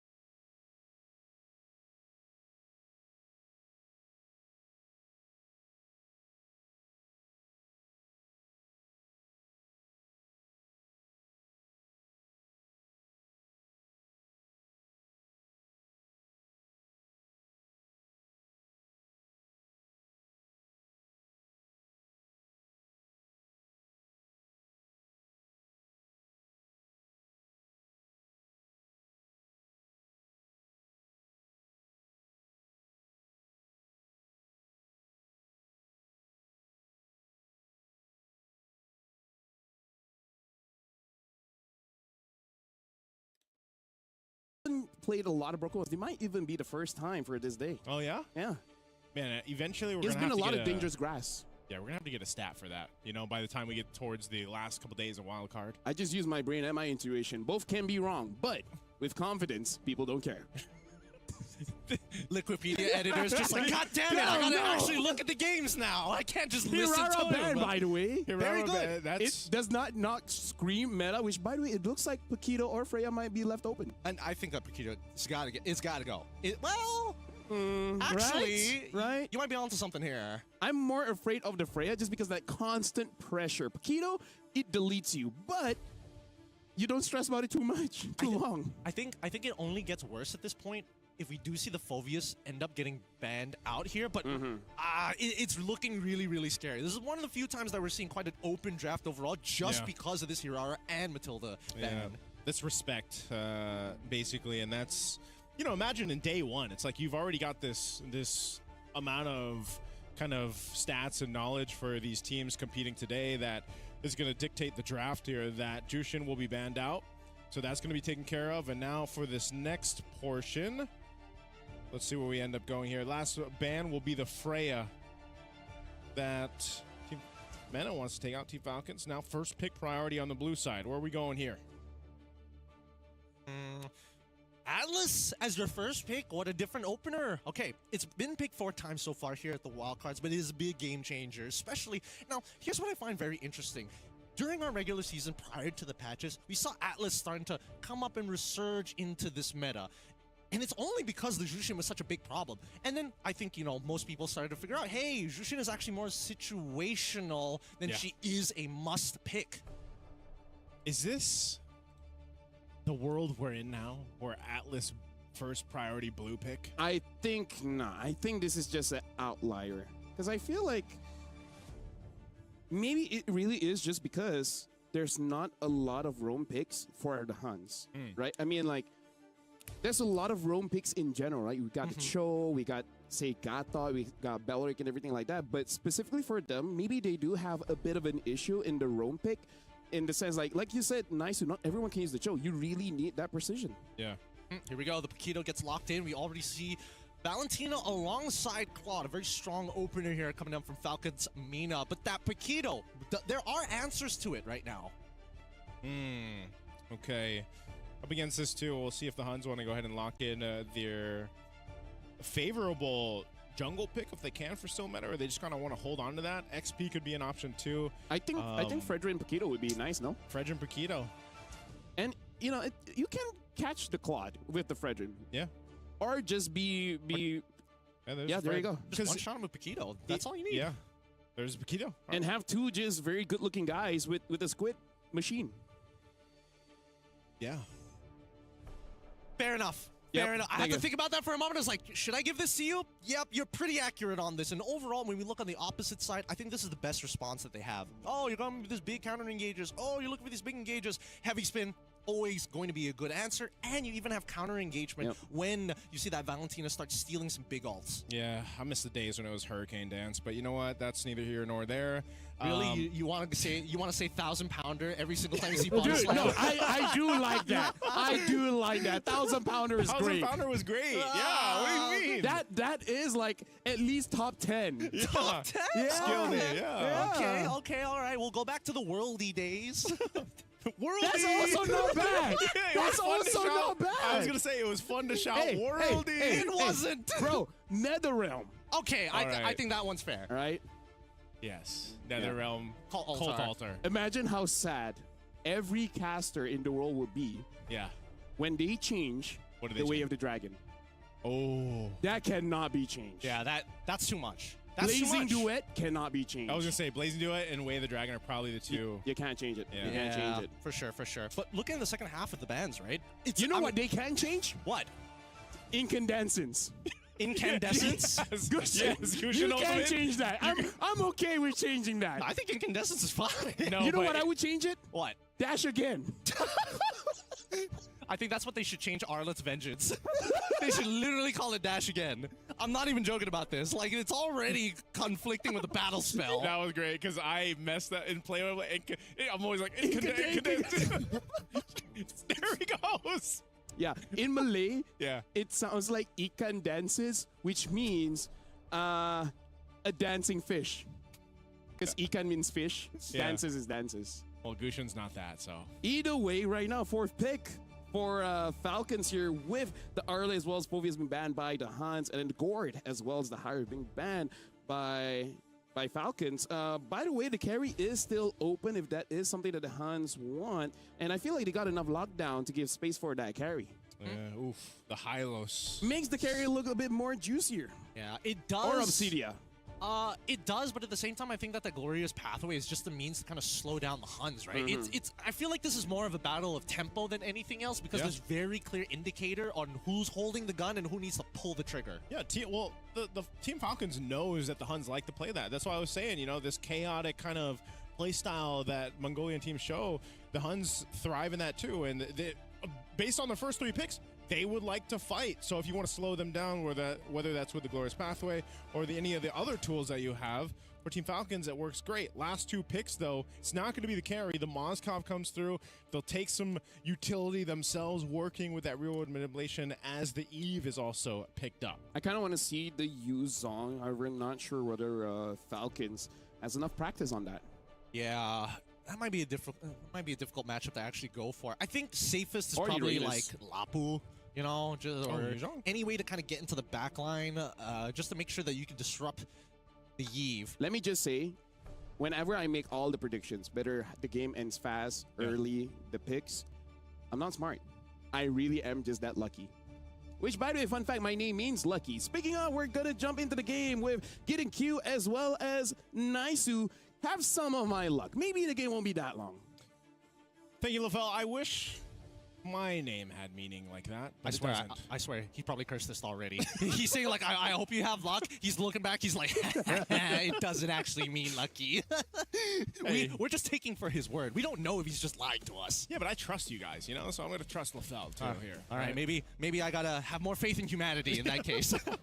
Can we trust the drafts here on both these ends here? Because we know, like we mentioned, both teams sitting at 1-0, right? This win for either of them is going to solidify a better time for them in the wild cards, right? They're still going to move forward with a much more confidence into day. Well, we'll see them in day. We'll see them tomorrow, right? Yeah. There's 8 matches tomorrow as well. So you know, but we get a good mix of both groups. Now for this one, again, the drafts look great on both sides, Gideon. I think as we jump into the Land of Dawn here for this one, for the Huns, I think it's still the same thing you mentioned. They have the locked and loaded lineup to get things started up. And it looks like we're not going for any kind of cheese tactics here. We see everybody's going into their lanes just fine. Not much of a leash anyways, but the starting positions for both sides is a little different. We see that Akai immediately goes to his small camp and then to his purple buff.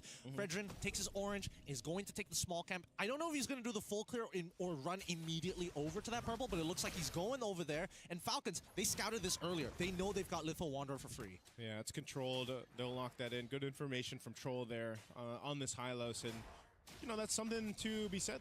A lot of these small things that, well, they seem small in the early game, these early rotations end up building into really your first big objective. That turtle, having some of these level 4s available more, you get some options that you can take even for the junglers here.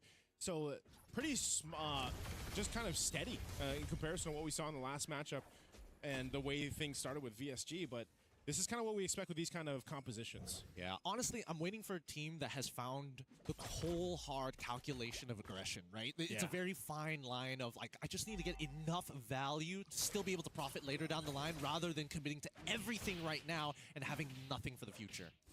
And it's funny because that cold, calculated aggression can change in best of ones. Like the environment of a best of one in comparison to the best of 3, where, you know, where we saw like VSG in the last matchup, just make that play up in the XP lane.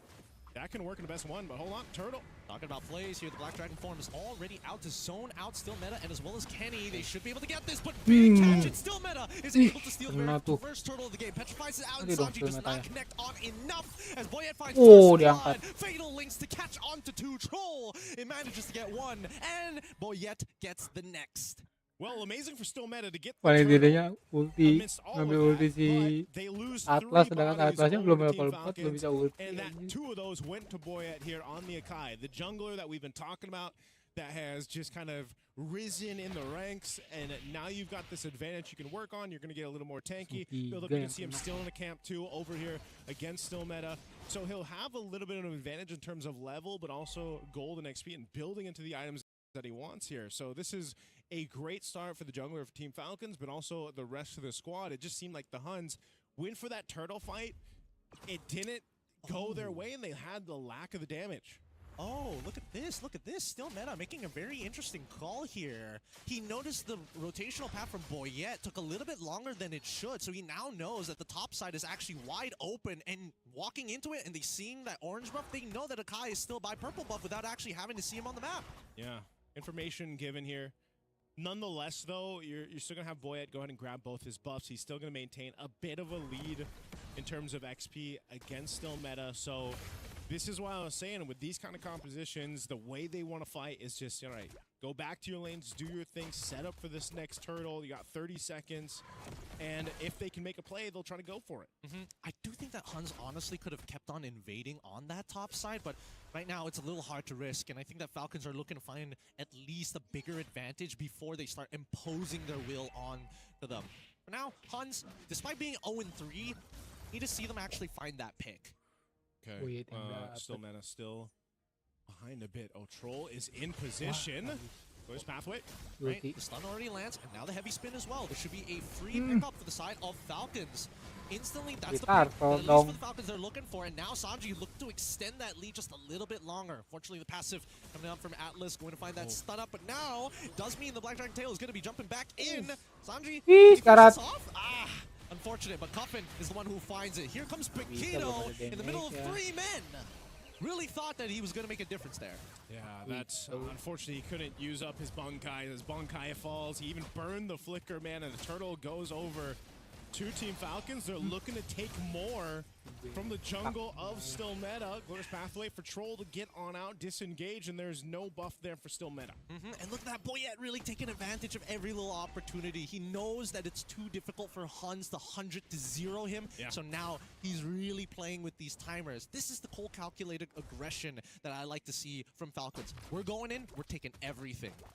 And they can do just that. Lockdown here.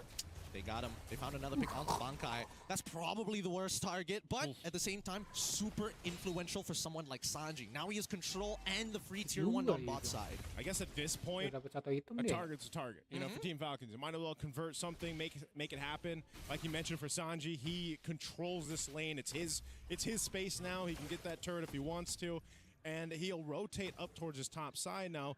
Meanwhile, I'm still looking for the Huns. Where can they turn this over? I mean, Team Falcons hasn't done anything fancy. Look at this. They built themselves a 3,000 gold lead. They've got 7 kills in favor for them. They're starting to scale up, get some of these crucial items locked in too. They've set themselves up for cruising up to that first Lord after they control this turtle here. Last one in the game, which should be theirs. I'm not expecting the Huns to go for a fight, but if they decide to, if they actually decide to go for this fight, it might be on the whims of, can we get a multiple Fatal Link setup going? Do we have Yuki ready and locked and loaded to join this fight?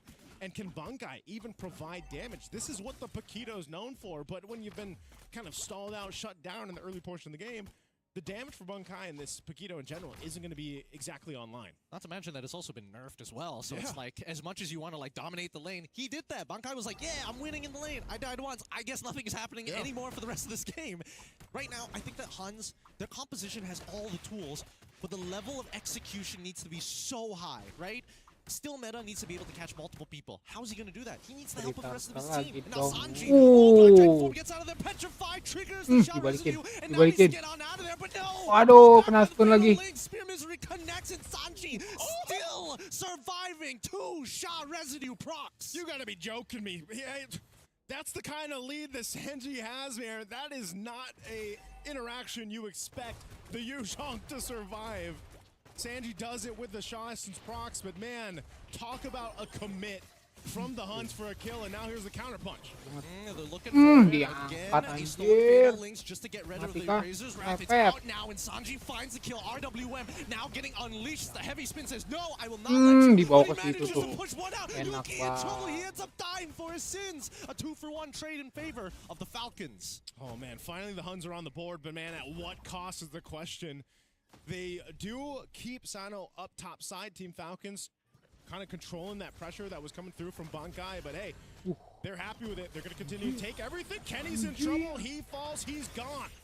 That's why this glorious pathway so easy to utilize. But Boyet, unfortunately, getting the drop on himself, trading 1 for 1. Bit sad because it was a shutdown, but at the same time, Falcons are still 3.3k ahead. They have that advantage.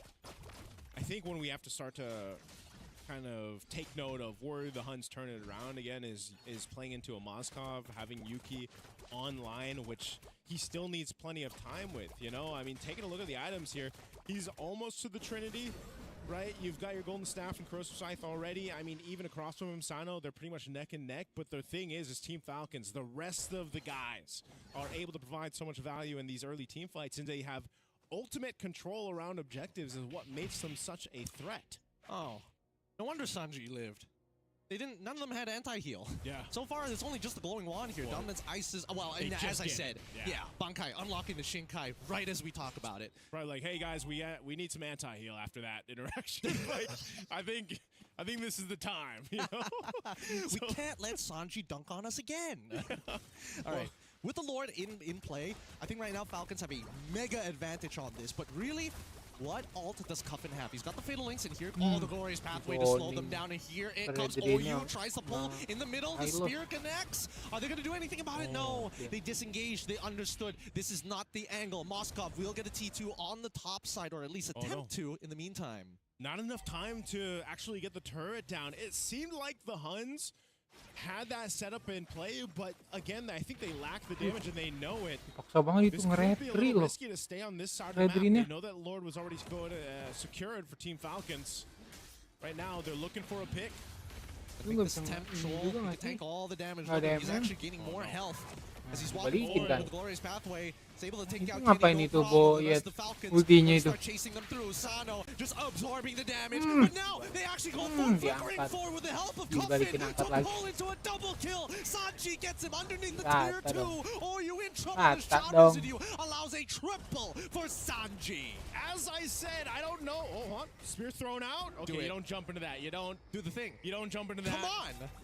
Okay, he's got to deal with the Lord there, but I was saying, I think they overstayed in the mid lane, and then you see them lose 4 guys to Team Falcons collapsing down on them. So the Huns get caught in a bad situation after the Lord was secured, and now they're going to have to hold on to this base push from Team Falcons, who's locked and loaded and has everything that they pretty much need to take down potentially some of the base turrets. They might not get a game win here just yet, unless they completely decimate the Huns for a wipeout. That could happen with the amount of power that this lineup has. Lord is at half health. It was done some damage by Yuki earlier on. Shields are still up, so this should clear it out. Does get the charge in, though. Shield still intact. Yeah, managed to kill it just before it triggers. A little weird with the animation, but that's totally fine. Oh, in all 5, the RWM comes out, and look at him. Joel just standing there. What are you going to do about it? Revitalize is keeping up, but the counter, RWM, and the Fatal Link's on top of him. They're in trouble. They're too deep in the enemy base. Sanji able to break one. Petrified comes through. Kill still meta as Yuki takes Sanji back. Sakno, at the very least, able to at least get something. Kenny might get a little bit more. Almost gets it. Hey, Conceal, OU, trying his best. On top of Sano. All right, connects it. And now Yuki in the middle of the fight. Loses all of his HP, but is trying to survive. Boyet gets the trade, and now Cuffin just can only watch as his friend tries to Beyblade out of there. Are they going to punish this? OU, he's going to try, manages to headbutt his way out of there. And now we're back to square one. That was a very weird interaction. I mean, from Team Falcons deciding to say, hey, you know what? Let's just lock down this turret. Sano was just knocking down the turret, seeing 2 of his teammates get Fatal Linked in the base. And then he decided to go forward with the Blazing Duet, and then it forced a fight. Now, great for the Huns, because at least they get some gold in their pockets. Yes, they lost a base turret, but ultimately, they need what they can get to this point.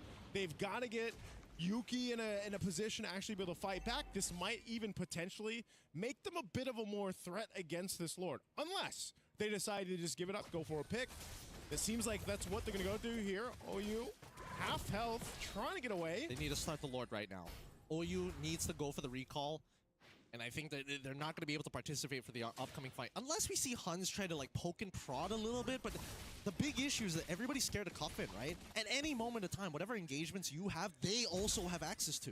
Yeah, man, Cuffin just doing so much damage. 4-0 and 11, has own Fatal Links. This is going to be a Lord secured here for Team Falcons as they prep up, get ready. A couple defensive items picked up too.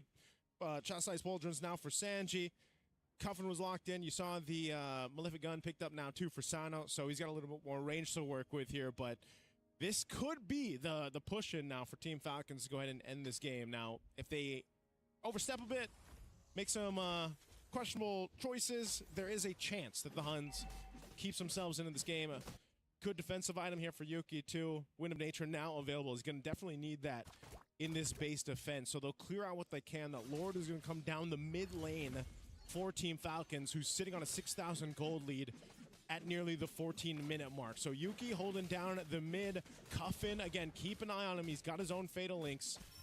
They look for it. Conceal is going to be used. Bottom turret's going to go down. A Black Dragon form comes through from Sanji. They're trying their best.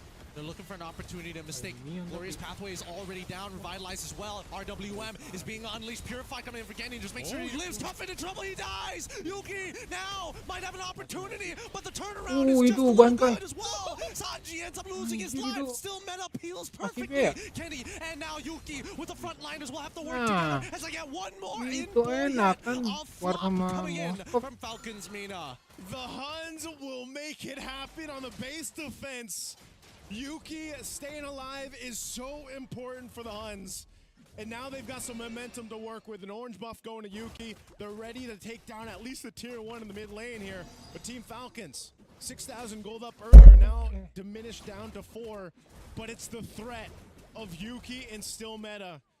They're looking to potentially take some more from Team Falcons. Isn't this exactly what the Huns needed to turn this game in their favor? Yeah, unfortunately for Falcons, with the lead that they had, they needed to force scenarios underneath enemy turrets. They needed to force scenarios by the inhibitors if they want to get some real value. Whether they lose or win, the reward is so much more worth it than the risk.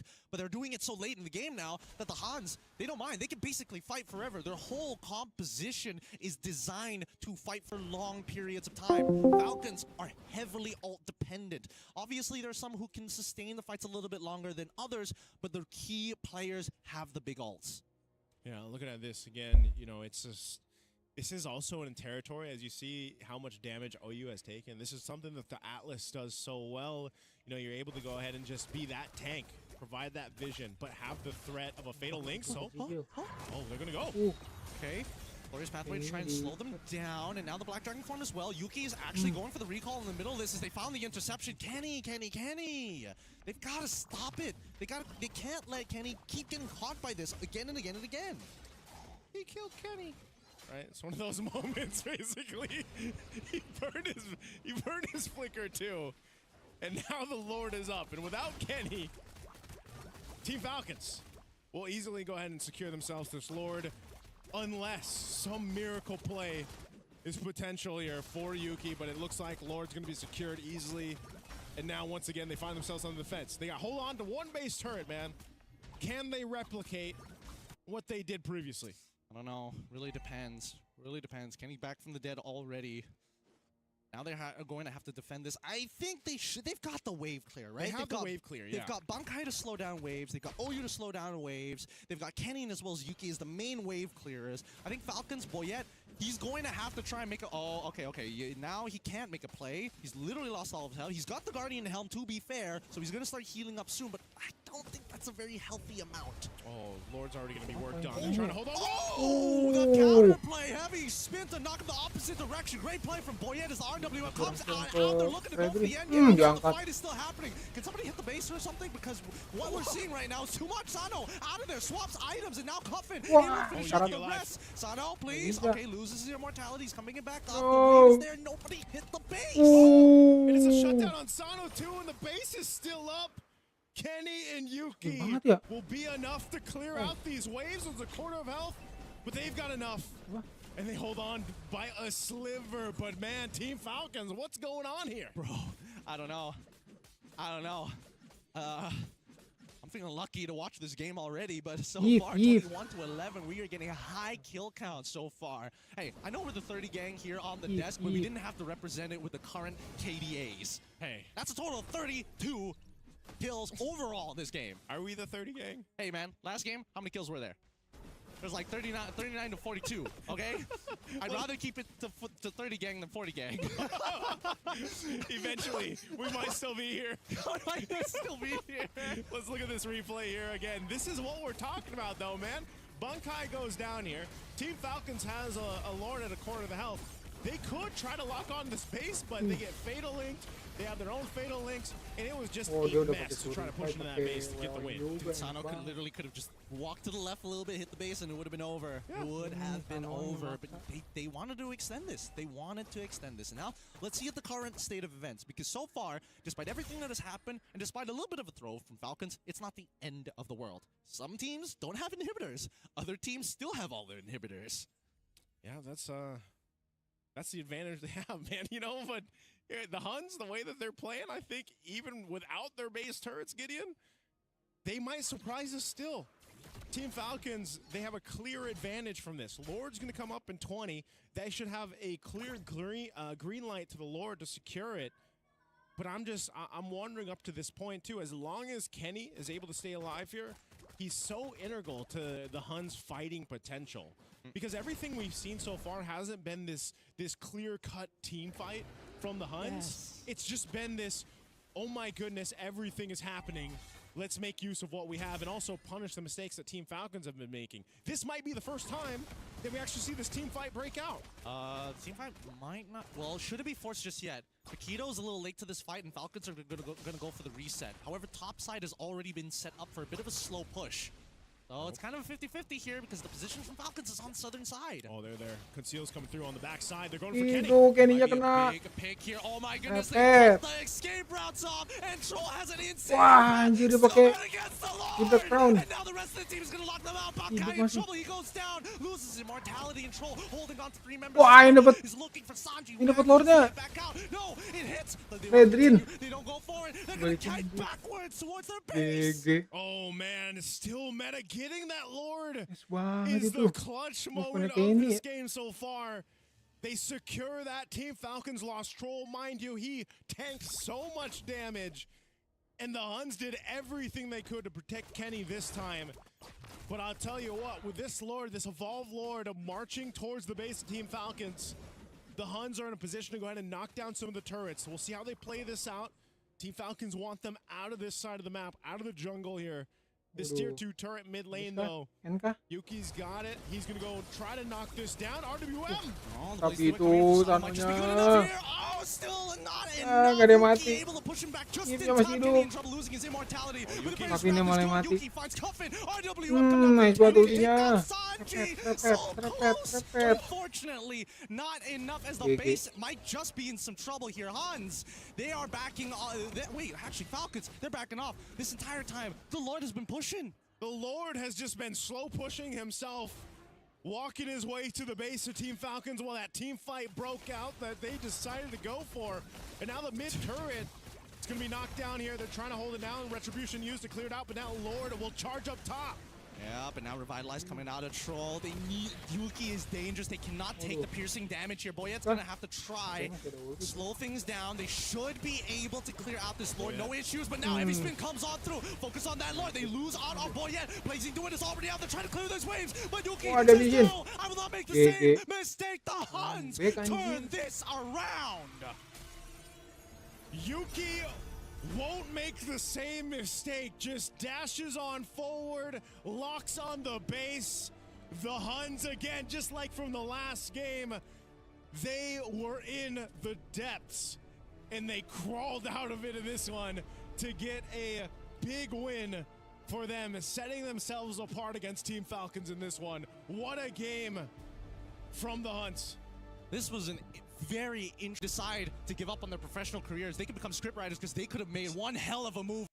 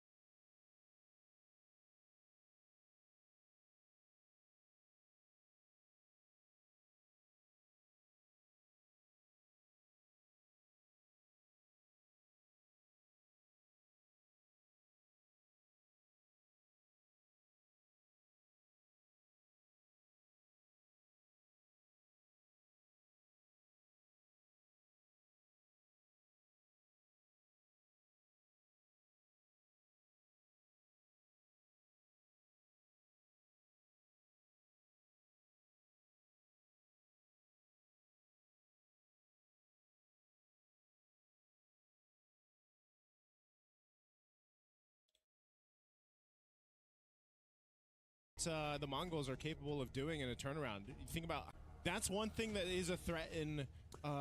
This has to be first pick Akai. It has to be. Fredrin was the last man. Wait until they lock it CC again. CC first pick. Nah. I mean, like, you already banned out the Boxia as well as the Fredrin. If you first pick the Akai here, yeah. Perfect. So they find their angle. 5 times picked already, and this might just want to be the first few times that we're seeing, hey, some side is going to get a tank jungler. You're going to have to figure out a way around it. So now, in terms of counterplay, sometimes we see Eve Claude here. I would say Eve Claude, probably. Right? Like, that's the safest opener. Yep. Is there something else that we have to consider? I mean, they're showing Jushin here, but then Atlas is... Oh, wait, never mind. They pick up Atlas. This is a slightly different opening compared to the Eve Claude. Yes, it's like, again, they're generally safe openers, but definitely, you can see that the Mongols, they're going to be playing for team fight. Like, very clearly team fight. So KOG Eve Claude? I think... With the Akai, Eve is okay. Yeah. Could work. Eve is pretty good against the Zushin. And then Claude's just a cool guy. Claude's just the guy right now. He's the guy. He's the guy. Yeah.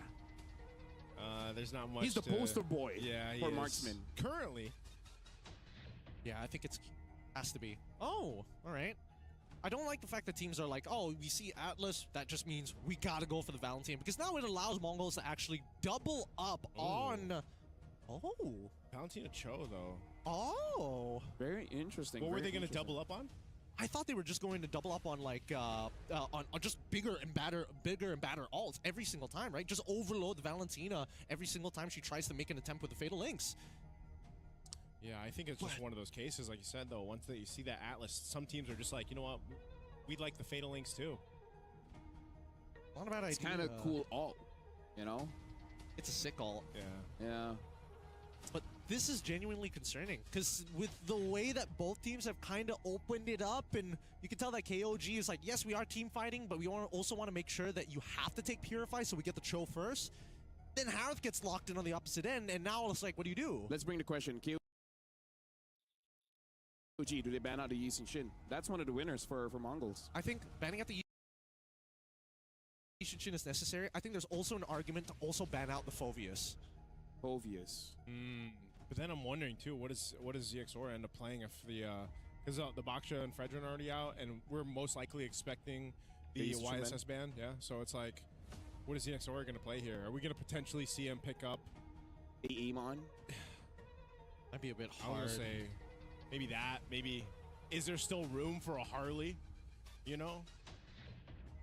I'm gonna say what my mom always says. There's always room for Harley. My mom has a very weird saying. just roll with it, you know. Okay. She's an OG as well. She plays as well. Yeah. Yeah. Let's just say that. Yeah. I don't know. This is one of the weirder drafts I've seen. We see the Claude. We also see Yuzong also getting banned out here. More focused towards the EXP. Finally, the Phoveus gets banned out here. Yeah, Phoveus narrowing down some of the XP options still. I mean, Did they ban Lapu? This is a lot, yeah. If you think about the amount of XP bans going out, left open, what They are we going love to see the 33. XPs? I'm thinking Lapu. I could see a world where they want to get rid of either a Terizla or an Alice. Yeah, I can see that as well. But especially against like the Harith, it's already difficult to catch him when you already force him to go for the Purify. Now you just need another way to like get it out of him somehow. Oh, yeah, yeah. That's what we expected. Yeah, as we expected. Yeah, kind of narrows that choice for ZXOR. Again, there's a lot of bans here towards that XP and the jungle. Harara, I would say they are going to run it back. Not bad, not bad. Here's what I don't like. What do you They not like to pair Hirara with skill-based damage dealers. Yes. Before this was Granger, now it's Harvey. Harvey is stronger than Granger, yes. But I would always prefer Carry or Moskov, anything so that you're just buying enough time for the basic attacks to come in. I agree, but also I think that in this particular circumstance, they needed. I feel like their mid laner. If it was Yve, it might have been a little bit better because then you can proactively set up a scenario Maybe where Hirara could go for a clear, or even. I don't know so much about the Kimmy. The Kimmy has to take Purify in these cases. Right, so now for KOG, what are they looking out for? KOG. Is it CCable? It still might be. I mean, think about the XP bans that are out. Oh, the Sora is still there. Sora and the Moskov. Soda. This is so strange. This is really, really strange. The pattern was very odd. Yeah, they're like, okay, I feel like they already had an idea of what the composition already was, and they didn't have to adjust too much on the fly because they just really just doubled down. Hey, EXP Linus, that's 4 out of the way, and then we also get rid of the Yishin Shin. It's pretty wild. It's pretty wild. And they go blind Sora. All right, last pick here, too, for the Mongols. Probably Lapu. Oh, Alice, even better. Yeah. Because I really feel like their composition would not do well against a diving tank. But with that being said, I am interested to see how Mongols is going to make this draft work. I have my doubts. So I want to see how it actually plays out. So now, Nice as well as Gideon. I don't want to give any kind of thoughts. I'm just going to give it over to you guys and all the best. Wait, is that too much? Hey, thank you. Thank you. We'd love to hear your thoughts, but we'll do our best here with this one. Again, it's me, Naisu, Gideon, to bring you our match 7. We're here, day 1 of the wild cards for MSC. We have 2 matches left for the day, including this one. So here we are, coming down to the Mongols. If you missed their previous game when they did play against VSG, they had a rough start to the game, but man, they held on. They turned the game over on its head, and they got the dub. And now for KOG, one of the favorites, I'd say, for the wild card, they're going to be facing up against the Mongols, who technically have some momentum, but we'll see this. Gideon, what do you think of the drafts here? Oh, I don't know. I've been thinking about it for a little while. As much as the order has been really, really strange, they have to have some kind of set play here. Because there's a lot of different tools on both sides that actually counter each other if used correctly. So I think it's about just baiting it out early on. Speaking about baiting it out early on, Nile taking way too much damage here and is going to be forced to use an early regeneration for the time being. And Mumu, I think for the laning phase, it should be totally fine. I am a little worried about the team fights later down the line. First turtle is where things are going to get interesting. You worried for the Mongols with their composition, or? Honestly, I'm worried about both sides. Like, I could see an angle where Mumu tries to go for like an alt flowing blood play and then just get pushed away by Kzen, or maybe even 30-30 if he's in the wrong angle. Oh, Zixora just got the mobility there with the dashes. Oh, it's good. Might be good, might be good. Zixora should be able to get the damage down. He's got more abilities than most people can actually deal with, and is able to lock down too. They can't catch up to Nile, but they also successfully go for the invade. So things, first blood going over to the Mongols, everything that could have gone right for them just went right. That's one of the things about the Harara, right? Like, the way that we're seeing it played and executed by some of the teams already at day 1 is this kind of finesse. It's kind of like this maneuverability that the hero provides. You, of course, have your damage. You know, you have that little bit of interaction with the iframes and everything. But it's one of those things where if you're the opposing team against a Harara, especially early on, it's like you kind of have to be really cautious of the moving in and out of the team fight, and it's just kind of elusive in a way. And I think that's one of the big things about Harara, the way that she approaches the early game. Now, eventually, when we get to mid to late game, it kind of struggles a bit, right? You need a little more support from the team. You need a little bit more finesse on the way you go into these fights. But now that this turtle's up, and Mongols have garnered themselves a very slight lead, we'll see if they're able to go ahead and secure this. Makey is holding on to that level 4, and he got the kill earlier on. Nile will take some damage here. ZXORA will start up this turtle, but it looks like KOG wants to fight this one out. Yeah, I mean, the position isn't too great. Mumu's trying to get in there. Might want to consider popping it off sometime soon, but the heavy spin is already out, so he's just holding on to it. Spear connects. Looking for an opportunity again from now, but Zexora is going to find the first turtle of this game. If they're able to take out Nile, that'd be great, but it looks like Nile really overestimating the passive coming in from this Atlas, forced to flicker away, and Mumu says, no, you're not moving. You are not going to escape from me. Good usage of the Gleam there. Mumu didn't even have to flicker to go ahead and capitalize a kill on Nile, so they get themselves the turtle. Mongols also get themselves another kill on the board. They garner themselves now 1,000+ gold up to this point in the early game. That's great for their composition that we were talking about. And now we'll see. We have to keep track of ZXORA where he decides to go. Look at the lead he has right now in terms of level advantage against Kzen. Kzen will go ahead and get his purple, hits that level 5. ZXORA still going and farming up. Now you have to start to look where can KOG find a pick-off potential with Nile once he has the level 4 available to him, which should be shortly here. But right now it's trying to hold down the XP in the jungle. Yep, I think that unfortunately for the XP laners, that's kind of a dead lane. Nothing is happening there ever. KOG want to lean in to Payan and make sure that they can protect him as much as they possibly can. And so, therefore, Mongols, the most reasonable strategy is, hey, you actually clear slower than me. I'm going to take your camps. And if I happen to kill you, I'm going to be able to convert that to a level lead. And so far, that level lead has been doing wonders for them. Now, the last problem that they have is the conversion. Yeah. Now that you have the lead, can you get something? And they find it in Killer Nile. They're looking to attack that mid lane as they've already invaded that top side. Let's see the bleed over. Man, that's just a lot of damage early on. Nile feeling it too. 2 deaths now sitting here, just getting his level 4 pretty much. And, now you're thinking, are we in a position to actually fight and follow up? All right. 33, he's already in it. They're trying to kill Ox here. Ox, does he have his ult? Yep, he's ready to go and looks for the counter engage with the fatal attempts with the fatal links, but fortunately he doesn't get enough. Way of the Dragon comes on through as well as Makey is able to peel perfectly. And guess who gets a, oh no, unfortunately unable to trade. I thought Bayan was gonna at least steal an assist there, but it's going to be a 2-for-1 trade in favor of the Mongols. Man, ZXORA threading the needle, staying alive in the Harara here. Able to kind of, again, that's what it is. He maneuvers through these fights, he pumps out his damage, he gets out. The rest of the team kind of follows through. That might have been even a better team fight if the spear would follow through from Payan, but still, he has to deal with K here up in that gold lane, and there's just nothing favorable happening right now for KOG.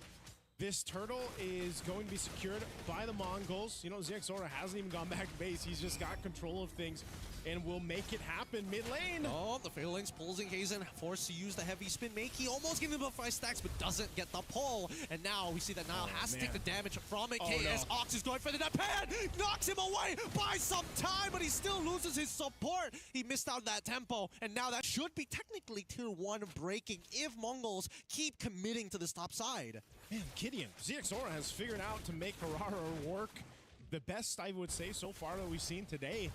It seems to be very clean with the way the team is supporting him as well. And they're just winning across the board. I mean, that lane up top, gold lane is going to be favored now. 4K gets the turret knocked down, so Payan delayed more on this Moskov to scale up to that Trinity that he needs. Right now, Mongols, I mean, this is a very strong lead that we haven't seen too much of. Nile goes for the kick. Okay, Way of the Dragon on towards K's side. All right, Zamanforce, and now they're committing to the heavy spin, and Zora unfortunately can't do much about that, but now they're looking for trades. Makey, he's thinking about it. He could ult over the wall here, but instead he's going to take his time as they lock one down. Zora takes out KZ. Now looking for Nile. Zed, he needs the peel. Unfortunately, loses his boy in the process, and now the Fatal Link stolen away as they get 33 into the middle of it. And now, with one back into Ox, he wants to go a little bit further, pops the ult for the iframes, forced the flicker away so he doesn't get traded back, and Momo, he's done enough. They walk away 2-for-1 in favor of the Mongols again. Oh man, good response from KOG to try to get something out of that, but man, they might lose more as this purple buff is going to be taken.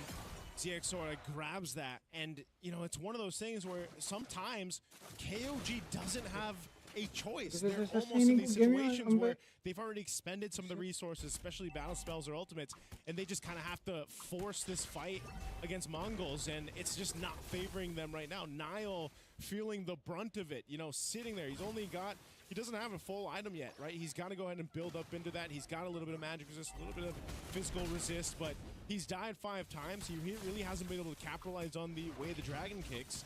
And they're just desperately trying to hold on to their jungle XP and buffs. Yep. Getting very involved here. Oh, so close on that. Very close, but not enough. So far, the snowball continues for Mongols. They have full control of basically everything across the map, and more importantly, the fact that Zixora 2 items in. He's got the War Axe. Oh, hold on. Underneath the turret, they're not safe. Zed in trouble. Makey takes Zed out, no problem. But now in the back line, we see that now trying his best to turn things around. As you can see, Zixora sustaining through the pain, sustaining through the power. What are you gonna do when it comes for you? Makey pulls one back as Ox looking for an opportunity to actually follow up on this, gets his assist, and Mumu says, hi, goodbye. Ox secures the kill. That is a wipeout at the 8-minute mark. The Mongols come in swinging. Harara comes through for ZXORA, and they take everything off of that wipeout. They'll take a tier 2 down bottom. They're looking to take another in the mid. Man, the Mongols are on something different in this game against KOG. Right now, unfortunately, the backliners are a little too weak to deal with the raw snowball damage coming in from Zixora, especially when he's got stacks from the War Axe.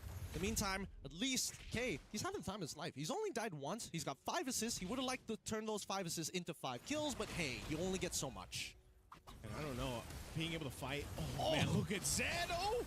Dodges it with the iframes, and now Flicker from Momo gets set once again. The counter engage is beautiful as he sustains through 2 waves in the middle of their base. Makey there to watch, and K very happy with their performance. Bayen, he's out of there. He's like, nah, I don't want to be part of this. The finale. Oh, and into the base they go. 33rd. 33 will go down. ZXOra's gone. Wow. Give him a Under double. 10 minutes lagi kah? Goodness, he's 8-0-8. This man, he's making some hard beats here against KOG. He's gonna go again. Yep, he's gonna find Zed. Unfortunately, Zed able to dodge out of that now. Where the dragon? Unfortunately, ZXOra using the iframes just a little too soon. They've had enough. They're done. They're like, we're sick of it. You only have 4 abilities. I'm sure we can make a hard read on one of them. Oh man, they've had enough. Now they're gonna be looking for more here. Pushing. They're trying. They're absolutely trying here, but K now terrified. Ooh, has to use the Purify to get on out of there. Can't get the angle, and K, Zed. Beautiful heavy spin, covering the perfect angles. Okay, the Mongols are massively ahead, but they don't want to take too many mistakes off of that. I mean, this is now a couple big shutdowns, big amounts of gold going over to the members of KOG, and they could use this to get themselves slowly back into this game. The problem is, with the Lord being up, and now the Mongols kind of going into this kind of force reset after really threading through that base push. They've got a clear light for this Lord, but they want to go ahead and continue to punish. Fully itemized here. Trinity not done yet, unfortunately, for Payan. But K, he's ready to ball. He's got the Holy Crystal. He's down a clown with the rest of his team at this point. Oh man, let's see if they do it here. Centered up around. That looks good. Wait, Oh, the no. engagement? What? Momo, he was already on top of Payan, and now they're getting intercept. Ox, he needs to find something to terrify is good, but unfortunately, he buffered in the fatal links and gets nothing. Nile goes down, but they're not done just yet. 33 down as well for the Countess. K is just a little too strong to deal with it. Kzen unleashes the heavy spin a little too late, and now gets pulled into this. Minions pushing into the base. Fatal links already through. Zed with the double to close out this game. Right at the 10-minute mark. They get it done. 10 minutes, 58 seconds. One of the best games so far we've seen here from a Hirara, if not the best. What a clinical performance from ZXOra and the rest of the Mongols here in this game against KOG. I thought this was going to be a lot more closer than it was, man. But hey, the Mongols, they had their eyes set on the prize and they got it in this one. ZXOra 10-1-10, 10K gold lead. Yeah, that was not a comeback. It looks like Hirara just needs some time to warm up. Mongols, they had their warm-up time, and this is where we see them. I wouldn't say peak, but this is the form that they wanted to show in the start of the day. I'm so happy for ZXOra because coming into this Hirara game, if he didn't dodge the, he would have been in a lot.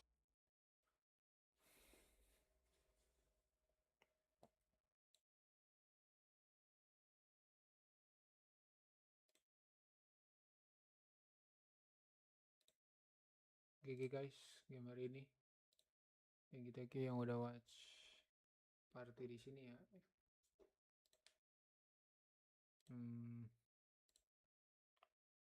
Besok kayaknya gue mau watch party Valorant ya.